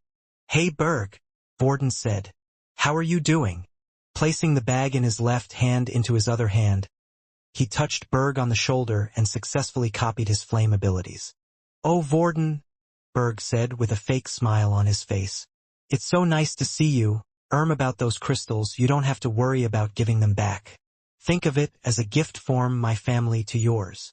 "Oh, thanks, I was just coming to check if that was okay with you," Vorden replied. But while Vorden was doing his best to fake a conversation, he noticed that many of the students in the hallway were gossiping about something. "Did you hear about what they found?" one of the students said. "You mean that thing they found behind the second-year building?" Another replied. "Yeah, all the students are outside, while the school's investigation team is trying to find out what happened. I think maybe a student got killed? Inside the school. Isn't this like the second case this year? Maybe we should start worrying if a beast got through the portals or something." Vorden took this opportunity to break away from Berg and head to a place where he wouldn't be seen. It was quieter around the first-year building now, since most of the students had moved to the second-year building. They tried to see what was going on, or if they couldn't get close they were asking other students about it. Using this opportunity, Vorden was able to sneak off into a secluded area and burn all of the evidence without anyone noticing. I just hope there wasn't anything we forgot about. Several soldiers were standing outside the second-year building. They were blocking all the entrances both at the front and backside of the building. During the investigation, all the second-year students were ordered to gather outside on the field in front of the second-year building. A lot of rumors were going around in the crowd of students. They were all wondering what was going on. The second-year teachers started the investigation because they were the first on the scene. When they discovered that it was actually a first-year student who had died, they called in the first-year teacher and handed over the investigation to them. At the back of the building, in the alley, Faye and Haley were currently investigating the scene together. Looking around the gruesome scene of the murder, Haley and Faye were reminded of things they had seen on the battlefield during the war. That's how bad it looked to them. Because they were both war veterans, they had become immune to this kind of blood and gore. As Haley was kneeling on the floor and examining body parts, she seemed to be unaffected by the whole thing. She was picking up bloody bones and bits of flesh like she was checking out some clothes in a fashion store. After she had looked around for a while, it seemed like she had spotted something interesting. She started to pick up body parts one by one and place them in a specific order. Some of them she lined up in a row so she could examine them in more detail. Looking at what Haley was doing, Faye said, "Are you trying to piece him back together or something? I noticed something strange about all the parts I've gathered and lined up. They all have one thing in common," Haley replied. "As far as I can see, the only thing they have in common is that they are spattered with blood all over." "So what did you notice? Do you think it was some type of beast that came through a portal? Or maybe it is a student with an unusual ability?" Faye asked as she looked around. She was trying to see what Haley had noticed. Haley picked up one of the body parts which looked like part of a leg. She then showed it to Faye and said, "You see this here?" while she pointed at 2 puncture marks. "For the most part it looks like who or whatever did this used some type of claw to dig into the student's flesh. But on some body parts one noticed those puncture wounds that look like teeth marks." Haley continued, "Sometimes the flesh is ripped from the body in whole chunks, but sometimes it looks like something chewed on it." In a soft voice, she whispered to herself, "It probably wasn't to taste the blood." "Okay, I see what you're saying," Faye said with confusion on her face. "But doesn't that only confirm our theory that it was a beast that did this?" "Well, the thing is, this isn't the first time that I've seen these kinds of marks. Do you remember when we went through the red portal and we discovered the true dream member?" Haley asked. "Well, he wasn't the only one. I've seen the same marks on other students in the sickbay before." "You're not saying those 2 students could have anything to do with it, are you?" Faye asked incredulously. "I'm not saying that they are the culprit, but whatever it is, it's clearly following them around, or linked to them in some way," Haley replied. "Once this investigation is over, it looks like we will have to call the 2 of them in for some more questioning." Once Vorden had returned to the park, he also explained what had happened on the way there, such as how the news had already spread and regarding the investigation of the scene. After cleaning Peter up with a few bottles of water and changing his clothes, they all went back to the dorm room together. Inside the first-year building dorm room, the group had gathered. Vorden, Peter, Quinn were all sitting down. Layla, on the other hand, couldn't stop pacing around and was nervously fidgeting with her hair. "Damn it!" Layla shouted. "Now that I've witnessed everything, I'll be called an accomplice. If they find out about this, we could be put in the dungeon. What will I tell my parents then?"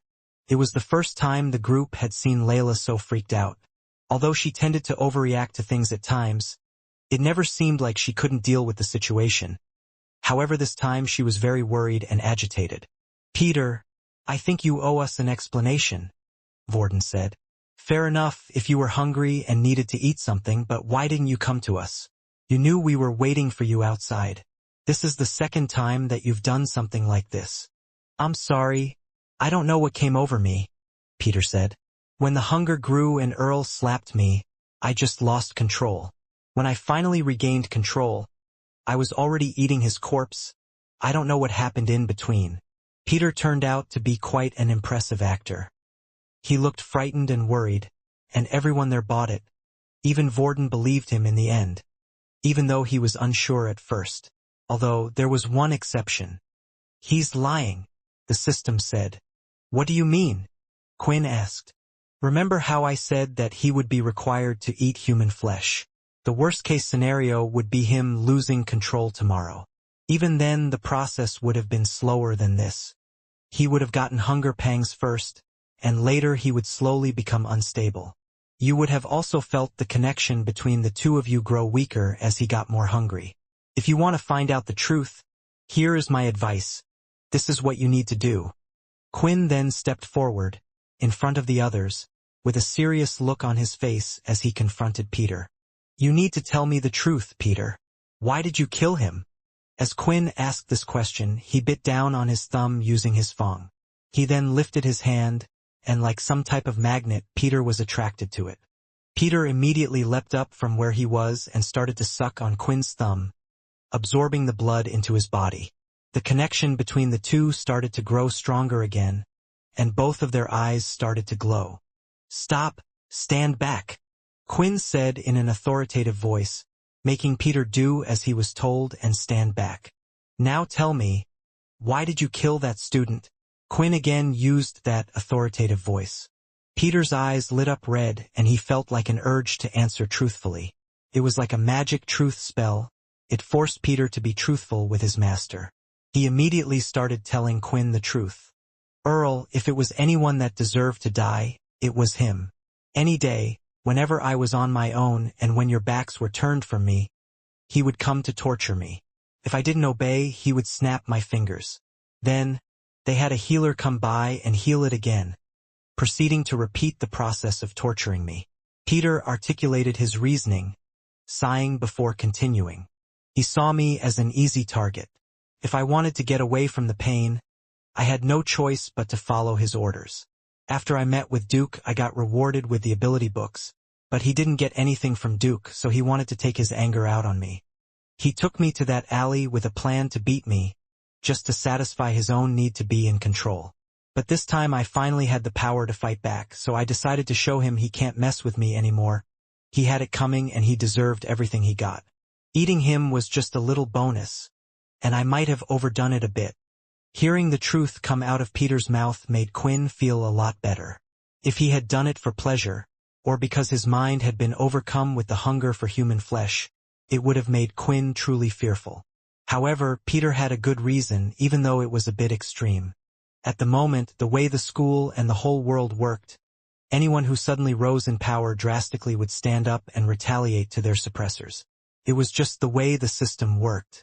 Of course, this didn't happen very often, because most people didn't have a way to grow in power faster than their oppressors, not like Quinn and Peter anyhow.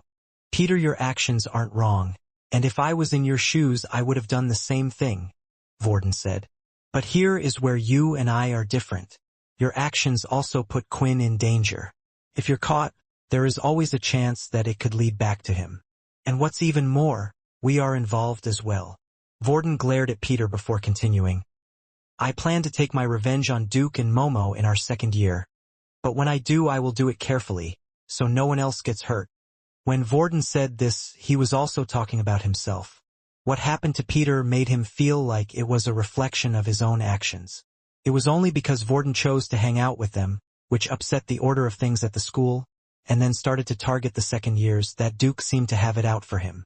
And to get close to Vorden, he targeted his friends first. It was the reason why he couldn't completely blame Peter for his actions. With everything out in the open, there was no more use talking about it. It was best if they never spoke of what happened again. But all of them knew that it would have to be brought up soon. System, is there any way for Peter to stop consuming meat? Any way at all? Quinn asked. Of course there is. But you're not going to like the answer I'm about to give you, the system said. Just like yourself, when you consume blood, you grow stronger. The same goes for Peter when he eats human flesh. Although for him there is a limit. Eventually, he will grow so strong that he will be able to evolve and will no longer require human flesh. As the system said, Quinn didn't like this answer at all. The solution to Peter no longer requiring to eat human flesh was to eat more human flesh. The next day seemed to be more regular than the others thought it would be. The students still talked about the events that happened at the second-year building. but the area was quickly cleared up and the second-year students were allowed to enter the building once again. Although it didn't stop from rumors spreading between the students, and eventually an announcement had been made updating everyone on the situation. It was an emergency announcement, so each student got sent the same voice message via their watch. The message said that a beast had escaped through one of the portals and it has been dealt with. They are investigating how a beast was able to get through such a thing, so the same mistakes were to not occur again in the future. Luckily for the military, Earl had come from a no-name family and his death wouldn't have any direct consequences whatsoever on the school. The next day had arrived and the usual suspects were inside the same room once again, all deciding on what to do with Peter. "So do you feel hungry right now?" Layla asked. "Not any more than usual when I wake up," Peter replied. Vorden and Quinn had already brought plenty of raw food for him to eat, and for now it seemed to have been working in suppressing his hunger. The only problem was the system's words seemed to worry Quinn even more. Now that Peter has had a taste for human flesh, the chances of his hunger for it would come back even quicker. The only problem was, they didn't know how long Peter would have lasted before eating human flesh. If it was a week until he went crazy, then the system would have been able to give a good estimate of when Peter would need food again. But because Peter had chosen to kill out of his own choice and had eaten before starving, it was unable to give a good estimate. This thought was on the back of everyone's minds. "Guys, relax," Peter said nervously. "I won't be doing anything like that again, and Quinn can testify to that as well. I promise, as soon as I get hungry again, I'll let you guys know straight away." "Still," Vorden said, "that doesn't solve our problem of feeding you when you do need to be fed. We may have gotten away with it this time, but we need something consistent." The other three thought long and hard of what their options could be. Honestly though, Vorden did have a plan, but it was a last resort. He still didn't trust Peter and wanted to see just how loyal he would be, and only then, if all the options had been thought of, would he tell them his plan. "Have you tried drinking coffee?" Layla asked. "Coffee?" The others thought it was a bit of a random suggestion. "Oh, well, don't worry. I just read about it in a book once. Don't mind me," Layla said, smiling away. "What about the cemetery or even a morgue? The city has one." Quinn had actually thought of these suggestions early, but once again the system had informed him of bad news. The meat being used had to be fairly fresh, to the point where it was being eaten off the bone or if someone had died recently. But there weren't many people who would die in the military city just like that. It wasn't like a regular city which had high levels of crime and an old population. Also, the consequences of getting caught just trying to do that didn't sit well with the others, but it was much better than getting caught in the middle of killing another student. The pressure was getting to Quinn. It felt like he was about to pull his hair out. No matter what, he couldn't think of a good way. The only solution he could come up with was killing more people, and if he was to do so, he needed to start making a list of those who deserved it. "Quinn, relax," Vorden said. "I have an emergency situation if it comes to it. For now, spend your day like normal while Layla and I will try to come up with something. If it doesn't work out, then we can use my backup plan." "What is the backup plan?" Layla asked. Vorden then called Quinn over and whispered into his ear while looking at Layla out of the corner of his eye. It was clear he was doing this just to get one up on her. He had a plan that would help Quinn out while she didn't. Layla couldn't help but tap her foot and stare at Peter angrily in the corner of the room. "Vorden, I can't let you do that," Quinn said. "As I said, only if it comes to it. It's the only thing that won't put us in any danger," Vorden replied. Although Vorden had helped Quinn through this process, what he was suggesting was just too much. While Vorden and Layla were basically babysitting Peter, Quinn was left to do his own thing. Whatever happened, he didn't want Vorden to go through with his plan. So the only thing he could think of was the hospital. There were plenty of cases where soldiers would get injured in mock battles or out on expeditions during portal training, and sometimes there would be lethal damage. Some might also catch a disease of some sort. It was the only place Quinn could think of which would have the freshest but at the same time almost dead people in the city. But while Quinn was outside, he decided to stop off at a certain spot.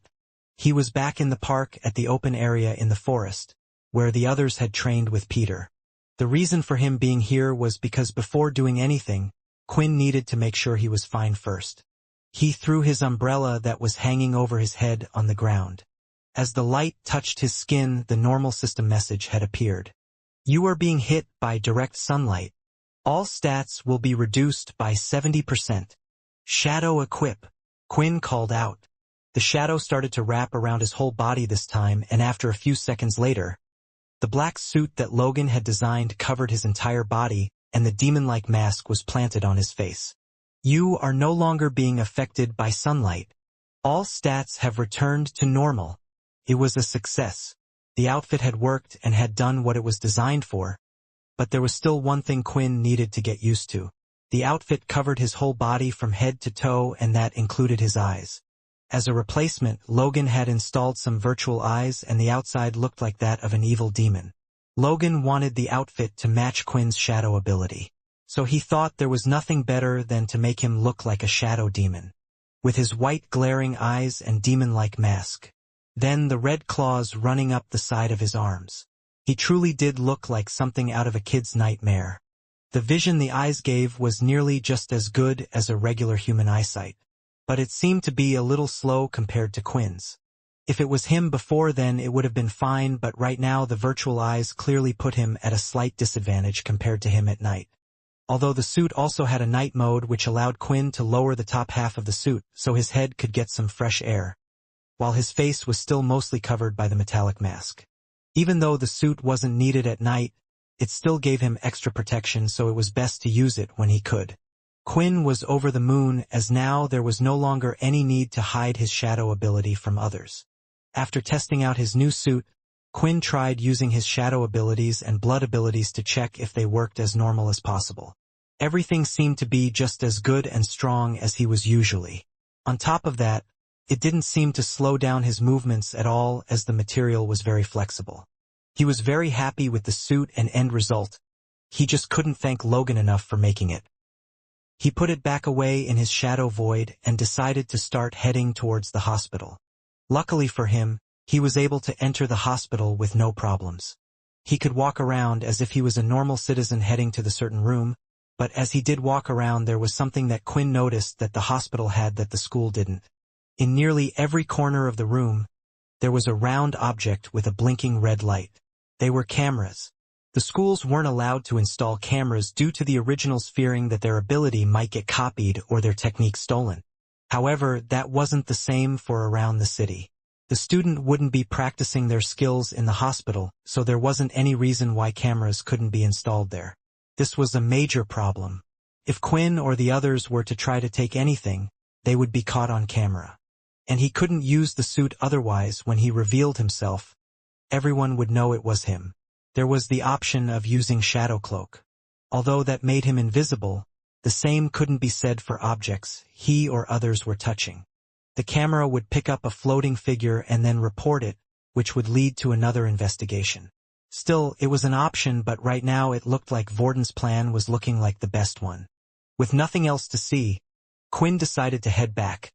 Although while doing so, he couldn't help but notice all the blood bags around him. Imagine finding that room. It would be an instant power increase. Although for now, he couldn't think about it. Maybe if there was ever an emergency that required him to get stronger, regardless if he was caught or not, he would come back here.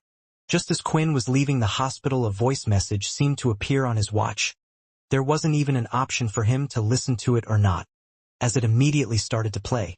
Quinn Talon, you are to report to General Nathan's office immediately. If you are not here in the next 30 minutes, then we shall have guards come and escort you here immediately. The message ended and Quinn couldn't help but feel nervous. Had they found out about him being a vampire? Or maybe Peter had been found and he had been ratted. Although he had all these thoughts, at the end of the day he had no choice but to comply. It was impossible to escape from the military base. Doing his best to make it back to the school as quick as he could, Quinn had finally made it in time. He stood in front of Nathan's office and gave a knock before entering. "Come in," Nathan said. As Quinn entered through the door, he could see Nathan standing there with Haley and Faye in the room. But that wasn't what worried him. The person that worried him the most was the female who sat at the desk in front. For he had seen her once before a while ago. It was a person whose abilities could tell if one was lying or not. Please, Quinn, take a seat, Nathan said. While Quinn was at Nathan's office, the other three were still in the room together. I'm going to head out for a bit. There's something I need to do, just in case we can't come up with anything, Vorden said. Do you mind telling me what this backup plan is? Layla asked. Trust me, even if you did know, it wouldn't be possible for you, and I don't think you would want to do it. Why don't you try me? She said with a smug look on her face. Vorden then walked towards the door to leave the room where Layla was standing, and as he walked past he whispered the plan into her ear.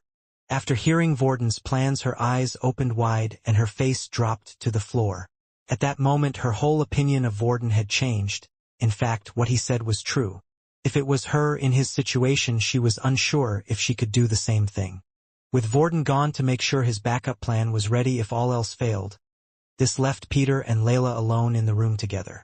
The two of them weren't exactly the closest, but the problem was with what had happened last time when the two of them had talked. Layla had told Peter off and even called him disappointing, but she saw him in a different light ever since he had sacrificed himself for Quinn. As the two of them sat there awkwardly in silence, Layla was starting to miss the crazy boy a bit. At least he was a conversation starter. Some time had passed and the two of them started doing the things they would usually do. Layla brought out a book and started reading while Peter laid there thinking about how much he changed. All the pain he had suffered from Earl had gone just like that.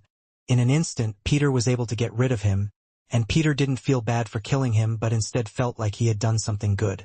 If Quinn had this power all along, why didn't he do anything? It's wasted on him, Peter thought. As they continued to do their own thing, a rumbling sound was heard. It immediately made Layla jump from the bed she was on and look for the door. Peter. She eyed him warily. You're not getting hungry, are you? Peter wanted to lie. He wanted to tell her it was okay, that nothing was happening. But the force of Quinn's blood ran deep into his veins, and he felt compelled to keep his word to Quinn about telling them if he was feeling a certain hunger. I think it's starting, Peter admitted. It was late in the afternoon, and the sun was still shining outside. However, soon it would be dinner time for most of the students. While some were outside having dinner with their friends, others chose to have a meal at the school canteen.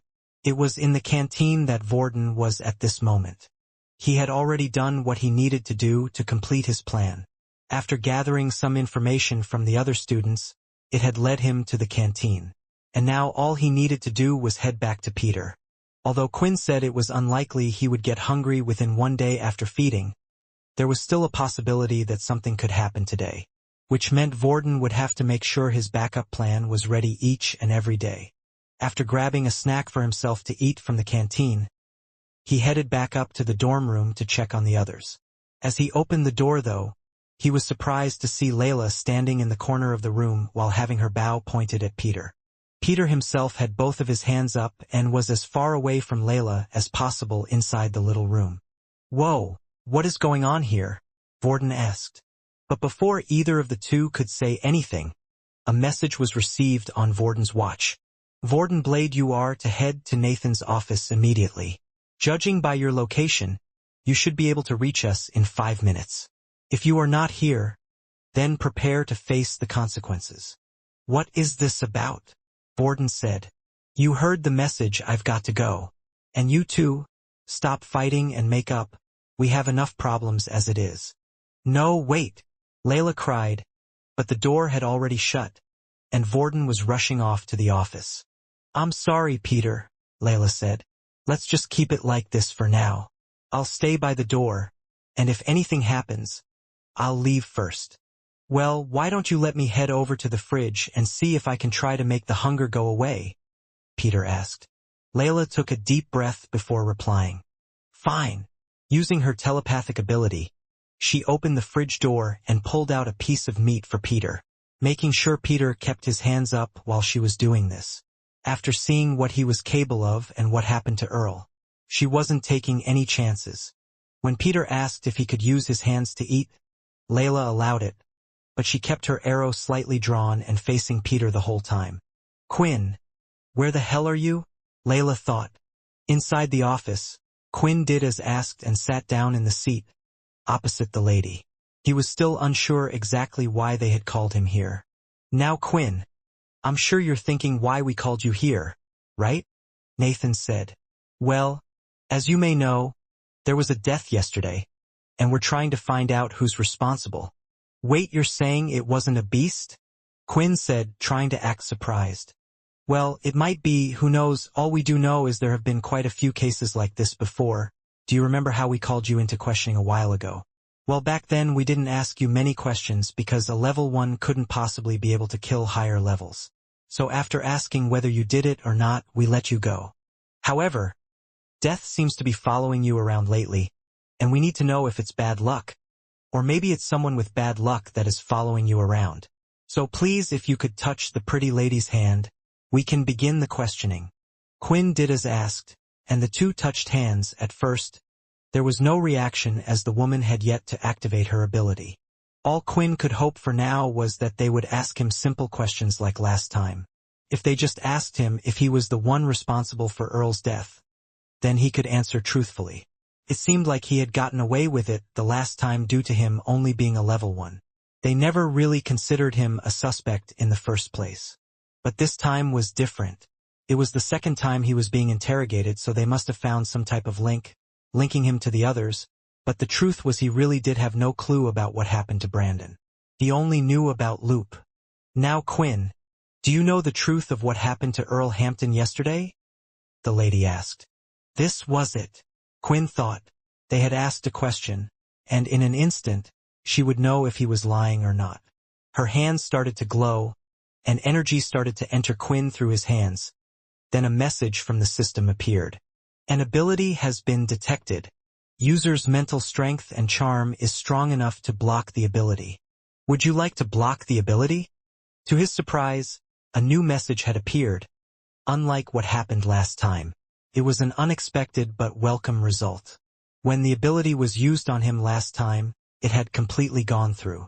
The only difference between now and before was he had evolved into a full vampire and obtained the charm stat. It seemed like the charm stat was becoming more useful with every new problem he faced. The issue now was if he blocked the girl's ability, would she be able to tell it was blocked? Or would it feel like he was telling the truth? In the end, it depended on how her ability would react to him blocking it. Quinn was unsure of this as well. It was a total gamble. Still, he decided there was nothing to lose right now, so his best option was to block the ability and see how she would react. After confirming with the system that he wished to block her ability, Quinn answered he questioned, no. She then let go of Quinn's hands. He's telling the truth, she said. The reason why she believed this was because of how her ability worked. Couldn't actually tell if someone was telling the truth or if someone was lying. The ability could actually only determine if someone was lying. When someone she was touching was lying, she would feel a reaction from her ability, but there was no reaction when someone was telling the truth. This meant if no reaction was felt, then that person wasn't lying. What she didn't know was that Quinn was able to block her ability entirely, ultimately causing no reaction to happen whatsoever. The interrogation went on after the girl touched Quinn's hands again. Nathan was asking Quinn questions about the missing students from before, and eventually this line of questioning led to the bite marks.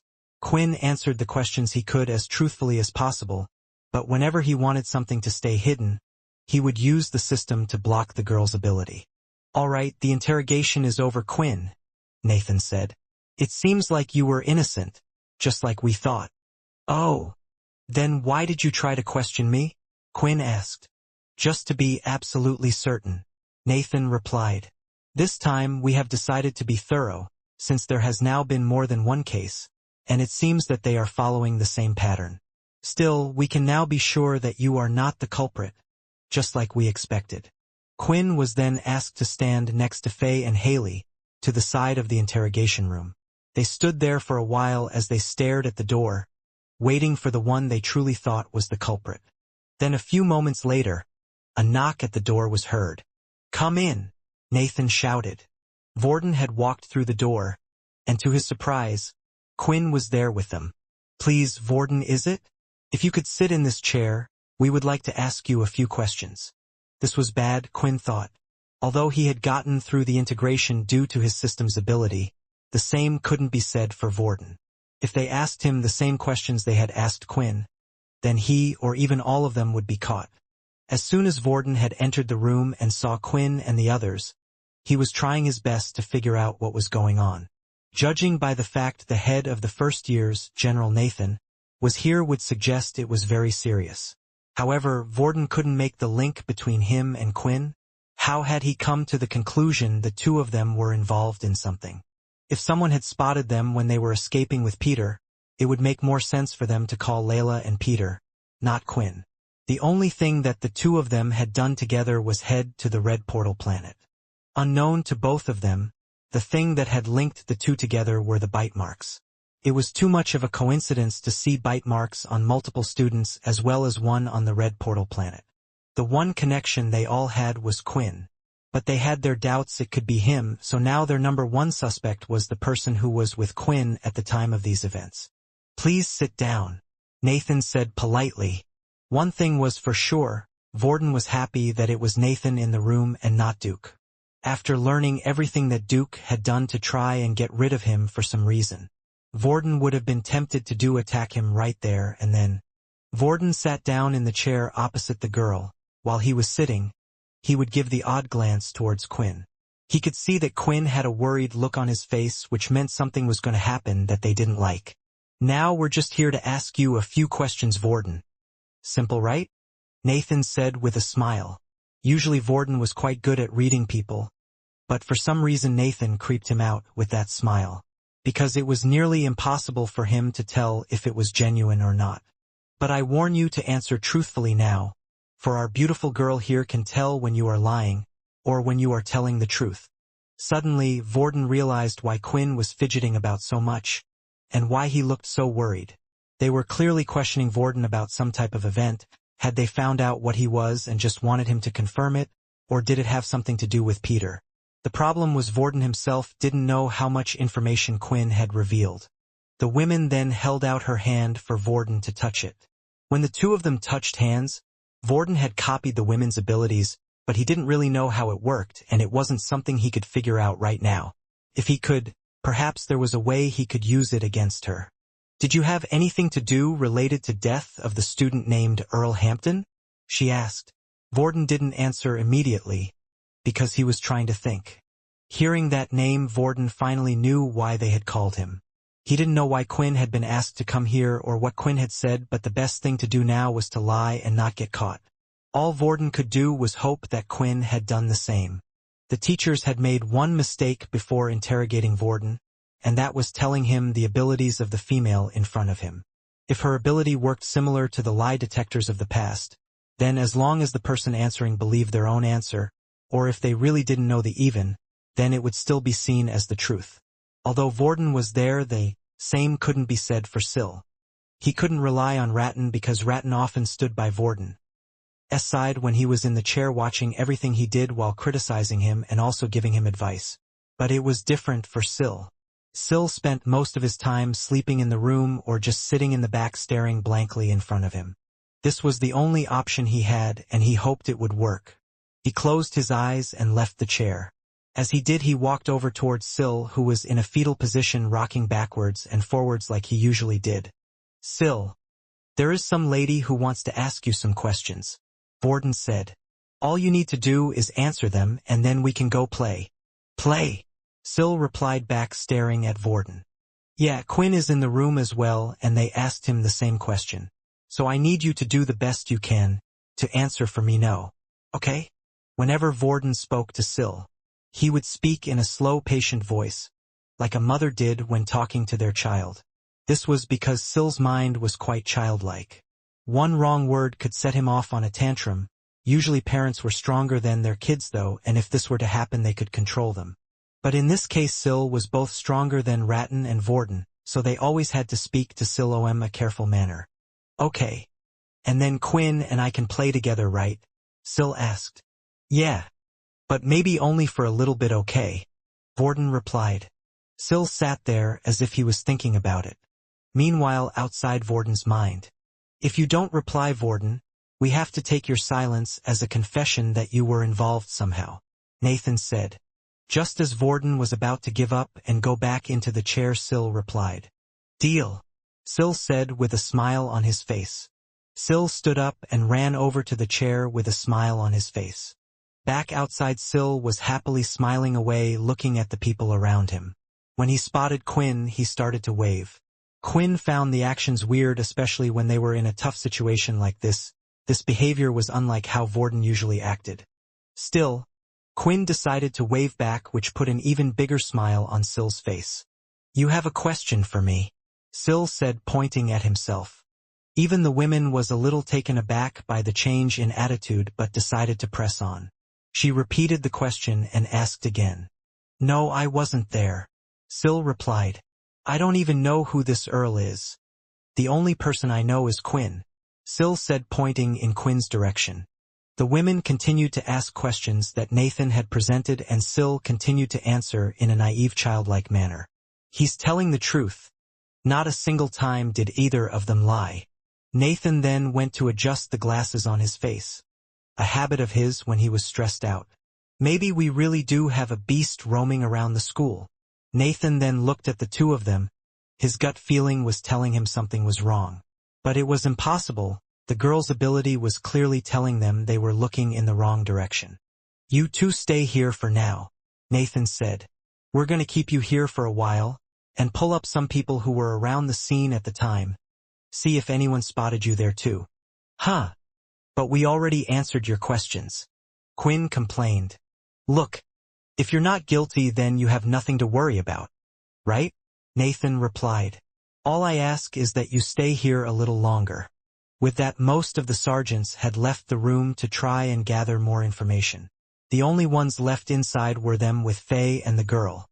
Now that the two of them were no longer under interrogation, they were free to sit on the couch and relax together.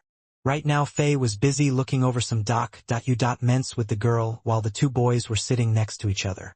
But while doing so, Syl couldn't help but keep smiling at Quinn. Vorden, are you okay?" Quinn asked. Syl then turned his head to the left and right to check if anyone was nearby, before placing his hand over his mouth and whispered, "Oh, I'm not Vorden. My name is Syl. Will you calm the heck down?" Ratton shouted. Vorden was continuously pacing up and down as he saw Syl take control of the seat in the black room. It was a rare occurrence. Syl usually came out in times of danger, and even then, once the danger was over, he would return back to his dark corner. Yet for some reason, Syl seemed to be slightly changing ever since Vorden had first met Quinn. Vorden liked the change and thought Quinn would eventually be a good influence on him. But now was not the time. They were in a tense situation and Quinn had enough on his mind. Vorden could do nothing but stand there. He was afraid if he was to approach Syl, he might freak out and remain in control for the whole time. "Vorden, are you okay?" Quinn whispered back. Syl quickly shook his head rapidly. "I told you, my name is Syl. I have been waiting to meet you, Quinn." Quinn did not know how to react to this. He calmed down and started to think. How did Vorden manage to escape the interrogation with the girl? Was it something to do with his power? Or something entirely different? Right now, Vorden was claiming to be a different person. If the person before him didn't look exactly like Vorden, he would have believed him. Maybe it is an ability he copied before coming here?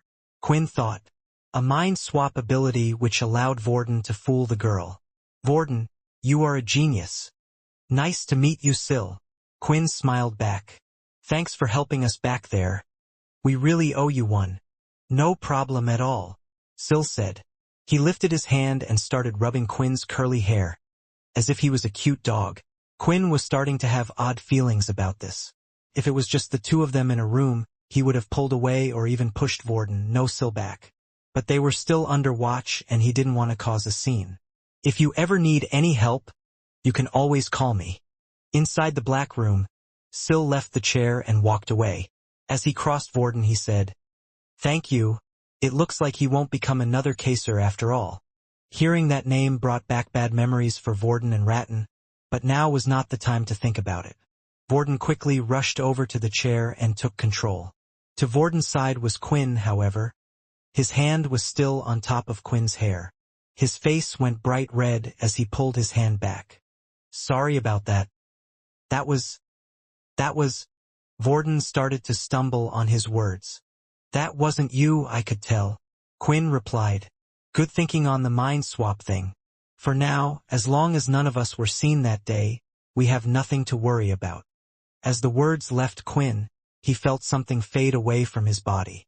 He was losing an important part of himself, the connection with something was being lost, and he knew exactly what it was. What's wrong? Asked Vorden. Grabbing his chest, Quinn replied. I think it's Peter. He is hungry. I can't control him for much longer. I'm already losing the connection. But it was only yesterday that he had his fill, said Vorden, making sure to keep his voice down. I know. Guess we are just unlucky. At this rate, if he doesn't get it every day, he will continue to starve. And I'm afraid when he is hungry, I can't control him like I did earlier. When Vorden heard Quinn's words, his mind went back to the time before he came to Nathan's office. When he entered the room, he remembered seeing Layla pointing an arrow at Peter. Did it already start back then? Vorden thought. They had been in the interrogation room for nearly 2 hours now. As they looked outside, the sun had already set and was replaced with the dark night sky. Quinn, we have to get out of here, Vorden said, grabbing him by the hand. I think Layla's in trouble. A beep was heard in the room as the door slid open and in came Nathan, followed by Faye and Haley. Looks like we are in luck and someone found something, Nathan said with a smile. Just behind them, another student entered the room. Inside the dorm room, Peter had eaten every single bit of raw meat he could find in the fridge, but it didn't help his hunger at all. And the pains in his stomach were starting to get worse. Peter, please. You are really starting to scare me, Layla said. He was now hunched over the floor, grabbing his stomach. Layla, please, just leave, Peter shouted. I can't. What if you go kill someone again? Come on, you can fight it. I have been on diets 10 times worse than this. Once I only drank juice with no food. Would you believe that? Layla continued rambling on, in the hope of calming both Peter's nerves as well as her own. I would rather it be someone who deserved it than you, Peter said as he looked up at her from the ground. You were the one who taught me how much of a SCU bag I was, but I'm different now. At that moment, he felt as if someone was reaching down into his stomach with their hand and were trying to pull all the food he just ate up and onto the floor. A few seconds later, everything that Peter ate came back up along with some greenish liquid. Peter, are you okay? Layla asked with a concerned look on her face. As Peter raised his head, his eyes were glowing a bright red. His 2 front fangs grew larger. They were sticking out over his lower lip now. He slowly got up from the ground and made his way towards Layla. Peter, I'm sorry, Layla said as Peter edged closer towards her. She let go of the drawn arrow, aiming for Peter's knee. The arrow hit the mark. It made no difference as Peter didn't even try to dodge the arrow. He pulled the arrow out from his knee and broke it with a snap. The mark left by the arrow healed instantly. This was it. She tried her best to control him, but it was clear that Peter was no longer present. He was just another monster now. She reached for the door and tried opening it, but a loud crash, as if someone had just broken a glass, made her pause. Turning around, she saw the bedroom window was broken. She rushed to the window, avoiding the broken glass. As she looked outside, there was no sign of Peter. They were currently in a 3-story building. If a human was to jump from here without any support, they would break their legs. But Peter was no longer human. Peter limped in the darkness towards the forest. The fall broke his legs, but even as he walked, they continued to heal. I won't hurt any of you guys. I promise, Peter told himself. But I have to do something to get rid of this hunger. Out from behind the teachers came a student. One that Quinn wasn't familiar with, however Vorden knew him quite well. As soon as the student entered and looked at the 2 of them, he also noticed Vorden. The student was Berg Sunshield. At the sight of Vorden, his palms suddenly started to sweat. After seeing him on planet Kaladi, Berg had decided to try to gather more information about him and his family. He had informed his family members that he had met up with one of the Blades. Immediately their tone of voice had changed, and his father said to do whatever he could to make sure the Blades wouldn't get upset with them. It was a strange reaction. Although his father didn't carry a high rank in his family, he was still respected as a member of one of the Big Four. It was the first time he had seen him act like this at the mention of anyone's name. The even stranger thing was, when Berg had tried to search information about the Blade family, he couldn't find anything. Nothing at all about what type of ability they had, nothing about their contributions in the war. Even when asking his friends, none of them seemed to have ever heard about the Blade family.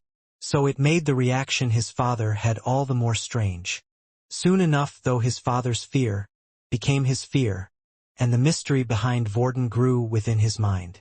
Now Berg here said on the day of the event, he saw a student running through the halls looking quite panicked.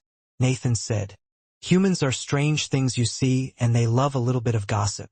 While everyone else was heading to the second-year building to see what was going on, a single student was running in the opposite direction. Coincidentally, though, Berg's description seems to match one of you, a curly black-haired boy. Quinn remained silent.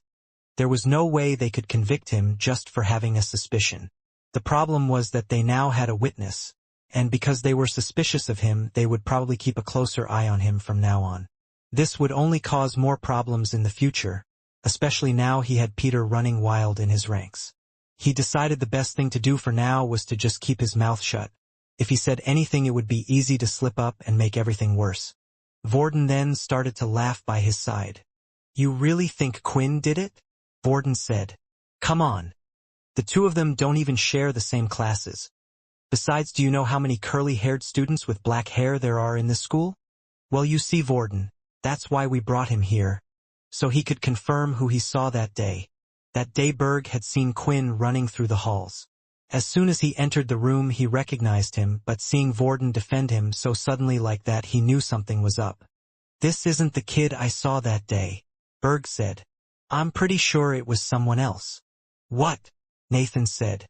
"Are you sure? Come closer and take another look." Berg did as asked and stepped closer and looked at Quinn carefully, trying to act the best he could. He took a quick glance at Vorden.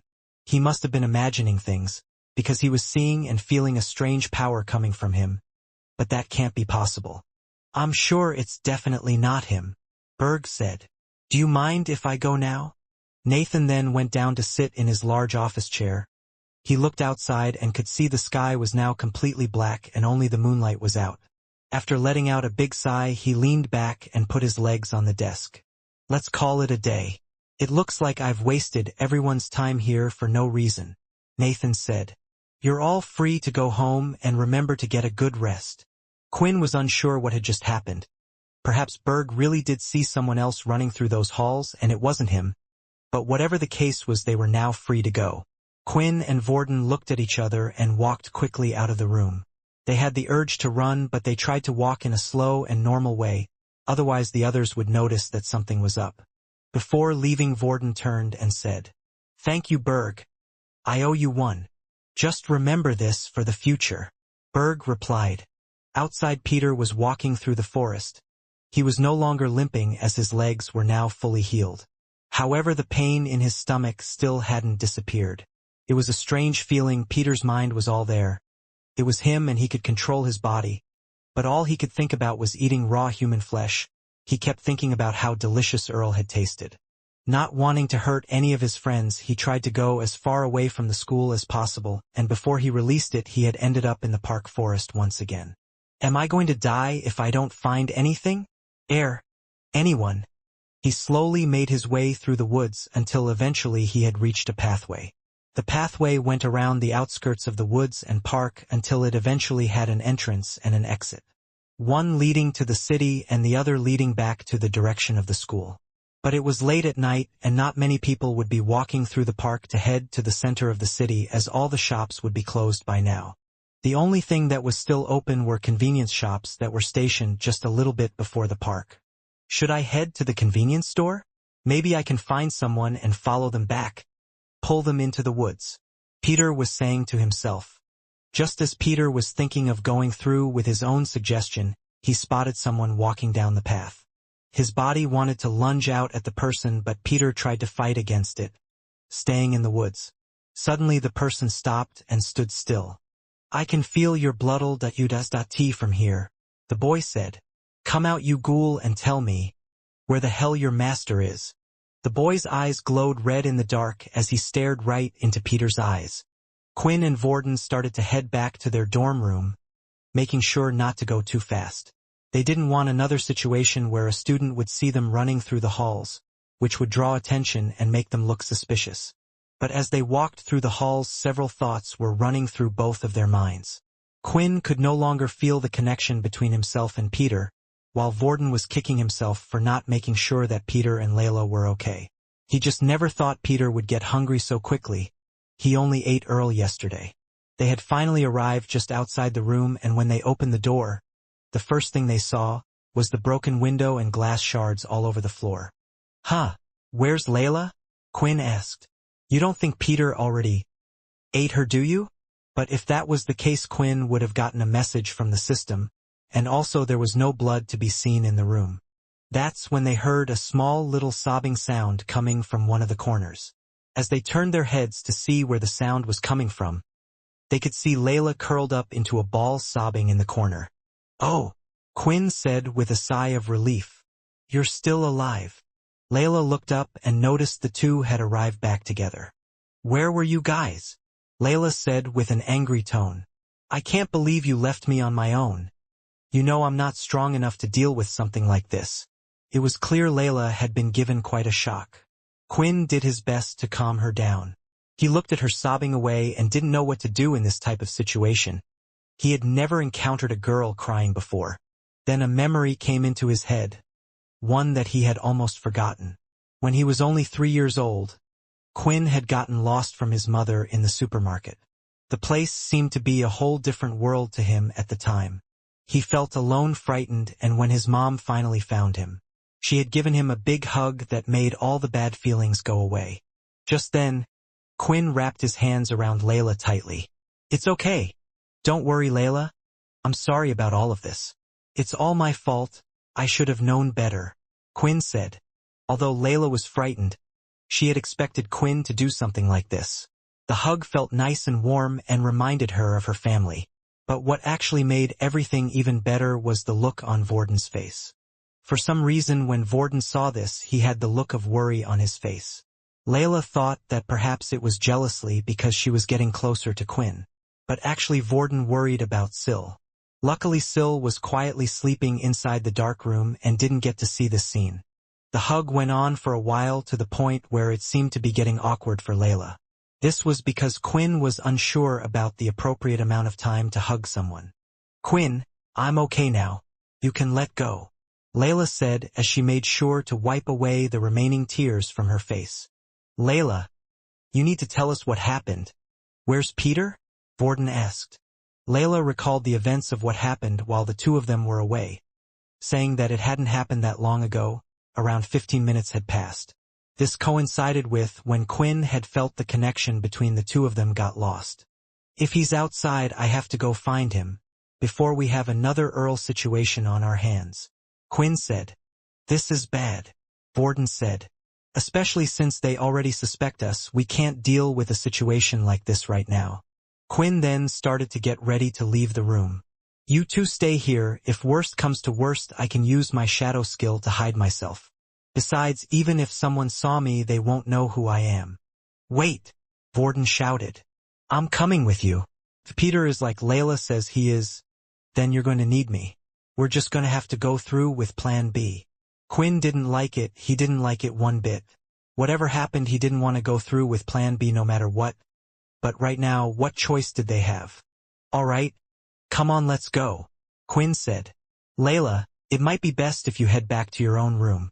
Also, if you can prepare some blood for me, I might need it when I come back." Layla nodded as the two of them went off downstairs. "Quinn, sometimes I think you're too nice for this world," Layla thought. After clearing away the broken pieces of glass, Layla decided to head towards her own dorm room. She knocked a few times before entering, pondering if Aaron was already back or not. There was no answer, and when she entered the room, Aaron was nowhere to be seen. Underneath her bed, she pulled out a little chest with a digital lock.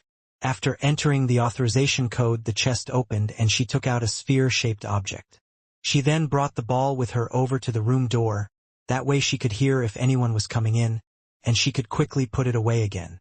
Pressing the top of the ball caused it to light up, and she waited for a few moments as the light dimmed in and out.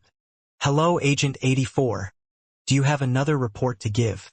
a female voice said, coming from the communication ball. "Yes, ma'am. I wish to give you an update on the report I gave you earlier. It turns out what I believed would be good for our cause turned out not to be so good for us after all. I will send you the full details later."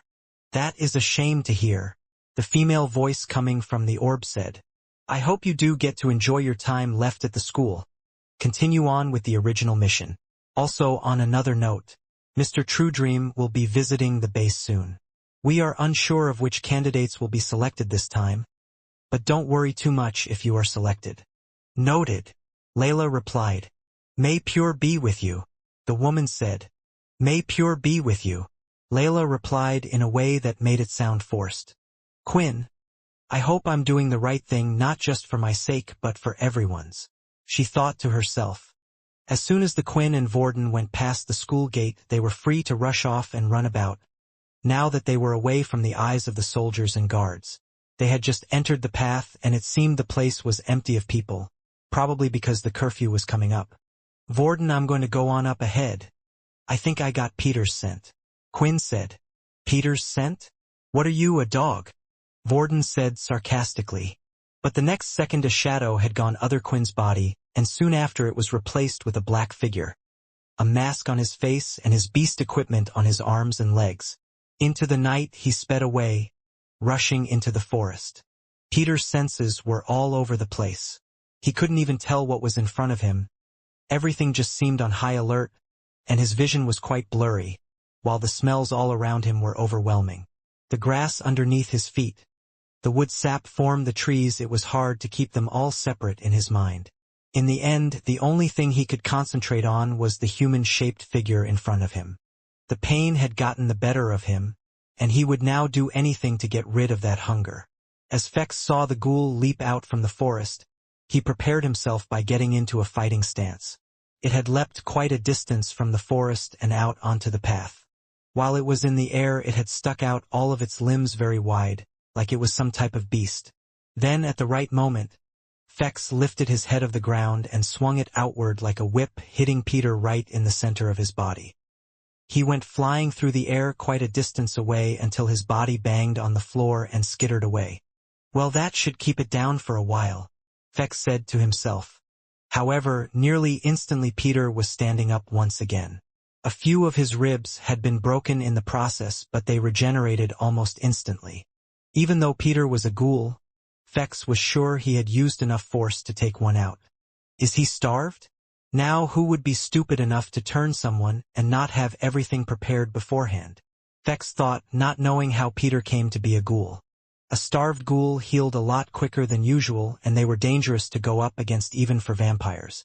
Still, this also came with their own downsides. The more times it would heal itself, the more energy it would use. It was basically starving itself more each time it healed, and eventually there wouldn't be any energy left and healing would come to an end. Peter came rushing forward once again, but Fex didn't look too worried. "I'm really not into killing other people's family members. If I did, then it could start a civil war, and I don't want to be the one to blame for that." Fex then started to fiddle about with his fingers, pulling them in and out as if he was making something, but when looking at his hands nothing could be seen. With Peter coming closer to him, he was finally ready. He ran towards Peter, and just when Peter was about to swing for his head, Fex ducked at the right moment. He dashed forward, not touching Peter but swiping his hands around him in the process. This continued onward for a while. Peter would strike while Fex would dodge, staying close to him, moving his hands but not touching. Then Peter started to notice something. His own movements were getting slower and slower as the fight continued. His arms were the first to slow down, and eventually it was his legs. When he looked down and noticed what was happening, it was too late.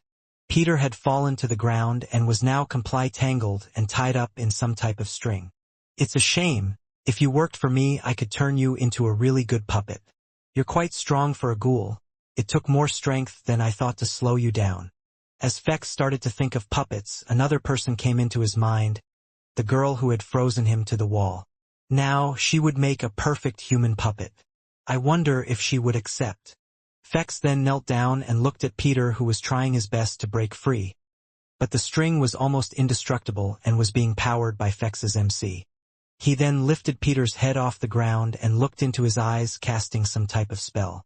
Suppress the hunger within yourself. Calm down. After saying those words, Peter felt something inside his body change. The hunger suddenly didn't feel as bad as before, and he was slowly starting to get a hold of himself a bit more. He could now see the person in front of him clearly. He also noticed that this person smelt different to other people anyway. I didn't create you, so the spell won't last for long, Fex explained. Now tell me, which family do you belong to?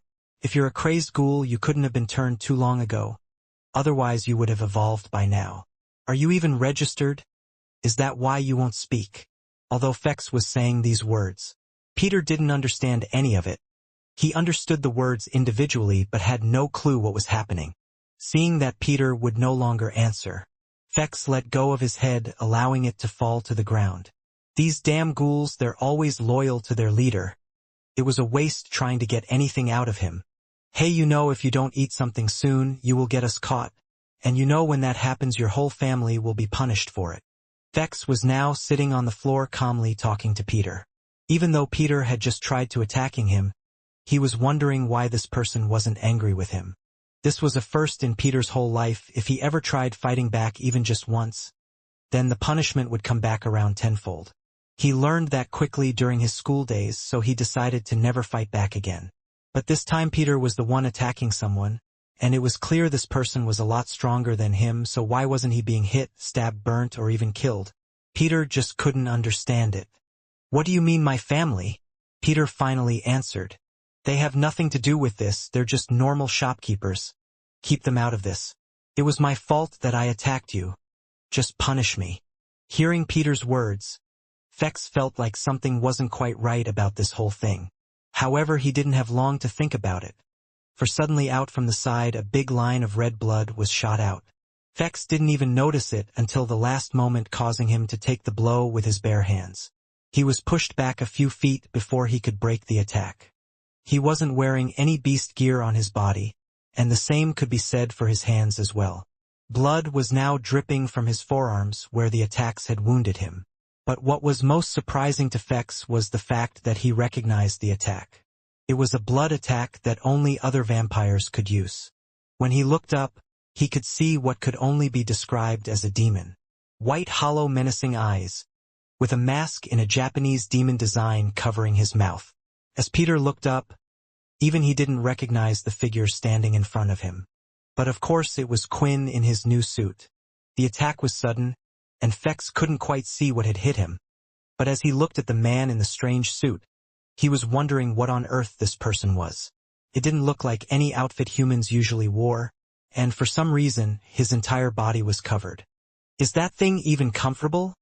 I imagine it must be pretty tight down there? Fex said sarcastically while glancing at the strange person's groin area. While moving closer to the mysterious figure, Fex made sure not to make any sudden movements. The wounds on his forearms were already starting to heal, so they didn't bother him much anymore. Hey! I know you might just be trying to save this. Fex then looked at Peter, who was lying on the floor between them. Human, I guess. But I think you don't understand. I've tied him up for your and everybody else's safety.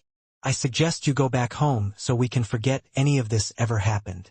As he got closer, Fex started to notice something, or rather the absence of something. Where's his scent? I'm not smelling anything from him, he thought. Usually, humans and vampires had this aroma around them. Everybody has a specific smell.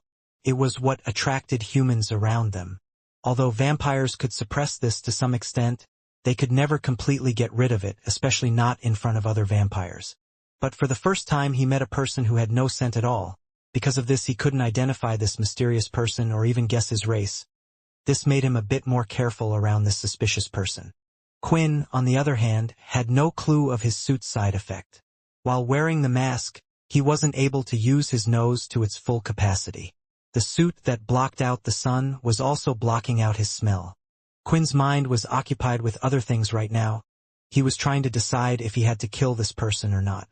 The question was, had Peter attacked this person to try and eat him, and did the person manage to defend himself and also tie Peter up with his ability? Or had nothing happened yet, and had this person randomly attacked Peter and then tied him up? For some reason Peter was very calm right now. This was not what Quinn had been expecting, because before he lost all sense of control over Peter through their bond. Quinn's identity was still a secret, at least for now. His number one priority was getting Peter out of the situation and back to their dorm room. He could deal with any other issues later. Quinn had a feeling from the way Fex was moving that he was being cautious. If Quinn was going to make a dash for it to get Peter out, the most likely outcome would be that a fight was going to break out. If that was the case, it would be best if Quinn first found out his ability. Inspect. Name: Fex Sanguinis. Race: vampire. After seeing the information, Quinn froze for a bit. He had to reread it twice just to make sure what he saw was correct. After what the blonde vampire in the system had said, he knew there had to be other vampires out there.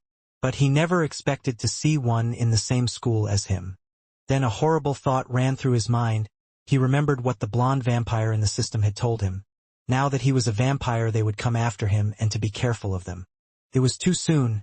Quinn didn't even know how strong he was compared to other vampires. If this new vampire wanted to take Peter away, then he could have him. Quinn wanted to change things, but that wasn't going to be possible with him dead. But when Quinn tried to run away, something inside of him gave him a jolt. A force was pulling him towards Peter and refusing to let him leave. At the same time, Peter was feeling the same thing. Quinn then fell down on one knee, breathing heavy. "What is this?" Quinn asked. "It's your family bond," the system explained. "The two of you are bonded by the magic of your blood. Similar to how Peter can never do you, as his master, any harm, you can never desert him." "What is this vampire family crap?" Quinn said as he got up from the floor. If he couldn't run away without Peter, then he only had one choice. Skill Shadow Cloak activated. Right in front of Fex's eyes, his opponent had disappeared, and without giving off any smell, it was hard for him to locate this person. "So it looks like you're going to try and fight me. Well, you made the wrong decision." Suddenly, a tingling feeling he felt in his neck alerted him that something was coming. A claw-like blood mark randomly came out from his right side, and behind it, several more followed.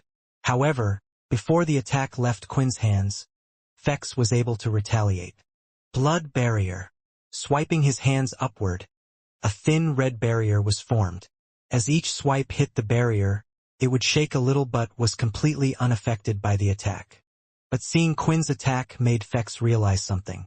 The attack produced just now was a blood swipe. It was the same basic skill all vampires were required to learn. "Wait, you're a vampire. We're on the same side, stop," Fex shouted. Even though Quinn could hear Fex's words, he chose to ignore them over the systems. It was quite possible this whole thing was an act. Daze skill failed. Quinn was hoping the Daze skill would go through, allowing him to flash step behind his opponent and perform a hammer strike, but it had failed, making him change plans. Putting both of his hands together, Quinn formed a larger blood swipe, throwing out a single large attack. "Look, if this ghoul belongs to your family, maybe I can help you. We can figure out something together." Seeing the red line of attack, Fex had no choice. He too placed both hands together and let out a blood swipe of his own. Only his was significantly larger than Quinn's. As the two blood swipes collided, Fex's consumed Quinn's and carried on going forward. The only thing Quinn could do was use his flash step to avoid the attack. Quinn then activated his boots. If his blood swipe wasn't strong enough, then he would need to rely on his speed. He went in close and threw out a fist, performing blood spray at the same time. However, each attack was deflected by Fex. After seeing Quinn struggling in hand-to-hand combat, Fex found everything quite strange. Does he not even know the basic martial arts? It was something all vampires were required to learn, but Quinn was throwing his punches out quite randomly. But then he also knew some advanced skills such as the flash step. So he couldn't be a beginner. "If you keep going like this, you'll die before giving me a chance to help you," Fex said with urgency in his voice. Quinn had used up a lot of his HP, just trying to hit Fex even once, but nothing seemed to be working. "Just get out of here," Peter shouted. "Leave me. There's no point in both of us dying." Once again, Fex was confused, but this time by the ghoul. If they belonged to the same family, the blood bond wouldn't allow one to be deserted in time of need. With nothing working, Quinn only had one choice. He threw out a blood swipe and caught it using his shadow control. With the scythe being held in his hands and his suit of armor and mask on, he truly looked like a Grim Reaper. "Is that the shadow ability? But that's been lost for years," Fex said. "Just who is this guy?" Suddenly, a beep was heard coming from all three of their watches. As they looked down, they noticed the time was 9:45. It was the 15-minute warning sound telling them curfew time was coming. Running as fast as he could, Vorden desperately tried to catch up with Quinn, who was running in front. However, no matter how fast he went, he couldn't keep up, and he even lost sight of him, Quinn, and could no longer be seen in the vicinity. Nevertheless, he didn't give up, for he knew that Quinn would need him once they found Peter. Beep.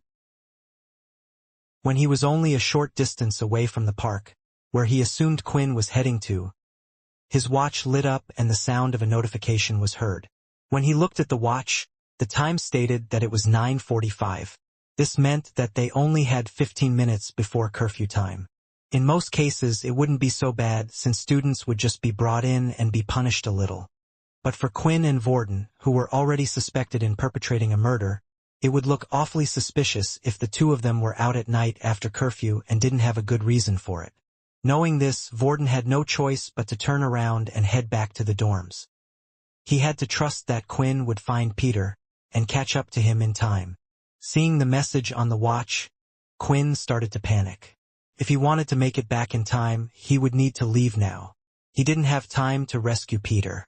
Once again, when Quinn tried to move, he was stopped by the bond. He tried to force through, but it was pulling him down to the ground.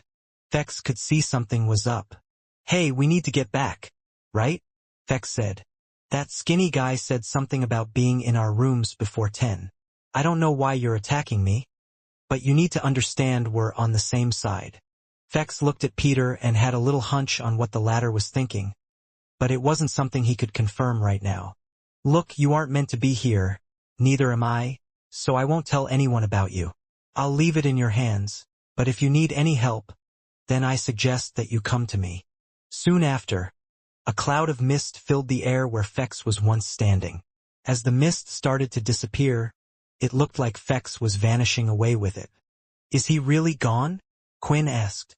"That mist is a transformation spell," the system explained.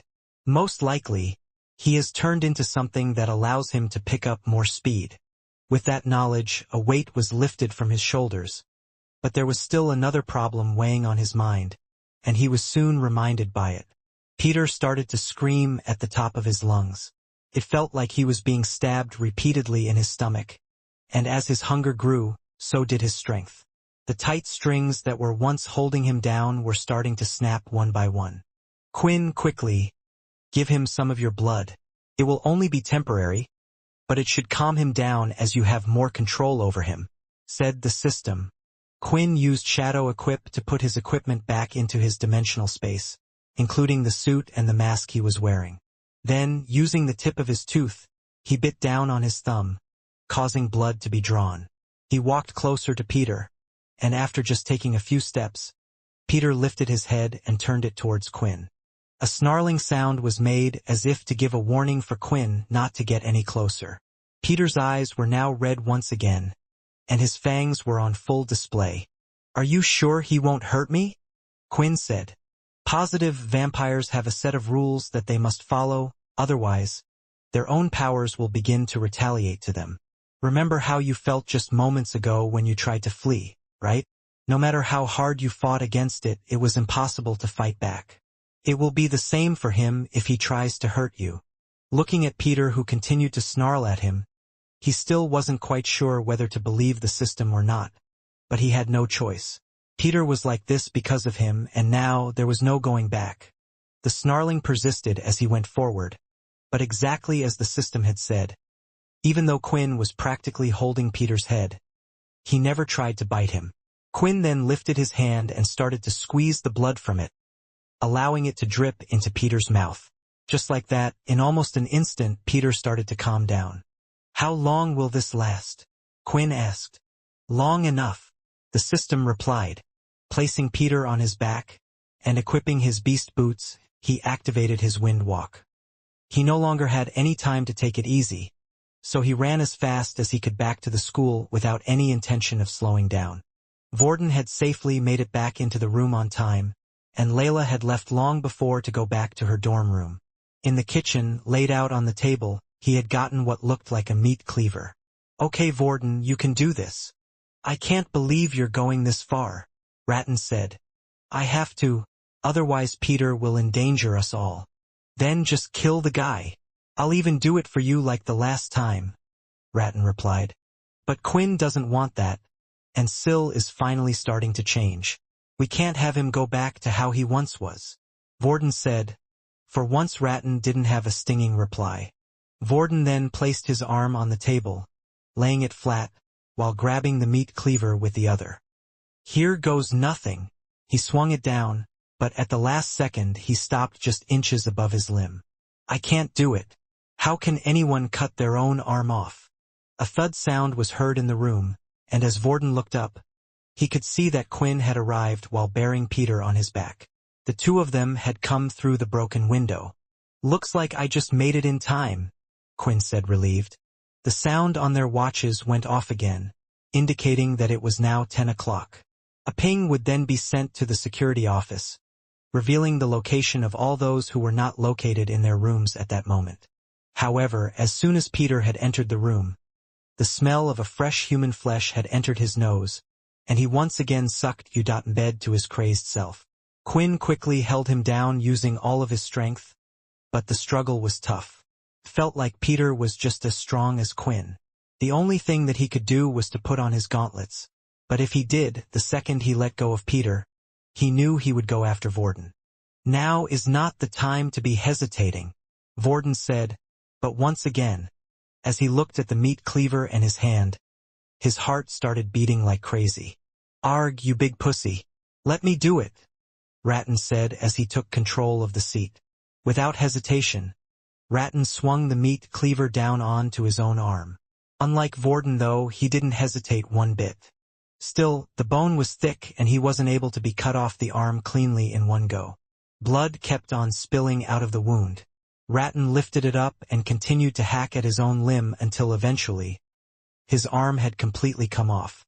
"Here you go," Vorden said as he chucked over his arm towards Quinn and Peter. As Vorden's arm was flying through the air, Peter managed to overpower Quinn and push him off. Peter leapt into the air like a dog trying to catch the arm. It would have looked funny if it wasn't so gruesome. It was as if he was playing catch, but instead of a stick, he was catching an arm. His jaws extended much further than would be possible for a normal human. When he caught the arm in his mouth, he immediately bit down on it and started eating. Vorden looked down at the meat cleaver. It was covered in blood, and so was the kitchen counter where he had cut his arm off. Strangely, there wasn't any blood on the hand holding the cleaver. "Vorden, are you okay?" Quinn asked, with a worried expression on his face. "Don't worry, I'll be fine," Vorden replied with a little smile. "Guess we needed plan B more than we thought." When Quinn looked at Vorden, he had expected to see blood gushing from the wound where he had cut off his own arm. Instead he saw that the wound had closed itself and was already starting to heal bit by bit. At the same time, Peter was still gnawing away on Vorden's arm, entirely focused on devouring its skin and bone. Vorden felt a bit strange, seeing Peter eating his arm right in front of him. Instinctively he grabbed at his arm. He felt the part below his elbow was already starting to grow back. This made him sigh in relief. Luckily the healing ability he acquired was already starting to work.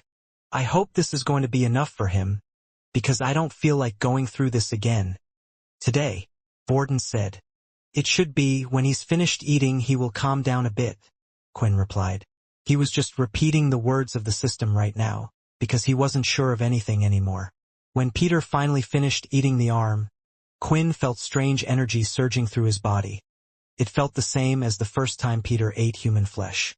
It was a strange situation for Peter because he was aware of everything that was happening, but he didn't have control over his body because he was fully consumed by his hunger.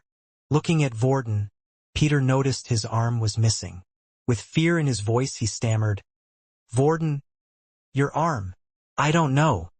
Peter felt appalled with himself. "This thing," Vorden said as he lifted his stump.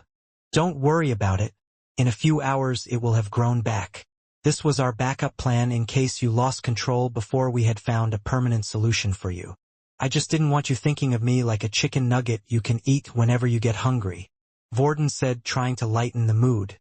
"Before coming back to our room, I went down to the canteen and copied the ability of a student who has regenerative power. We didn't expect you to be hungry so soon, after you fed on Earl only yesterday." All three of them were silent for a while. They were thinking about the crazy situation that they were in right now. After some time Peter broke the silence. "Thank you, the both of you. You have always been nice to me, and treated me right. Even after I betrayed you, you still saved my life, and even now you went to such lengths to help me." As they looked around the room they realized how much of a mess they had made. There was a big hole in the window where Peter had smashed through it, and shards of broken glass could be seen underneath it. Blood was all over the place. On the kitchen counter, on the floor where Peter had devoured the arm, even on the ceiling from when the arm had flown through the air. "Well, I guess we better get started with cleaning this place before anyone finds out what happened here," Quinn said. Each of them took it in turn cleaning up the place, but there wasn't much they could do about some area. They couldn't magically restore a window, and the scratches made on the wooden floor could only be fixed so much. When Vorden was cleaning the kitchen counter he said, "Hey Quinn, you fancy a drink?" At the same time he was squeezing some blood from a towel. Quinn was amazed at how Vorden could still crack a joke in a situation like this. But then again nothing ever seemed to faze the guy. Since turning into a vampire, Quinn wasn't affected much by the sight of blood anymore. Even Peter eating Vorden's arm didn't bother him much. What surprised him was how well Vorden was handling it. While they were busy cleaning up, Quinn had the chance to ask the system some questions because right now he had a lot of them. "Do you know how long Peter will be required to eat human flesh?" Quinn asked. "Well, for once I have some good news for you. Peter is the type of ghoul that needs to be fed daily," the system responded. "If that is good news, you have some sick sense of humor," Quinn thought. "Just wait, young one, the ones that require food more often quickly get stronger. If you carry on feeding Peter for a week, then by the end of it he should evolve." In the middle of their conversation, a notification screen popped up. "New quest received. Make your family stronger. 2/7 feed your ghoul, Peter. 7 different types of human flesh. Reward: family member evolution." "Well, will you look at that? It looks like my hunch was right," the system said. Quinn found the words of the system strange. Was he not in charge of everything? Until this point, he thought that the AI and the systems were one and the same thing, but that didn't seem to be the case. "I thought you made the quests?" Quinn asked. "Me?" the system replied. "I see why you would think so. I was designed after the original owner, the person whose the idea it was to create the system. My thoughts, my actions, everything is based around him. However, the system itself was created by someone else, and before you ask, the man often changed names throughout time, so even if I told you his name, you wouldn't know who he is." Since there wasn't much Quinn could do about the system for now, and it wasn't really a problem, he decided to focus on the other matter. Looking at the quest, he noticed something that would cause them even more problems. The quest stated that they would need 7 different types of human flesh. Just like Quinn with his blood, he would only get stronger when consuming a new person's blood. The same could be said for Peter, who would have to consume different types of flesh. "If, and I mean a big if," Quinn said, "if we carry on using Vorden, will it still suppress his hunger?" "Yes, although he won't be able to evolve as quickly." Looking at Vorden's stump, it had now grown back to the point where it was just starting to form the wrist. He hated the fact that he had to rely on Vorden, and using him would only be delaying the inevitable.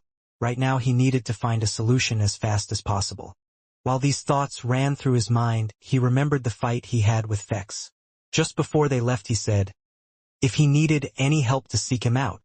Quinn had no idea if he could trust him or not, and if the two of them got into a fight again, he knew in his current state he would definitely lose. Although Quinn didn't get hurt during the fight, he also wasn't able to land a single blow, and it looked like the amount of skills Vex had surpassed his own. The only thing Quinn had that could give him an advantage was his shadow ability. However, at the same time, he still hadn't seen what Vex's ability was, or if he even had one. But with no plans of his own and no guidance from the system, who else could he go to ask for help? He wouldn't be able to attack him while they were in the school. Vampires were a secret to the world, and he was sure Vex would want to keep it that way as well. It was a risk, but he would have to confront Vex and ask for his help. The 2-day rest period was over, and students were now required to go back to classes as usual. Vorden, Peter and Quinn didn't feel like they had rested at all.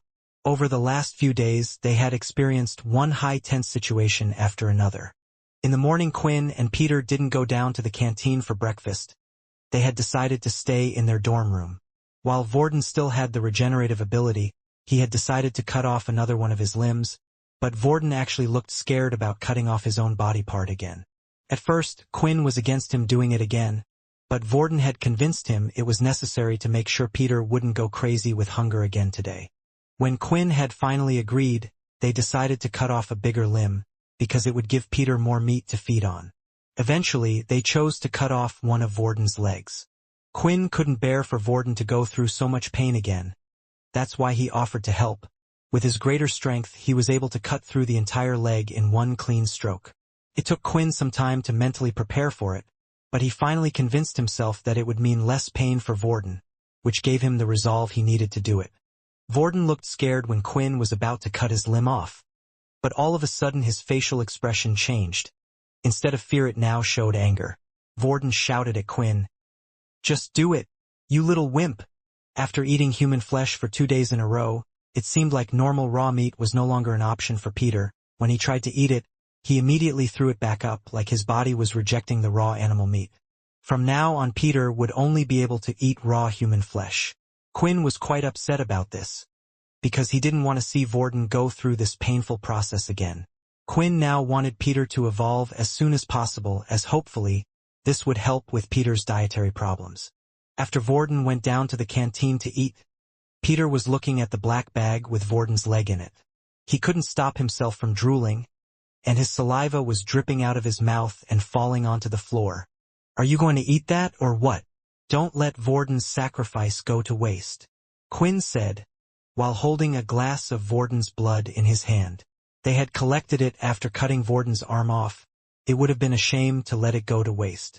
Quinn swirled the blood around in the glass before he drank it all in one big gulp. It tasted nice and sweet, and when he was finished drinking, he had a smile on his face. "How do you do it?" Peter asked with awe and horror on his face. "How can you be so calm about it all? How do you deal with this sudden change so easily?" "Trust me on this one, Peter. At first I didn't," Quinn replied, looking pensive. "Think of it this way, everyone has multiple sides that they show to people. They are different with their family members compared to their friends, and they are different with their girlfriends compared to their family and friends. But does that mean those other sides don't exist when they are with different people? We choose to show people which side of us we want them to see. This way different people will form different opinions of us. I was scared too, but I choose not to show it to others. I was also very lucky that I found someone who helped me deal with everything." As he was saying this to Peter, his mind had immediately gone to Layla. Like he told Peter, he was extremely lucky that she was the first person who found out about his secret. Since she found out, she had been nothing but supportive. She also helped him learn a lot about being a vampire. He wondered how different things might have been if it wasn't for her. While Quinn was talking to him, Peter had been trying to hold back from eating the leg that was in front of him. However, he could no longer stop himself. As Peter started chomping down on Vorden's leg, Quinn turned around to look away. Even though it didn't bother him much, it still felt wrong to him, looking at one friend eating another friend's leg. Quinn also realized he thought of Peter as a friend again. He suspected the strange bond between them might have something to do with this. When Vorden was done with breakfast, he had returned to the dorm room to collect Peter. He knocked on the door and asked Peter to come out. He didn't go in because he didn't want to see Peter eating his leg. Because the 2 days of rest were over, every student was required to start training in their combat classes again. Peter was still registered in the elemental ability class. He was currently known as an Earth user, and Vorden had a feeling that Duke was keeping an eye on him. After Peter had told them that Duke had gifted him with the level 2, 3, and 4 Earth ability books, Vorden was puzzled by this. He couldn't understand why Duke had given Peter those books. The only thing they knew was that for whatever reason, Duke wanted Peter to become a level 4 Earth ability user. The three of them split up. Peter and Vorden went to the elemental class while Quinn went to his own combat class. Now that Peter had been fed twice in a short time, the system assured Quinn that he could last at least 24 hours before he needed to feed again. In that time Quinn needed to come up with a solution, or if he couldn't, he would have to find Fex and ask him for help. Vorden and Peter were together in the elemental class, however. They pretended to no longer be on speaking terms with each other. Of course, Vorden still kept an eye on him, but he made sure to stay a few meters apart from Peter, or to always have a few other people between them. Their teacher was currently making a demonstration. She was showing the different uses of her water ability. She was trying to teach the students that with a little bit of creativity in the use of their respective elements they could even make their own skills. All the students were gathered around her, and they were watching her display. While everyone was looking at the teacher, Vorden noticed that a couple of students had come over to where Peter was standing, and it looked like they were nudging him a bit. The three of them started to move away from the crowd, towards the back of the classroom, out of sight of the main group of students. Are they working for Duke? Vorden thought.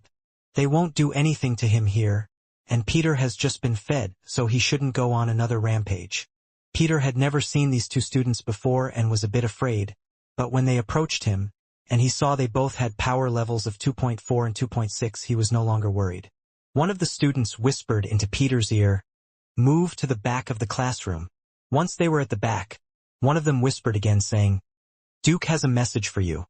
Make sure you bring your Earth ability up to level 4 by the end of the week. If you do, there will be even more rewards for you." Peter agreed because he didn't know what else to do. As he looked down at his watch, all he could see was the number 1. Now that he had become a ghoul, he couldn't even use his Earth ability anymore. He was wondering how he was going to solve this in a week's time. Quinn can change the number on his watch by tapping it. Maybe I can ask him how he does that? Peter thought. Fex had woken up that morning and tried his best to fit in during his time at school. He hadn't thought much about what happened last night, and he really didn't care that much about it. He was just trying to help a fellow vampire out. But if they didn't want his help, that was their choice. After staying at the school for only 2 days, Fex had already learned something. Life at the school was quite boring. He had gone out to the city to talk to others and experience some new things, but doing things alone on his own sucked. For some reason the other students were ignoring him. He chalked this up to being the new kid. Fex didn't know the real reason for this was that his watch was displaying he had a power level of 1. When he made his plan to explain his ability to the school, he hadn't realized there was so much discrimination towards weak people at this school. When coming to the human world, he was hoping to try new things and meet people, but right now he was wondering if he had made a mistake. Then he remembered there was one person that had spoken to him. Although it wasn't a very pleasant meeting, he still remembered it. The first student that he had met was Erin. After doing a bit of research of his own, he was able to find out her name as well as her schedule. Because Fex was a new student, he had to decide which combat class he wanted to go to, and after finding out Erin went to the beast weapons class, Fex knew what class he wanted to sign up for. Along the way to the beast weapons class, Quinn met up with Layla and Erin, who was tailing behind her. When they met up with each other, Erin couldn't help but stare at Quinn. Then suddenly, thoughts popped into her head about the book. Bite me or love me. Her face went bright red, and turned it away. Images would appear of certain people doing strange things with each other. Although Quinn had no clue what was going on, he was just happy it didn't seem like she was freaking out about the whole thing. It seemed like because Erin grew up knowing nothing about them, it really didn't come as a shock to her because she had no point of reference. On the way there, Quinn was thinking of possible safe ways to approach Fex. He would need to talk to him in a public place where he couldn't use his abilities as freely, but before that he needed to find out what class he was in or where he was. They arrived in the large training hall, and Leo was there as usual. They hadn't seen each other since he had saved them from the Dalki, and the girls were a lot warmer to him now. As soon as they entered, Leo looked over to their direction and smiled. If I didn't know any better, I would have thought he could see us, Layla said. He probably just knows where the entrance is, and when he hears students' footsteps, he smiles at us, Aaron replied. But Quinn had a feeling that wasn't true, as he hadn't seen Leo smile at the other students before, and it seemed to be only directed at the three. What they didn't know was Quinn's aura was always easy to spot, and as soon as he stepped in the room, Leo immediately knew it was Quinn.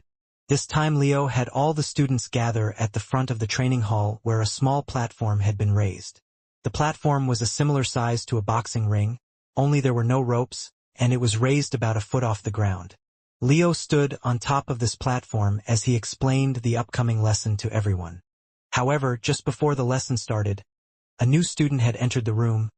Leo was completely distracted as he noticed something, for this student had the exact same aura as Quinn did.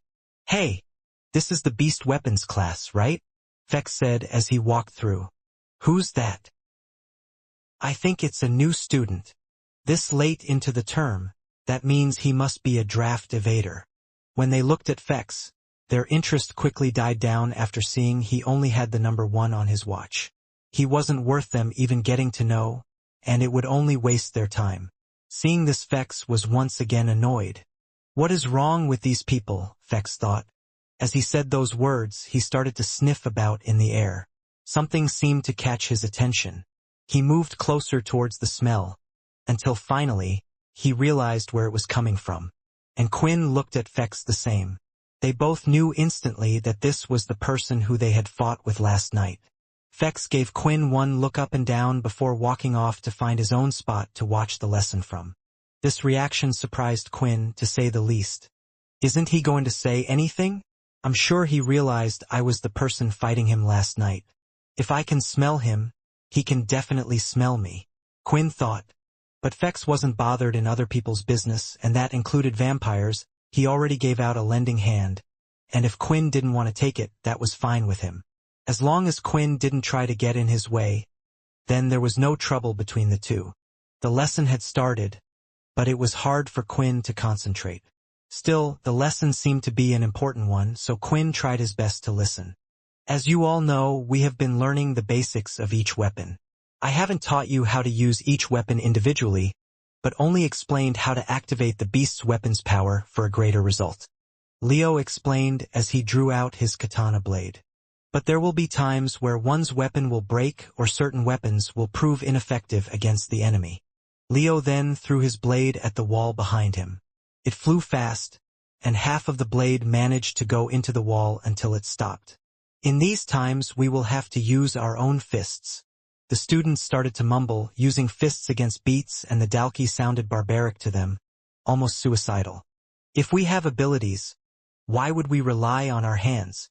Yeah, and even then, if I didn't have a beast weapon or was too tired to use my ability, surely guns would be better?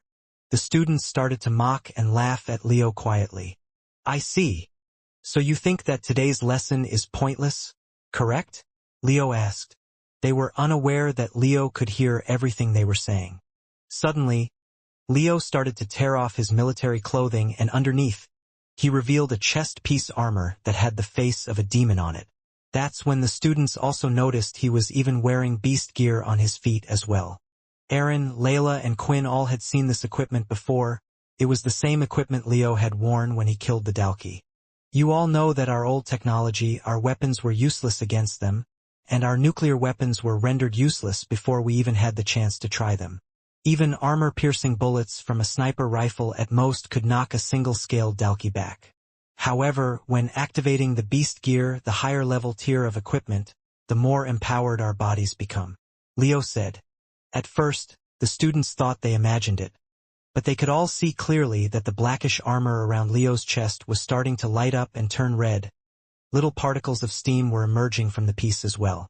Right now, if I was to throw a fist with all my force, I could crumble the foundations of this entire building. The steam started to disappear, and the chest piece's color started to return to normal. At that time, the students realized a certain pressure had disappeared, as if they were under a gravity heavier than they were used to had disappeared from the room. They didn't need Leo to demonstrate. They could all feel the power he held in his hands. So they finally figured out how to properly use the power of the beasts, huh? Fix said. Well, looks like they advanced quicker than my father said they would. The power of the fist is useless if you cannot hit your opponent, or if you do not know how to throw a punch, Leo explained. So for today's lesson, I shall be showing you a basic martial art that all soldiers are required to learn. For this, I will need a volunteer. Leo then started to look around the room until his head had stopped at one person. Quinn, how would you like another spar with me? Out of all the students there, Leo had selected Quinn. It didn't come as a surprise to the others anymore. Since the first day, it seemed like Leo was favoring Quinn. He would often go to the area he was in most. He was the only one that had a spar with him one-on-one, and Leo seemed to have saved his life more than once. Having no good excuse to refuse, Quinn walked up onto the platform. Hey, did that student always look like that? A student asked. I think so. I'm not really sure, I didn't really pay any attention to him before. It's a shame he is only a level 1. Otherwise, he would be good boyfriend material. A female student said. Ever since evolving into a vampire, Quinn's looks had slightly changed. He was no longer the weak, skinny, frail him. His body had filled up, and he looked like he had a proportion of muscles all over. The students never paid much attention to Quinn in the first place, other than those that saw him as a target to pick on. Now, standing in front of the class, they were able to see him better. Quinn and Leo were standing at opposite ends of the platform. Now for this session, once again, I would like you all to not use any of your abilities later on.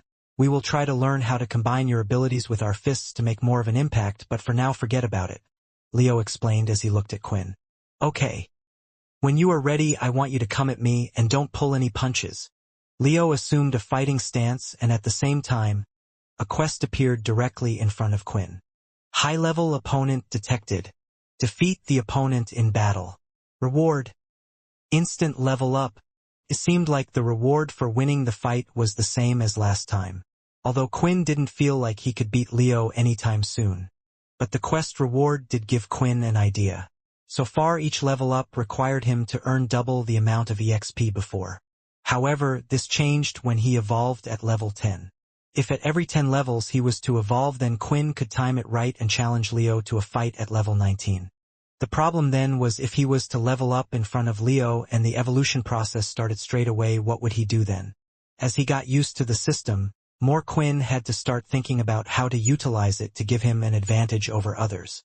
Let's see if you really are the person from last night. Fex, though standing by the sidelines.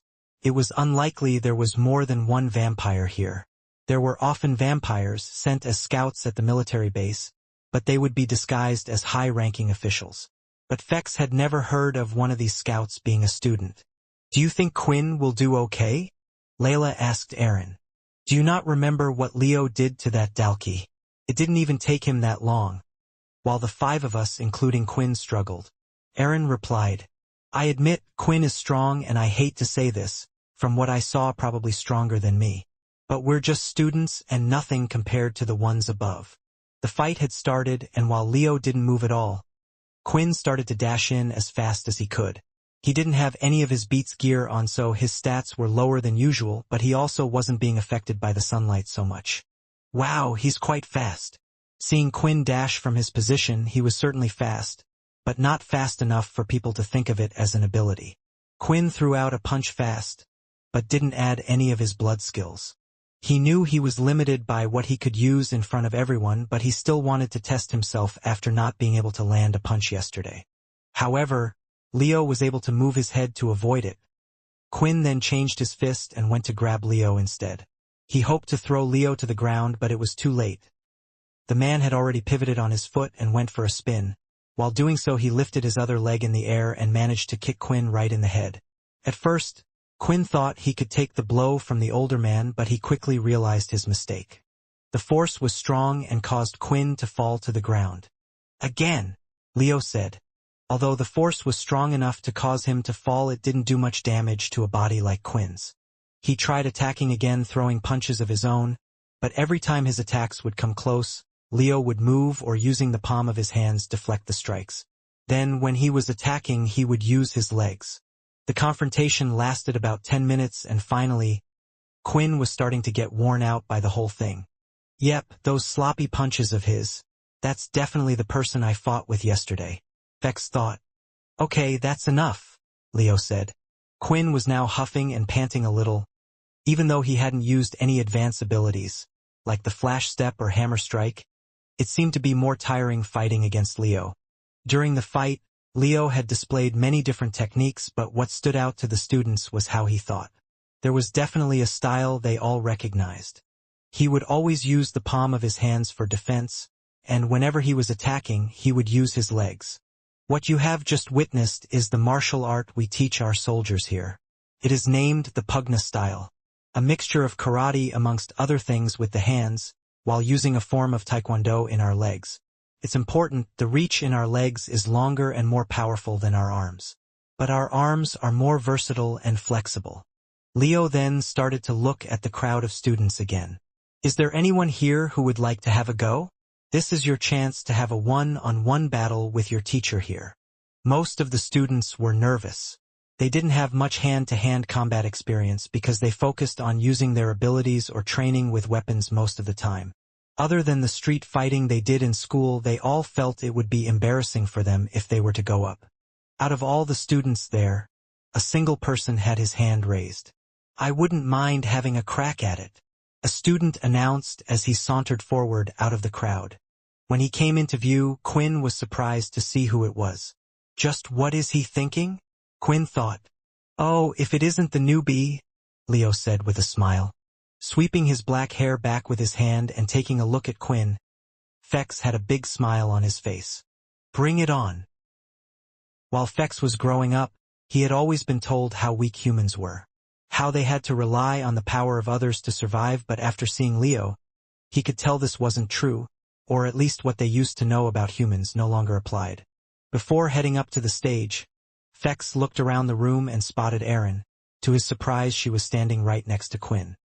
He didn't already make her his, did he? But how? My charm didn't even work against her, Fex said. Still, it doesn't seem like she's been blooded by anyone. Maybe I can still use her? The group caught Fex looking over in their direction. Then next thing they noticed was a cheesy wink with a smile. Seeing this, they all wondered who the wink was directed at and cringed a little inside. That wink wasn't towards you, was it? Layla asked, thinking it was meant for Quinn. I guess. Quinn replied it had to be at him. He thought he was the only one who knew who Fex was, and he was looking right at them.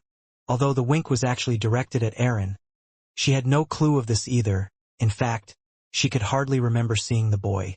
The only thing that kept happening for some reason was, whenever she looked at him, her face would start to heat up a little as she felt embarrassed. Maybe he has a thing for you? Layla said. Layla's words had jolted Erin's memory, and she remembered where she had seen the boy before, when she was in the library reading a particular book. Yeah, that has to be the reason, Erin said nervously. She felt like the wink must have been a sign. Perhaps he was planning to use it as blackmail against her. Tell everyone that she read those type of books. If others were to find out, her family even, she would be shamed for having such a dirty mind. She needed to keep the boy silent no matter what. Now Fex and Leo were up on stage, and even Quinn was a little excited to see the outcome of the match. He had fought with both of them and pretty much lost.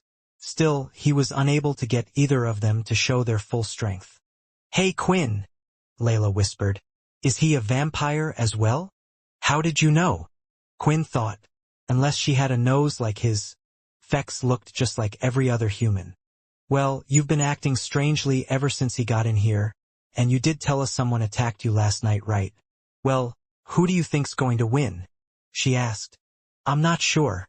I was just thinking that myself. If it was just hand-to-hand combat, I felt more useless fighting against Leo. Not only that, but Leo has years of experience. I just can't see a student beating him. Layla then went to have a closer look at Fex. He did indeed seem young. The same age as all of them. Well, if it's like the books I've read, vampires can live for a lot longer than humans. Some of them are eternal, so maybe he looks young just because he wants to. Is that true? Quinn asked the system. Yes, vampires are able to slow down the aging process, although there are methods when doing this. A vampire can either go into eternal slumber. It's a method they use to stop their heart beating and everything inside their body. In a way, it's a near-death-like state. The only way to wake vampire from eternal slumber is to have them take a drop of blood from the same family. During this period they will not age and their body will not deteriorate. The second method, well, let's just say the second method isn't very nice. Quinn had long learnt if the system didn't want to elaborate on any details, even if Quinn asked, it would choose to remain quiet. It made him wonder just who was able to create such an advanced AI, to the point where it seemed no different from a human. No technology that he knew of was able to do that yet. Well, if this vampire is a lot older than he looks, then maybe him and Leo will be evenly matched, Quinn replied. I doubt that, the system added. The boy in front of you, I don't have any memory of him in our records, and the way he acts would also suggest he has a young mind. If I was to take a guess, he should be no older than you. Watching this fight would be an excellent insight for Quinn. He still had no idea how strong other vampires were, and this would be the first look at another one for him. Leo got into the same fighting stance as before and moved his fingers, telling Fex to come forward. Unlike Quinn, Fex didn't rush ahead and calmly walked over. Then, when their fists were a touching distance away, Fex got into a fighting stance of his own. When looking at the two, their fighting stances were quite different. Leo had both hands out in front of him, similar to karate or a little like boxing, while Fex had both hands down by his side but his knees were slightly bent. Slowly Fex was circling Leo. The tension was high, not knowing when either of them would attack. Fex was the first to strike. He came in throwing his fists in quick succession, two to the head and then another to the body. However, just like before, by using his palms, Leo was able to knock them away. He could block them, Fex thought. But I only pulled back on my speed a little. I was sure from watching the match earlier this would be fast enough. After blocking the attacks, Leo followed up with a kick aiming towards Fex's head. Seeing this, Fex jumped back and tried to grab the leg. But at the last second it seemed like the angle had changed, causing Fex's grab to miss. Again, it's like he knows what I'm going to do. Fex inwardly was starting to get annoyed. Then, while bringing his leg back, he was able to catch Fex on the head with the heel of his foot. He didn't use that against the last student? Someone from the crowd said. Touching the mark on his face, Fex smiled. Looks like I need to bring it up a notch. Fex went in and did the same, throwing punches rapidly. Only this time, in the same amount of time, he had thrown 3 to the head and 3 to the body. Leo was able to block the first 3 and the second 2, but the last one had gotten in and hit him in the stomach. He felt the powerful blow that had the weight of a hammer but didn't let it distract him, throwing out his own sequence of kicks. The fight now continued with no breaks in between, while one focused on their fists, the other focused using their legs to attack. They would block each other's strikes while hitting each other once in a while. Ha! I don't know what father was talking about. They aren't weak at all. As the fight continued, Fex got more excited, and he started putting more power into his punches. It got to the point where it was power beyond a regular human with no ability. Leo could feel this and could sense the energy inside him getting wilder. At first he thought he had never seen such a fighting style or martial art before, so Leo decided to lead him on, hoping he would reveal everything he had, but perhaps he had played with the boy too long. While looking at his energy grew wilder and stronger, it started to remind Leo of the Dalki, and in turn, this soured his mood. It brought back specific memories. He started to remember that there was one time he had faced something similar. It was a Dalki. Usually, the Dalki were reckless when they fought, but the toughest opponent Leo ever had to face was one which knew how to use martial arts skills, and right now, the resemblance was too close. Why was this boy's and the Dalki fighting style so similar? Leo thought. So far, the fight had shown an amazing set of skills from both of the contenders. Leo had displayed some techniques that he hadn't used in the battle against Quinn, making him realize how much better Fex was at fighting. However, Leo felt like he had allowed the fight to go on for too long, turning Fex into an overconfident lad. Although he was banned to use his abilities, Leo's was slightly different compared to the others. His ability was always on. He needed it as he used it as a type of vision for himself. Since he was blind, he would constantly activate his ability to see the aura of living things around him. In turn, this also allowed him to see the flow of energy in the body of his opponent. When an opponent attacks, their energy flow would move before the body of the person did. This was the same when a person used their abilities as well. If Leo concentrated by just a half, he could change his vision to almost a bird's eye view. Being able to sense all those around him, it was thanks to this skill that he was able to survive countless near-death situations during the war. However, even if others were to have this ability, it would be useless in the hands of someone who was unable to exploit it. Fex threw out stiff and straight fast blows with his fist, but knowing what he was going to do beforehand, Leo was able to block all of the attacks. What? But I was sure I increased the speed quick enough so he won't be able to block it, Fex thought. Then, when Leo prepared for a kick, he still could see where Fex was planning to dodge. Using his other foot, he was able to shift his weight and change the direction. It landed right in Fex's face. But Leo didn't stop there since he knew the damage was minuscule. He continued to kick in rapid successions, aiming for where Fex would be each time. Can he read my mind? What's going on? Fex asked himself out of frustration. Even he was unable to comprehend what was happening. When the kick stopped for a breath of a second, Fex thought he had finally gotten a break. But before he could do anything, another kick was aimed to him from above, an axe kick which slammed down on the back of his head as hard as he could.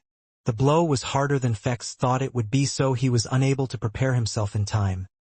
His legs gave in and his head bounced off of the ground. He laid there, lying lifelessly on the floor. Did Leo just kill him?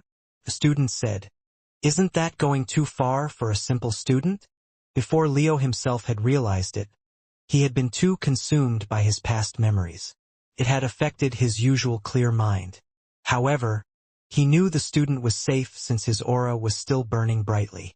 Fex slowly started to get up, pushing his body up with his arms, with his nose slightly bent.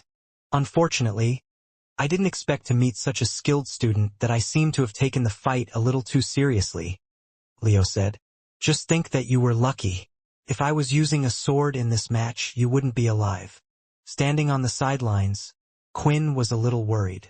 This loss might have hurt Fex's pride, causing him to go on a rampage. If that happened, he didn't know what to do. But then, Fex's next actions surprised him. Thank you for the battle, teacher. You have taught me how useful your martial arts truly are, Fex said as he bowed down and walked off of the stage.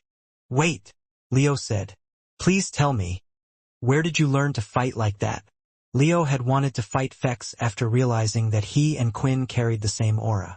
Quinn excited him by showing amazing growth each time, and he had expected Fex to be the same.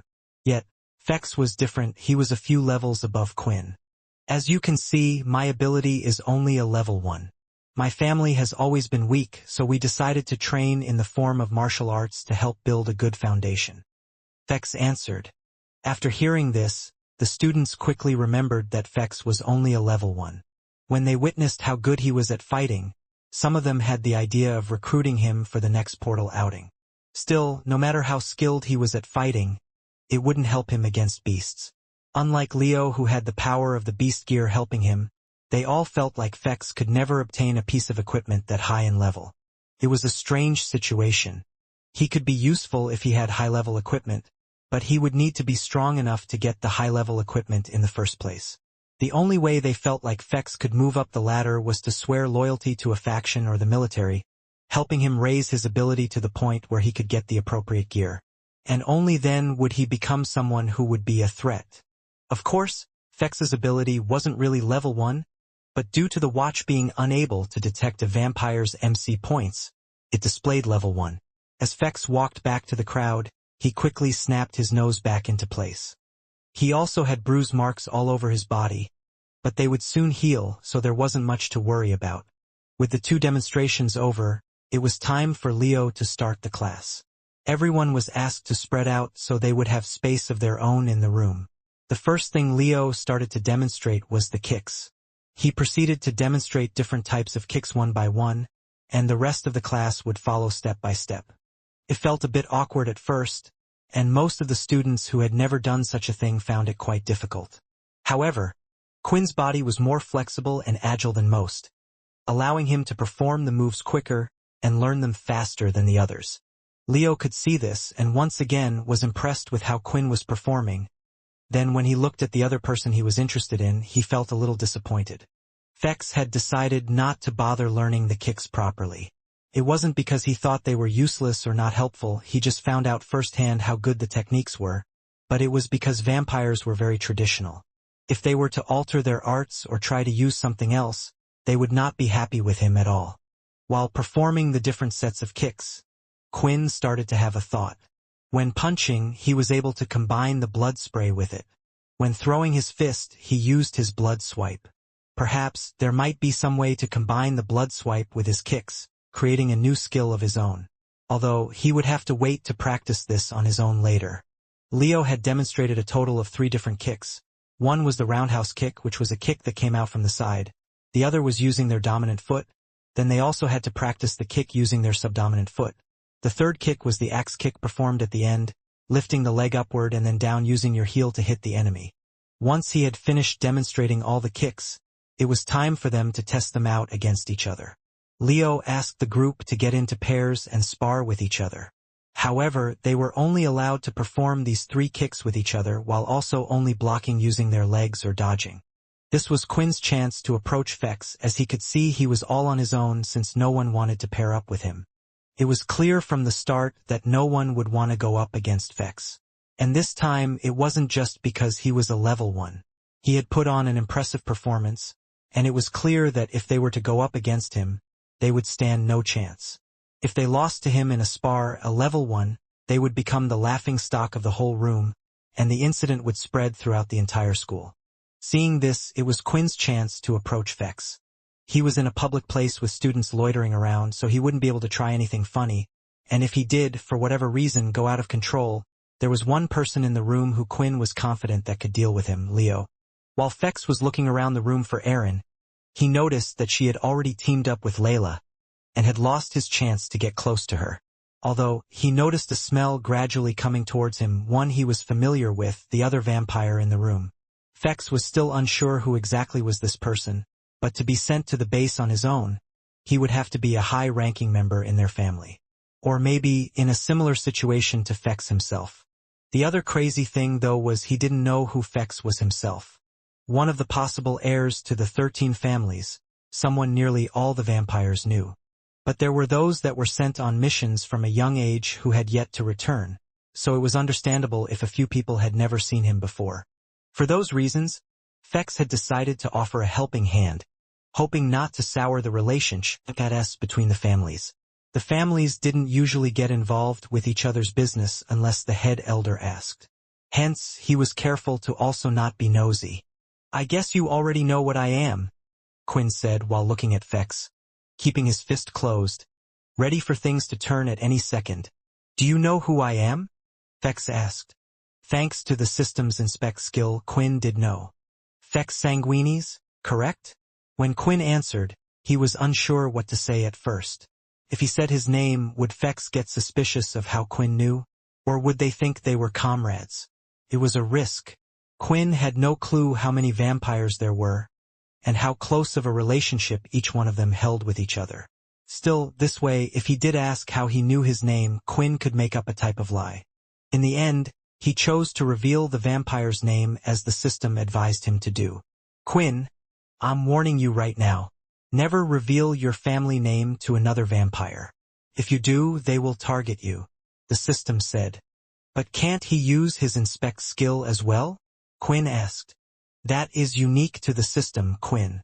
You are not an ordinary vampire. The others don't have this kind of system like yours. This whole thing you are going through, you are the first person to experience it. Which is why I can't help you as much along the way. There are even things that I don't know about the system." Quinn then started to wonder just which skills were unique to the system and what are the skills that all vampires had knowledge of. "Well, it's to be expected. I thought maybe my fame was starting to die around the other families," Fex said, swiping his hair back. "Well, it's clear you're not from my family. Otherwise, you wouldn't have attacked me yesterday. But I won't pry into your business because that would just be rude of me. Anyway, go ahead. It seems you didn't approach me for no reason at all. Quinn was struggling with deciding on how much information he should reveal. If he made one type of slip-up, then it would reveal the position he was in. I remember you saying that if I needed any help, you would offer your hand. Quinn then took in a deep breath. I need you to help me with the ghoul problem of mine, the one that you captured the other day. Fex then smiled. I thought as much. I see, perhaps a vampire recklessly transformed a human, and then left you a halfling or lesser to deal with the problems. Who would be so irresponsible to turn someone into a ghoul without preparing everything beforehand? It seemed like Fex was coming up with his own ideas about why Quinn was here, which was a good thing. It meant that Quinn didn't have to come up with his own story and could just stay silent. In doing so, Fex was the type of person who thought his guesses were right on. Judging by your silence, I'm pretty close, aren't I? He assumed as he started laughing. Haha, when I become the family head with my genius brain, our family will rise to the head position. So you can help then? Quinn asked. By simply looking at Quinn's face and seeing his fighting skills the other day, Fex could only surmise that Quinn wasn't well trained, or just wouldn't amount to much in the future. This contradicted his earlier thought, though there was something else that was bugging him. He had seen Quinn use the shadow ability. It was an ability that the other vampires hadn't used in years. It suddenly gave Fex an idea. Sooner or later, he would be caught by his family and be sent back. He knew this was the case, but if he could lighten his punishment in any way, this might be his chance. If he asked Quinn about the ability, of course, Quinn wouldn't tell him. All the families thought the ability had been lost. Looking at Quinn, it was clear whichever family he worked for were keeping it a secret that they had found it. Perhaps trying to overthrow the head family. If Fex was able to get information from Quinn, how he got this and which family he belonged to, then perhaps the punishment he would receive would be lighter. But the greed was starting to grow inside Fex. Observing Quinn's ordeal and the fact that the ghoul yesterday was in a crazed state, he really needed his help. Maybe he could get even more out of this deal. Of course I can help you, Fex said. Those words gave Quinn hope. The sooner they dealt with Peter's situation, the quicker they could get on with their lives. But I do have one condition, Fex said, looking over in the direction of the two girls. You see, the one with the golden hair, all I ask for is some alone time with her. As Quinn turned his head, he knew straight away who he was talking about. It was Erin. Why? Why her? Why can't it be someone else? Quinn asked. Quinn felt that, perhaps, Fex would need someone to give him a supply of blood while he was here, just like Layla was to him. Otherwise, every 2 days he would starve with hunger if Fex was the same type as him. But it didn't sit well with Quinn that it would be someone he personally knew. Out of all the people he could have selected, he chose his acquaintance. If you need blood, I can provide it to you, Quinn added. Oh, don't worry. I have no problem obtaining blood, although it would be nice to have a little blood pet. I promise you that if you just agreed and let me meet and talk with her, then I'll help you with your little ghoul situation. Are you going to hurt her? Quinn asked. What? Are you crazy? Of course not. Fex replied. So what will it be? There's no way we can trust that guy, Layla shouted. Currently, the whole group had finished their combat classes for the day and were inside Quinn's room. He had just informed them all of what had happened yesterday when he had rescued Peter.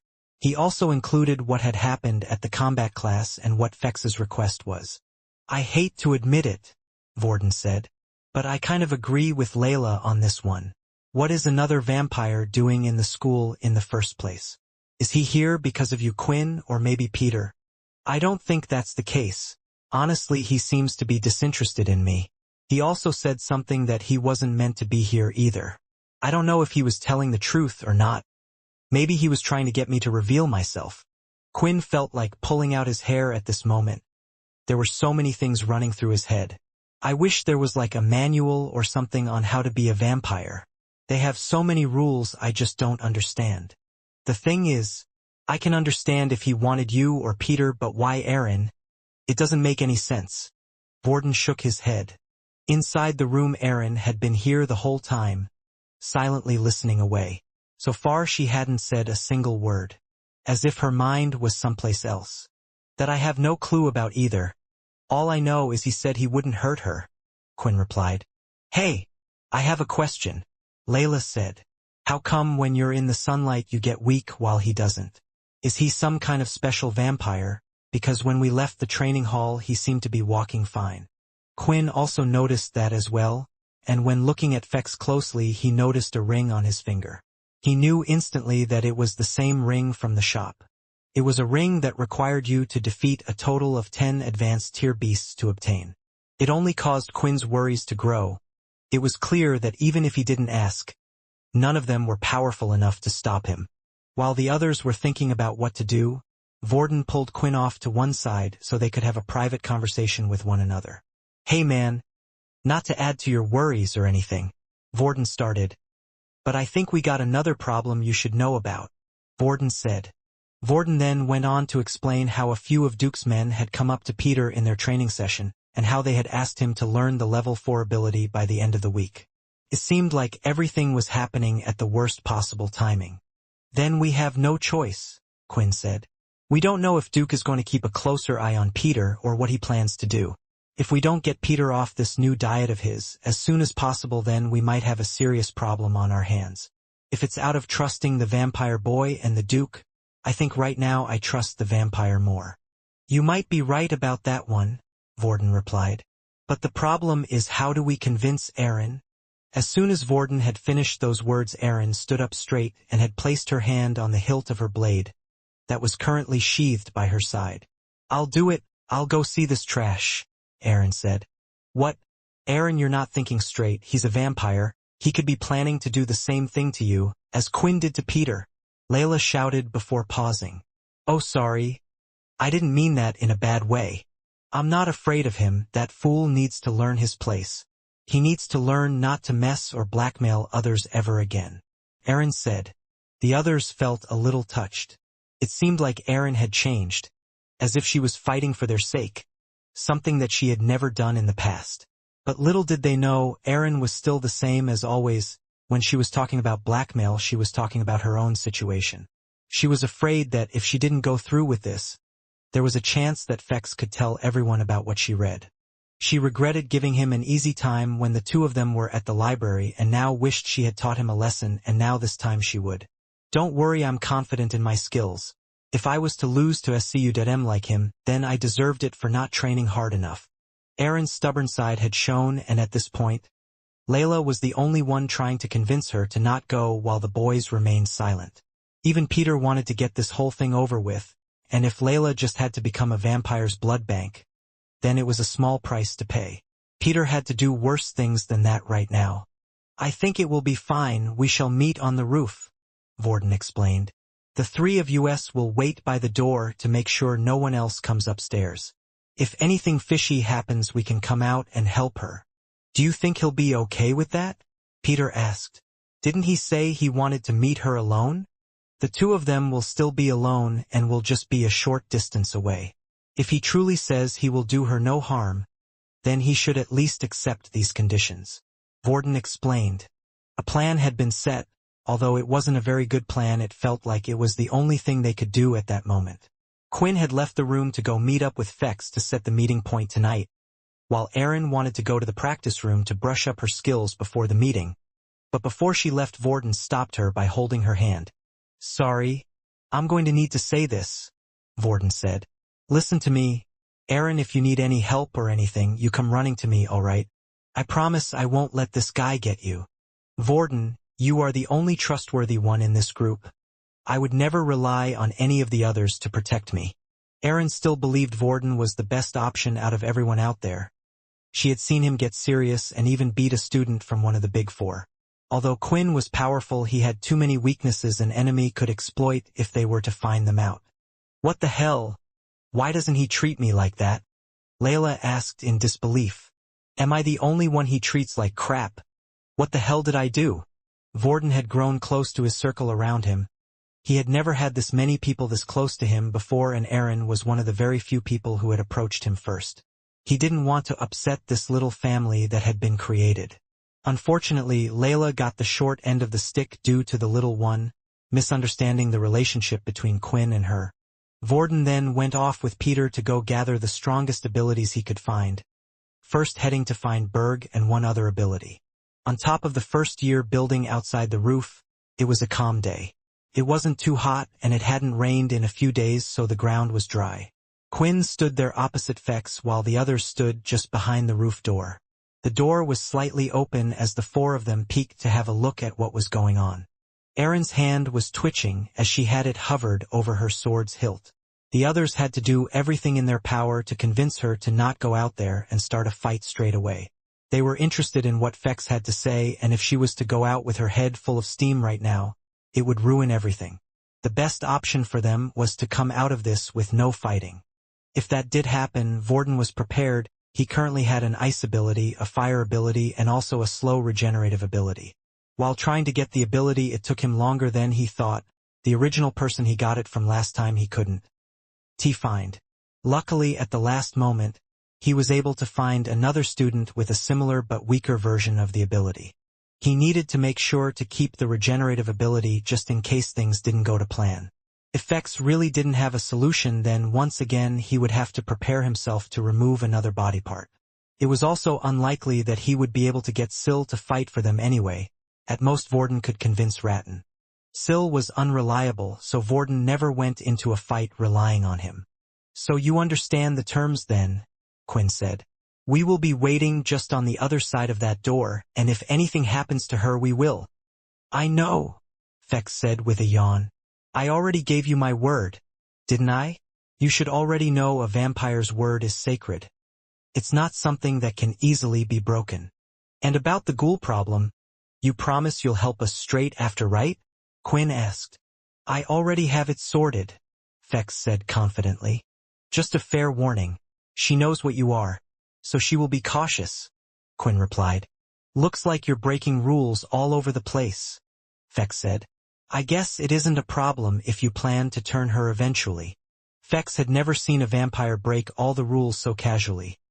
There was only one person who was as daring as him, and that was Fex himself. Most vampires were boring and strict, very traditional in the sense, and had been for so many years. It was why Fex yearned to go to the human world. The more he was finding out about Quinn, the more his interest grew. But with his position, he could get away with a few things here or there, while Quinn he had never seen him before. He felt like the more he stayed around this guy, perhaps interesting events would start to unfold. Quinn had done everything he could, but it was still hard for him to trust Fex. Even the system didn't seem to have a solution to the current problem, so he just wondered what Fex had that they didn't. As soon as she opened the door, Erin was ready to head out in his place. "Erin, please remember the plan?" Layla said. Erin nodded and then headed straight out as the other three watched from behind the door. At first, Erin walked slowly, but as she got closer and closer towards Fex, she started to walk faster. The closer she got to him, the more annoyed she was at seeing his face. "Oh, the beautiful Goldilocks has finally come out. I have a proposal for you," Fex said. But suddenly the walking turned into a jog. After hearing Fex's voice, the anger inside her only got worse, and then finally, she had enough and pulled out her sword. "I thought I had already warned you. If you were to mention what you saw in the library, I would teach you a lesson," she shouted. "Looks like she isn't sticking to the plan," Layla said. "The library, have these two met before?" Peter asked. "It seems like there might be a bit of tension between the two that we didn't know about before," Quinn added. "Damn it," Vorden shouted. "She's going to get herself killed." As Vorden went to open the door, Quinn pulled him back. "Just wait, Vorden. If he really wanted to do her any harm, why would he do it in front of all of us? And if he did kill all of us here, then he would only be hunted down by the school." What Quinn had said made a lot of sense to Vorden. Still, he couldn't help but worry. Hearing Erin's words, Fex was a bit confused. He could tell she was angry, but apparently it had something to do with their last meeting. Wait, it couldn't have something to do with that book, could it? As she charged forward, her face had now gone bright red once again, and she readied her sword, but suddenly, her movements started to slow as she felt something wrapping around her legs and arms. When she looked at Fex, she could see him doing something with his hands. "That's it, I'm going to save her," Vorden said. "Wait," Peter shouted. That's the same thing he did to me. I don't think he's trying to hurt her. The string-like substance continued to tangle all over her body. When Erin looked around, she noticed that there were small little daggers placed around the roof with a little ring on top. Finally, though she was completely restricted and could no longer move, Erin was not at the level where she could use the ice abilities with just her mind. She still required small movement with her hands to activate her ability. She would need to be at least a level 7 ice ability user for that. So right now she was completely defenseless. Other than her weapon, she had no other piece of beast gear on her. So her strength was that of a regular person, so there was no way for her to break the strings around her. You know, after you left I read that book myself. No wonder you got so heated up, Fex remarked. If you would like to do the things mentioned in that book, I would be happy to help you. Go screw yourself, you sicko, Erin shouted. This is what I get for being nice, Fex said. Anyway, hear me out. During my time here I need a puppet as well as a food source. Now since you decided to punish me in the library, you have the congratulations of becoming both of those things. Quinn, do you understand what he's saying? Layla asked. I have no clue. I mean, I understand the food part, but the puppet thing I have no idea, Quinn replied. System. Is he talking about making her a blooded one? Quinn asked. No, the Sanguinis family have the ability of string. However, their combat style is unique. They are extremely nimble and skilled with their fingers, but their actual combat powers themselves are lacking. Hearing this didn't make Quinn feel any better. If Fex was a vampire with lacking combat skills, then what did one with good combat skills fight like? To perform at the best of their ability, they need something called a puppet to do combat for them, while they control them behind the scenes. Fex then walked up behind Erin, while walking a selective path towards her, avoiding all the strings attached to the small blades he had thrown. I'm not becoming your puppet, Erin shouted. I'm afraid you don't have much of a choice, Fex replied as he stabbed 12 needles into the back of her body. As the 12 needles were implanted into Erin's body, a strange feeling started to overcome her senses. It was as if something had clicked in her brain. The strings that were binding her feet and hands were loosened and started to disintegrate until they were no longer holding her back. What did you do to me? Erin asked. I wanted to show you what being my puppet actually means, Fex replied. Erin went to swing her sword and moved about, yet it seemed like her movements were back to normal. They weren't slow and everything, so she tried to do what she could do before. Still, she felt like something was tugging on the back of her brain. Whatever you did to me, get rid of it now. She lunged forward and swung down her sword.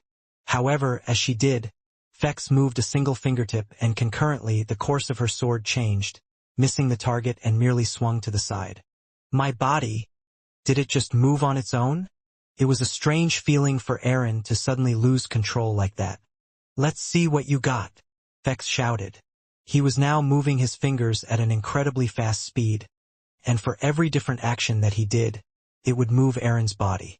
At first, Erin tried to resist and fight against the Fex's control, but it felt useless, as if she couldn't do anything. When she soon realized that there was nothing that could be done, she stopped resisting and just went with the flow. Doing this, she started to realize something. Fex wasn't just moving her body about in a random order, but he was actually performing a certain set of moves.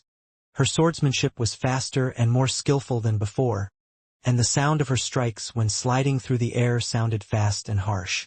While her movements were soft and flexible as if she was doing a dance, it was swordsmanship she had never seen before, one that surpassed her own basic skills that were unrefined. While doing these movements, she started to concentrate. She discovered that it wasn't as if the strings were pulling her along. She could still feel that her own body was doing all these movements, so it must have been possible for her to perform these as well. Right now, she was noting down all the actions she was performing, and when she had gotten the hang of it, shards of ice would leave the blade as well. What is Erin doing? Layla asked. I thought she would be attacking him, but she looks so beautiful. With the ice surrounding her along with the beautiful skills being shown by Erin, it was as if they were all watching a performance. I don't think it's her look, Vorden said as he pointed at Fex, who was at the back, moving his hands and fingers. You are a lot better than I thought you were going to be. said Fex. It looks like I was right to choose you. When Fex had seen enough, he detached the strings that were on Erin, and she suddenly stopped right there. Her body was no longer being guided by the strings. Immediately, not wanting to forget the feeling she just had, she tried performing the same movements. At the start, it seemed to be going well, but then, the movements just didn't have the same flair as when she was attached. She tried again and again like a person who was possessed, but it was nowhere near the same level that she was performing before. You show me again. Do what you just did again, Erin demanded. Now, Fex said. If you started to demand things from me and I complied without complaints, it wouldn't be very fair, would it? A relationship should work in two ways. If you don't want to tell me about it, you know I can just start getting really nasty. Lifting her hands, Erin planned to use her ice abilities this time before he got close to activate his weird puppet thing once again. But her hands stopped midway as a little tingling feeling reappeared at the back of her head again. Oh, I'm afraid it's a little too late. You see, with the needles implanted in you, I can reattach my strings to you at any point in time, Fex explained. Now that I have shown you how my swordsmanship works, it's time that I get something in return. Walking towards the lady, step by step, Fex got closer, and right now there wasn't a thing she could do to stop him. I can't take this anymore. It's not fair on Erin. We forced her into this, and it's clear that she doesn't want to go through with it. What if he's planning to turn her? I'm going, Vorden said as he barged through the roof door. Wait, Quinn shouted. They were so close that Quinn didn't want to ruin the deal they had. So far, he had stayed true to his word and Erin didn't have a mark on her. He felt like he was so close to solving the problem with Peter. But after hearing Vorden's words, Quinn released how selfish he was being. Erin had no reason to be involved in their affairs. In fact, none of them here did. Only Peter and Quinn needed to be there, and if he wanted to solve his own problems, he should have come up with his own solutions instead of trying to rely on someone else. As soon as he heard that Fex had a plan, he immediately decided to take the easy route of asking him rather than trying to brainstorm for an appropriate method. Let's switch, Vorden. I'll teach this guy a lesson, Ratton said. No, they're my friends, and this time, I'm going to do something about it myself. As Vorden ran out, he gathered a fireball in his hands and was getting ready to throw it towards Fex. However, just as Vorden was about to let the flames go, Erin's body had moved and was now right in front of him. She slashed her sword down and Vorden had to jump out of the way, rolling onto the floor. Vorden, that wasn't me, she said. How dirty, Vorden shouted. You're going to use her as a shield? Why don't you fight yourself? With Erin getting in between the two, Vorden was unable to use his full strength. At any point in time, Fex was able to move her to either block the attack or get in between the two of them. Then, a gust of wind seemed to go straight past Vorden as he felt his hair rise. When he looked in front of him, he could see Quinn running past with all his beast gear on. He had his boots activated and was rushing forward at full speed. Just like before, Fex moved Erin in front and commanded her to strike her sword, but Quinn showed no signs of slowing down, and it looked like he wasn't even going to bother dodging. Shadow control. Just before the sword reached his side, he lifted the shadow from underneath his foot and blocked the attack, slowing it down. Then, using the flash step, Quinn was able to appear behind Erin and went straight for Fex. Wait, Fex shouted. Stop. This wasn't my intention. You guys win, he said as he held up both hands. Just what was Fex planning? With his arms raised, it truly did look like Fex had already surrendered. Not only that, but Erin was freed from her constraints and could move by herself again. As soon as she felt the weird connection leave her body, she had decided to take a few steps back and was now standing near the door beside Peter and Layla. Come on in, Quinn, Vorden shouted. With the two of us, we can easily take this guy out. However, Quinn was still cautious, having no intentions to let his guard down. He remembered fighting Fex last time and also saw him go up against Leo. If Vorden had seen these things, perhaps he wouldn't have been as confident as he was right now either. There is no trick, said Fex. You can ask the girl who I have broken off the connection with. I have done what I wanted to do. All I wanted was to show the girl what it would be like if she was to become my puppet.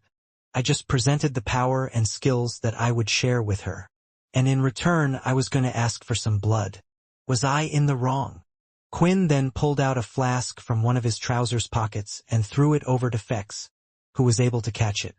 Fex opened up the lid and could smell the sweet fragrance emitting from the bottle. If you need more blood, then you can just come to me, Quinn said. Just leave us be and I won't get in your way and obstruct you in your mission, so you shouldn't get in the way of mine. Fex then took a gulp of blood from the flask as a huge grin slowly made its way to his face. Wow, it's pretty fresh, but as I told you before, getting blood here isn't a problem for me. Look, I didn't want to sour the relationship between us two. As I have said, this is all a misunderstanding. Did I ever hurt her? You took control of her body and you forced her to attack me, Vorden said. Just get rid of whatever you put into her body. In that way, you won't be able to control her again.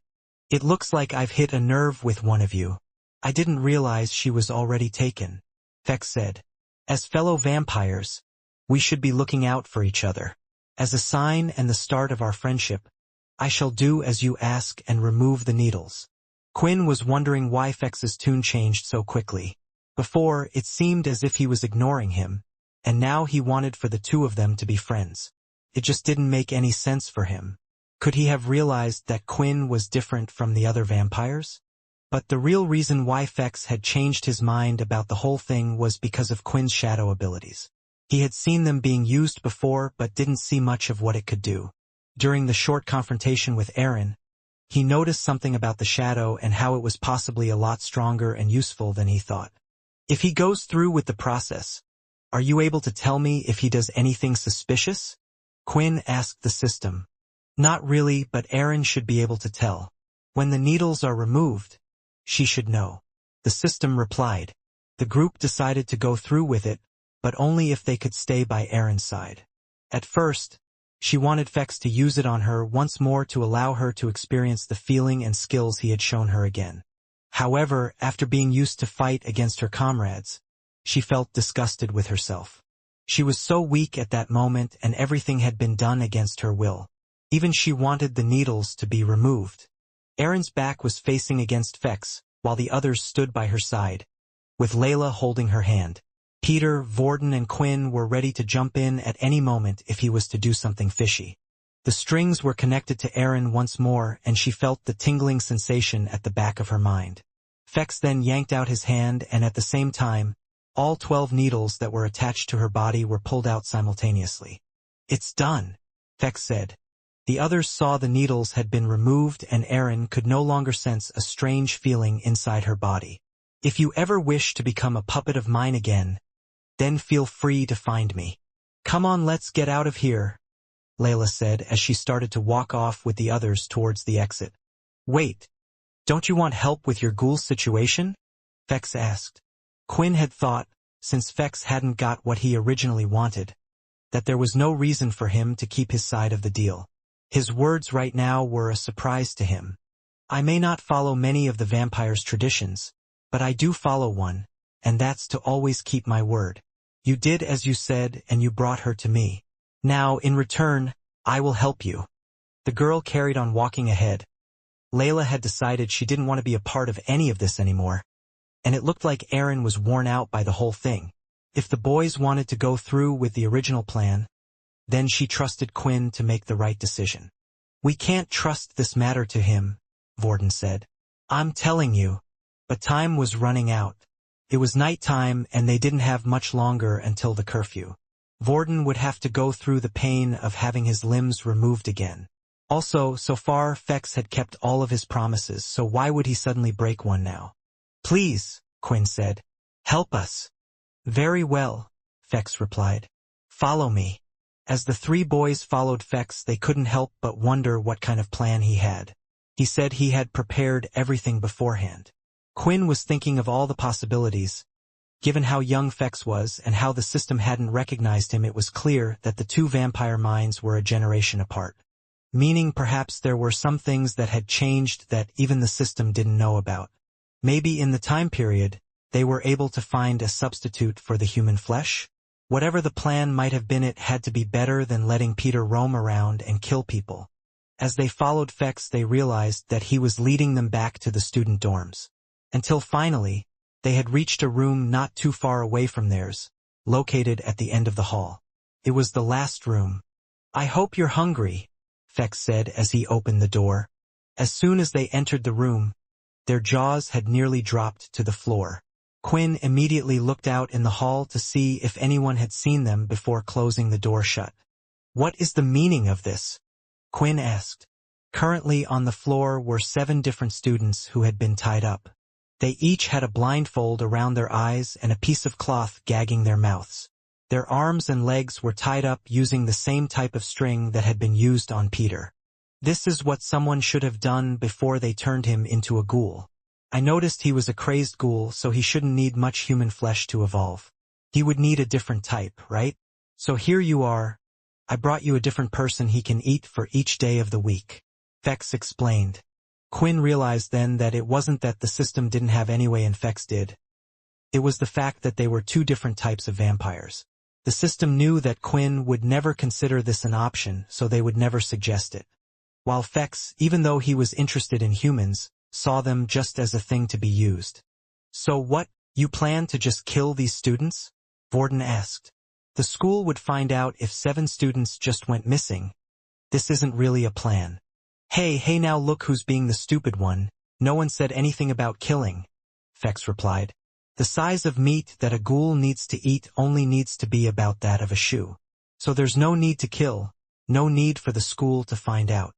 "But won't they say something happened? If I was them, as soon as I left I would get out of here," Peter said, worried as he saw the students wriggling about, scared for their lives. "Although you guys seem to be friends, it's like you don't know much about vampires, do you?" Fex shook his head. "If I use my influence powers, then I can make them forget anything ever happened. As for their missing limbs, I can replace them with a memory saying they lost them in an accident fighting with each other." When Quinn was thinking up of different ways to help Peter, he too had come up with a similar option. The only problem was Quinn wasn't confident in his influence skills. Whether it worked or not depended on 2 things: if the person he used it on had good mental strength and his charm stats, which were low at the moment. If there was the chance it didn't work, then Quinn would have to kill someone with his own hands. The killing wasn't the part that Quinn didn't like. But killing someone who had done nothing wrong or no harm to him was different. These people in the room were strangers to him, and they had families waiting for them back home. Who was he to decide what happened to them? If he was to abuse his powers, then he would be the same as the very people he hated. "Well, Quinn, what do you want to do?" Peter asked, looking at him. Peter had already made up his mind. He was sick of worrying about this and just wanted to get it over and done with. He convinced himself if he didn't at least resort to this, then there would be more body bags, and a missing limb was better than a body bag. "I can't," Quinn said. "I don't even know these people that well."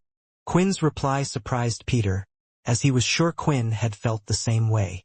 As if he just wanted to find the quickest solution. "If it makes it easier for you, some of these people aren't good people."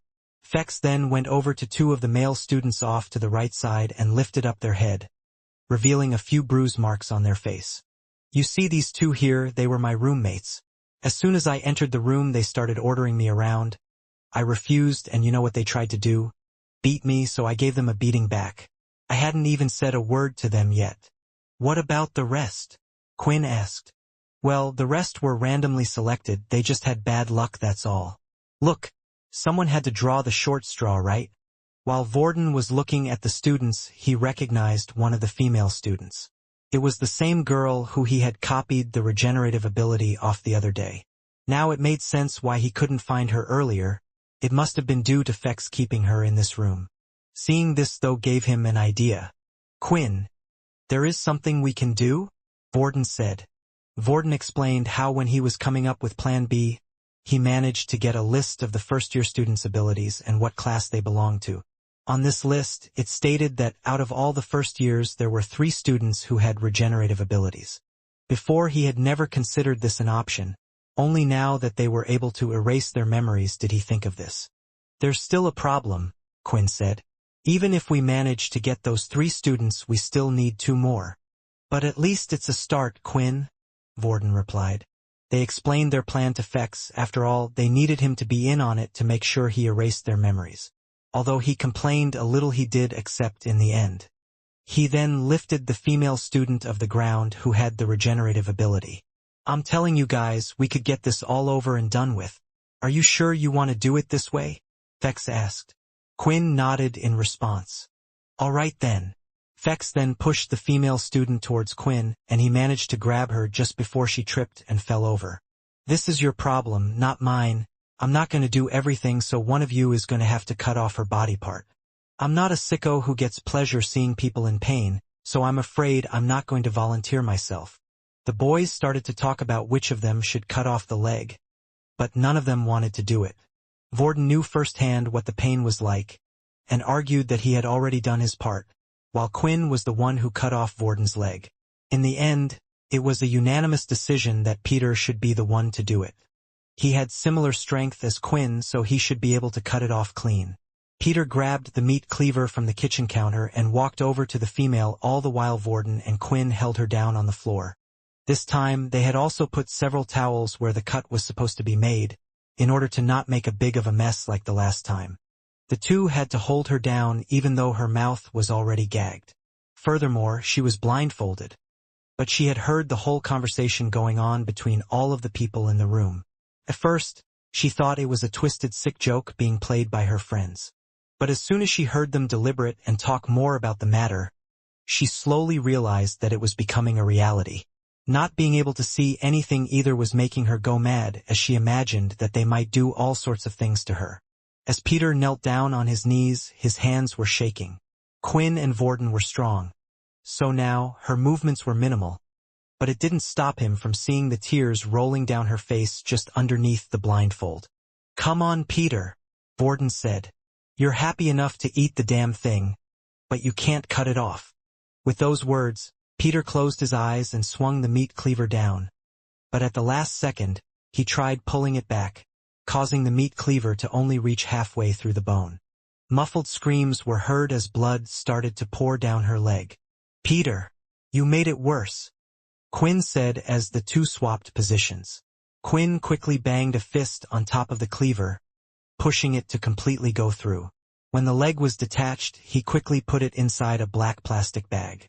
Using one of the towels, they tied it just above the wound and raised her leg to cause the blood flow to slow down. Eventually, it had healed to a point where it was a stump again. The woman was no longer struggling or screaming. She had just passed out from the fear of everything. 4 more times, Quinn said. We have to do this 4 more times. While the female's leg was being prepared for Peter to eat, Vorden was busy tending to the girl and clearing up the bloody towels. However, before Peter could eat the leg, Quinn went over and dipped his finger into one of the ends. Blood type A+. Quinn wanted the O blood type. This way, he would be able to raise his charm stat. He realized that, with everything happening around them, they were bound to get caught sooner or later.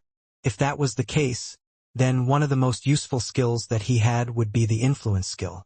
It was why Fex was able to walk around so confidently and didn't have to worry about getting blood. He was confident about his ability to erase the memory of any student regarding that the incident ever happened. Although it didn't make him much stronger in battle, it would do in the future. If he could use his influence skill without any worries, then he would also be able to get blood from other students without having to worry about the repercussions. He then licked his finger, and once again the message appeared. A+ blood has been consumed.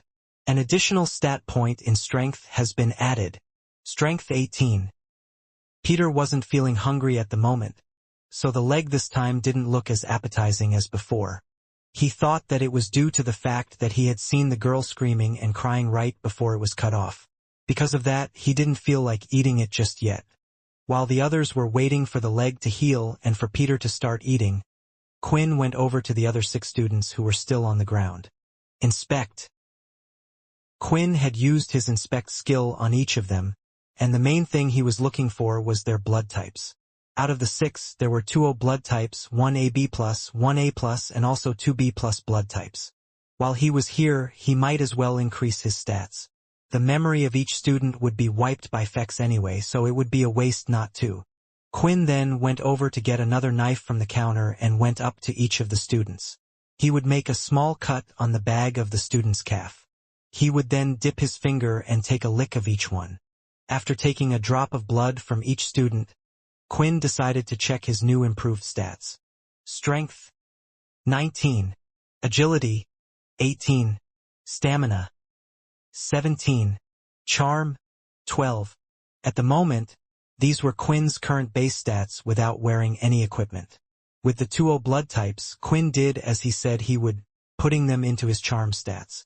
While doing all of these tasks, Fex was keeping a close eye on Quinn and couldn't help but come over.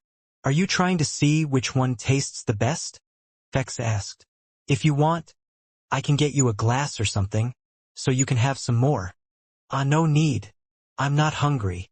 As Quinn said those words, he realized that this was the first time he was talking about blood with another vampire as if it was food. It was strange, but at the same time nice that he didn't sound crazy. "I was just trying to get as many different people's blood types as possible," Quinn answered. "You're a strange one." "Oh, I know. I bet you're one of those blood freaks who has to find the perfect type of blood," Fex said as he shrugged his shoulders. "To me, blood is just blood. It all tastes the same no matter who it comes from." Hearing Fex say this, it started to make Quinn think. "Did you have any of their blood before we came here?" Quinn asked. "Nah, I can actually last quite a while before I start to crave for blood. Although, I still appreciate the gift that you gave me before," Fex replied. A realization came over Quinn. If Fex wasn't consuming the blood of every human he came into contact with, that would suggest that it didn't have the same effects on him as it did to Quinn. It would be understandable if he was doing it for reasons to not be caught. However, he already had these 7 people in the room, yet he didn't consume blood from a single person. "System, what is the meaning of this?" Quinn asked. "I think you've figured it out already," the system replied. "As I've said to you before, your vampire powers are unique, different from the others. What applies to you doesn't mean it will apply to them, and the same can be said the other way round. But this, Quinn, this is your advantage over the others. Certain vampires had weird habits. It was probably due to the fact that they were either stuck indoors or mostly stuck in the dark all the time." This was what was going through Fex's head as he looked at Quinn. Even Fex was considered weird for having so much interest in humans, but so far his experiences of them hadn't been great. No one would talk to him, and of the very few interactions he had with all of them, he was attacked first by Aaron, then by his 2 roommates.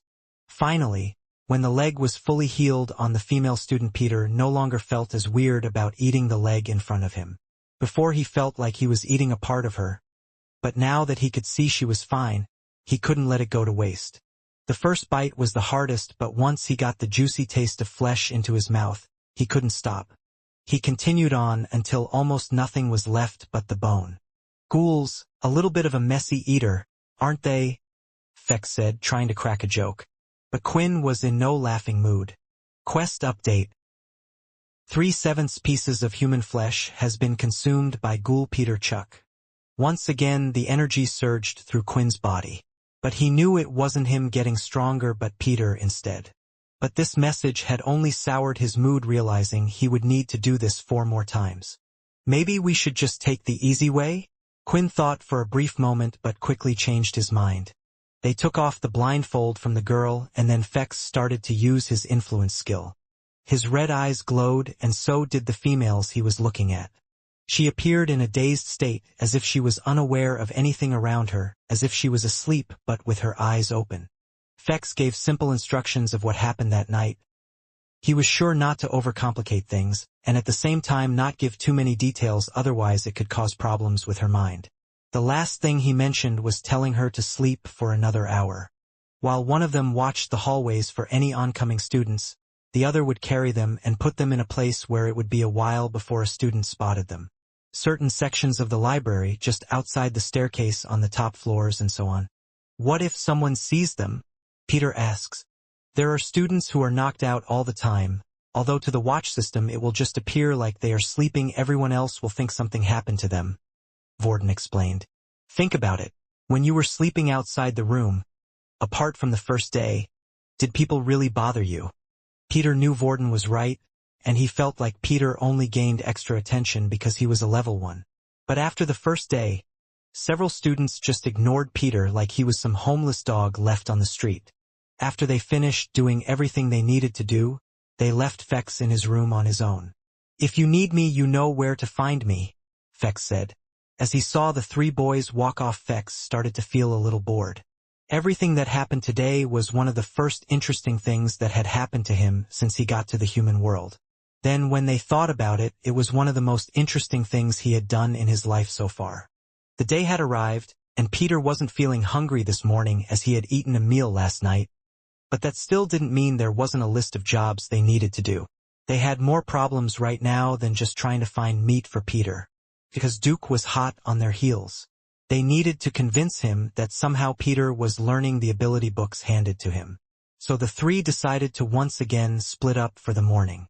Vorden had memorized the students who had the regenerative ability, and at breakfast, he would try to track them down and find out what club classes to and when would be the best time to nab them. While Peter and Quinn had decided to pay a little visit upstairs to the VIP area. Their aim for today was visiting Logan. Not once had Quinn seen Logan in the canteen area, and he realized he never saw Logan around the school much even before that. While also training in the pod that Logan had, he realized he never really left the room and there was no need for him to. The VIP room had facilities such as a shower and a toilet, and whenever he wanted he could call and ask food from the shop to be delivered to his door. "Long time no see," Logan greeted as this time he answered the door still with bags under his eyes. When he finished rubbing his eyes, though, he noticed someone else behind him. "It looks like you brought a friend with you as well this time." They entered the room and Peter couldn't stop looking at all the strange gadgets inside. He also noticed the level 8 on Logan's watch that seemed to frighten him a little. When did Quinn get to know someone so powerful? He thought. Once he sat down, Quinn started to explain what he wished Logan to do. However, this time, Quinn was afraid Logan would decline. He had already asked so much from him, and he had nothing to give back in return. But without saying anything, he put on his metallic glove and got to work on the watch. While it was still on Peter's hand, after a few minutes, he sat back in his chair. "All done for you," he said. Now on the watch, the number 2 was permanently displayed. "If we want to come back and increase the number, are you okay with that, Logan?" "I thought you might ask something like that, so I already did it for you," Logan said. "If you twist the top of the watch, then the numbers will change, going from 1 all the way up to 6. So you will be able to fool anyone into thinking you have a high ability. Every time I work on something, I just impress myself more and more." Quinn was feeling even more guilty. Logan hadn't even asked any questions of why he needed to do such a thing and was providing his services for free. "If you ever need any help, Logan, feel free to ask me. I know you probably don't need me too much, but even if it's for testing something in the game, please, I want to help you." With that said, it was almost time for the combat classes to begin, and the 2 of them had to leave. As they left the room, Logan quickly booted up his computer and started typing away until he suddenly stopped.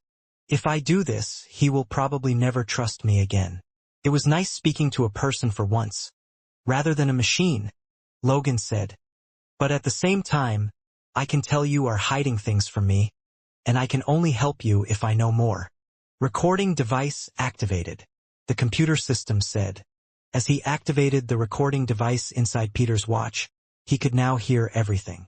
When Quinn had first come in and made the request, he had explained that his system had hidden the level of his actual ability. It made sense why he needed to adjust the score on the watch. This was why when Logan saw Peter and they had made the same request, it secretly made Logan happy inside. He thought that perhaps Peter had been put under the same type of system that Quinn had. He saw Quinn as a friend now and was happy to help him, but his urge to find out about the system far surpassed that of their weak bond. When touching Peter, he realized how he was quickly disappointed. He didn't have the same reaction as he did when touching Quinn, which meant right now, he couldn't think of a reason why Peter would need to change his level. If it was something as simple as to avoid others from bullying him, it was too risky to do. Once they found out how weak he was, they would report him and the watch would be replaced. The only thing he could think of was Quinn and Peter were hiding something from him. So he came up with a plan to implant a recording device into the watch. At first, he was originally going to do this with Quinn, however, he quickly felt him and Quinn get close together. He enjoyed the small conversations they would have. He decided it wasn't right to invade his privacy and believed Quinn would eventually tell him. It was time for the two to split up. Peter would head to the elemental class with Vorden while Quinn would head to his normal weapons class.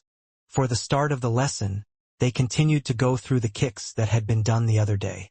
Quinn worked on perfecting them while in his head imagining the feeling of blood swipe going through his legs. Usually, he would just have to think about activating the skill and the system would do the rest for him. The energy inside his body moved on its own, but he could still feel everything that happened were only automatic. If he wanted to combine his blood swipe with his leg techniques, he had to recreate that feeling in his legs while throwing out a kick.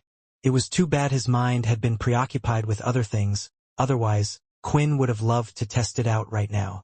While practicing though, he noticed once again that Fex was standing by his own. Not a single person had approached him. It was to the point where Fex was just lying about and looking at the ceiling in boredom. Now Leo didn't do anything about students who didn't want to learn. In his opinion, in the end, it really was up to them if they wanted to participate or not. However, if they were to disturb the class, he would deal with them. Seeing this, Quinn decided to approach Fex. He didn't feel like Fex was a bad person, but more like a child who didn't know what was right and wrong. If Quinn could just approach him and get close, maybe he could learn more about the vampires that might be after him. "Hey, do you want to spar?" Quinn asked. Fex got up from the floor and looked around him, noticing that there was only one person Quinn could have been speaking to. "Who, me?" Fex asked, tilting his head a bit. Quinn nodded. "Maybe I can use my full strength against you this time?" "Yeah, right. But if you insist on an arse kicking, then I'll be happy to give you one," Fex replied with a smile. Fex was a good fighter and Quinn was hoping to learn from him. If in the future he really did become his enemy, it would be useful to learn how not only he fought, but how others fought as well. There was also the fact that recently Quinn had gotten a stat boost. He knew he wasn't as powerful as Fex yet, but maybe slowly as he consumed more people's blood he could change that. The two of them sparred using the kicking techniques only, and Leo also noticed that Fex could actually perform the kicks quite well. It seemed like he was performing them badly before just because he didn't want to. Still, the two of them knew not to show their true strength or speed, otherwise the others around them would start to get suspicious. While Layla and Aaron were practicing their kicks against each other, Layla noticed Aaron was incredibly distracted and was constantly looking over at where Quinn and Fex was. She was never interested in Quinn before, even after learning he was a vampire. So it had to mean she was looking at Fex instead. After last night, she tried to repeat the movements while she was under control multiple times, but they just weren't right. She wanted to feel them one more time. She felt like she was close, but something was just missing. But as she looked at Fex's face, it filled her with disgust. She would never allow herself to be controlled by another person. In another training hall, the elemental class was taking place again. Vorden and Peter did their usual thing, keeping their distance from one another, but at the same time not too far. The lessons usually started off with an explanation, demonstration, and then students would try to replicate what they were being taught. At the end of each lesson, there was free time. Students could practice fighting against each other, or practice on their own trying to perfect and get a hang of their skills. So far the whole lesson had passed without anything happening, and it was only in the last part that the same men that approached Peter the other day had approached him once again. "So Peter, I see you finally reached the level 2 Earth ability, but your progress is a little slow, don't you think?" The student who had approached had quite a skinny frame, and it looked like he hardly had any fat on him. His face was even sunken in by the cheekbones. It was as if fate had decided how he would look from birth. For the name given to him by his parents was Bones. Although Bones himself didn't look intimidating, Vorden could see he was confident when approaching Peter. While looking around, he saw a couple of other students also looking in their direction. They were probably working for Duke as well. The Duke wants to make sure that you progress as fast as possible, and the easiest way of doing that is through a practical assessment, wouldn't you agree? Why don't the two of us have a little spar? Although Vorden wasn't close enough to hear what they were saying, he was able to tell they were in some sort of trouble just from the look on Peter's face. Then, when he saw them walking off in a certain direction and clearing a space around the two of them, Vorden knew what was happening. They wanted to test his abilities when Peter had no abilities. The room was full with students minding their own business, practicing their elemental abilities. Most of them in the room were Earth users, as that was the most common ability distributed throughout the world. It was also the easiest to raise up a few levels ability-wise, but if you wanted to reach the peak of the Earth ability, you were required to join the military and move up. In one of the corners of the room, Peter had been taken by Bones, a tall, skinny student who also had two other students by his side. They each formed a triangle-like position, with Bones in front of Peter while the other two stood behind him. Vorden had his own fair share FO fighting experiences, and just from looking at this, he knew what they were planning to do. He quickly needed to think of a plan and started to look round the room. Otherwise, they were going to get found out. They couldn't risk Peter getting taken away now, not while he was still a ghoul. A single day without flesh would make him go crazy. And although Quinn believed Peter would remain silent, Vorden did not. "All right, Peter. It's time to see what you got," Bones said. However, Peter was far too nervous to hear Bones properly and was thinking about what to do to get out of this mess. Why did these guys have to come and get me now? Peter thought. Is the watch not proof enough? These guys, are they still trying to ruin my life? Well, if I'm gonna get caught anyway, I should just kill them. Just then, Peter managed to catch Vorden walking up from behind them and then walking to the side. "Come on, Peter, are you ready or what?" Bones shouted, as he was starting to get agitated. Vorden had now stopped off not too far next to them. He started to perform certain moves, and earth pillars and walls were created as he performed these moves. It was clear that Vorden had copied quite a high-level earth ability, but Peter was just wondering what did that have to do with him. Then he noticed that Vorden was repeating the same set of moves and then pointing to himself afterwards. Does he want me to copy him? Peter thought, but just as he was thinking that, he felt a blunt object hit him in the stomach. When he looked down at what had hit him, he noticed it was an earth pillar. "I don't have all day, you little twerp," Bones shouted. Peter was surprised at how little the attack had hurt. It was as if someone had given him a small nudge, but knowing the others would expect a reaction, he held his hands around his stomach and started to hurl forward, while continuing to look over at Vorden. Peter then looked at Bones and started to copy each action Vorden was doing. First was a step on the ground. An earth wall was then lifted from the floor. Vorden made sure to create a small one, trying to mimic a level 2 user. It was only because he had stolen a level 4 Earth user's ability that he was able to still create Earth skills at such a distance. And thankfully, the others were all distracted, looking at Peter. To the outside, it just looked like Vorden was practicing some form of martial arts. Peter then threw out his palm, imitating Vorden, and the earth wall formed a worm-like shape, still attached to the wall. "Is that enough for you?" Peter asked. Bones then walked up to the wall and placed his hand on it, lowering the wall down. He continued to walk forward until he was directly in front of Peter's face. An earth pole was formed into Bones' hand, and he whacked Peter right across the face, leaving a large red mark. The taste of metal started to fill Peter's mouth as blood formed. At that point in time, he had to do everything to stop himself from just jumping on top of Bones and ripping at his neck. "That's for wasting my time. If you did that in the first place, we could have gone home already," Bones said as he started to walk off away from the others. "Peter, make sure you reach level 4 in time or else." As the three were leaving, Peter could do nothing but watch them go. He hated the fact that even though he now had the chance to fight them, he had to hide that fact. However, when Peter looked at the three people just about to leave the training room, he noticed Vorden was standing in front of them, blocking their path. "Hey guys, it seems like I have no partner in training today. Do you mind helping me out?" Vorden asked. "What the hell, scram out of here," Bones said. "Oh, you're happy to practice with me right here and now," Vorden shouted, making sure everyone could hear. A few seconds later, and Vorden was already casting his earth spells, aiming it at all three of them. The sudden attacks and Vorden's versatile use of the earth abilities didn't allow Bones and his men to last long, as Vorden managed to give each of them a thorough beating without getting a hit a single time back. Once classes were over for the day, Vorden and Peter met up together in the library. They each used a book to cover their faces as they talked to each other using the silencing orb. The orb meant that as long as no one was at the table, none of the others around them could hear. "Okay. So do you remember the plan?"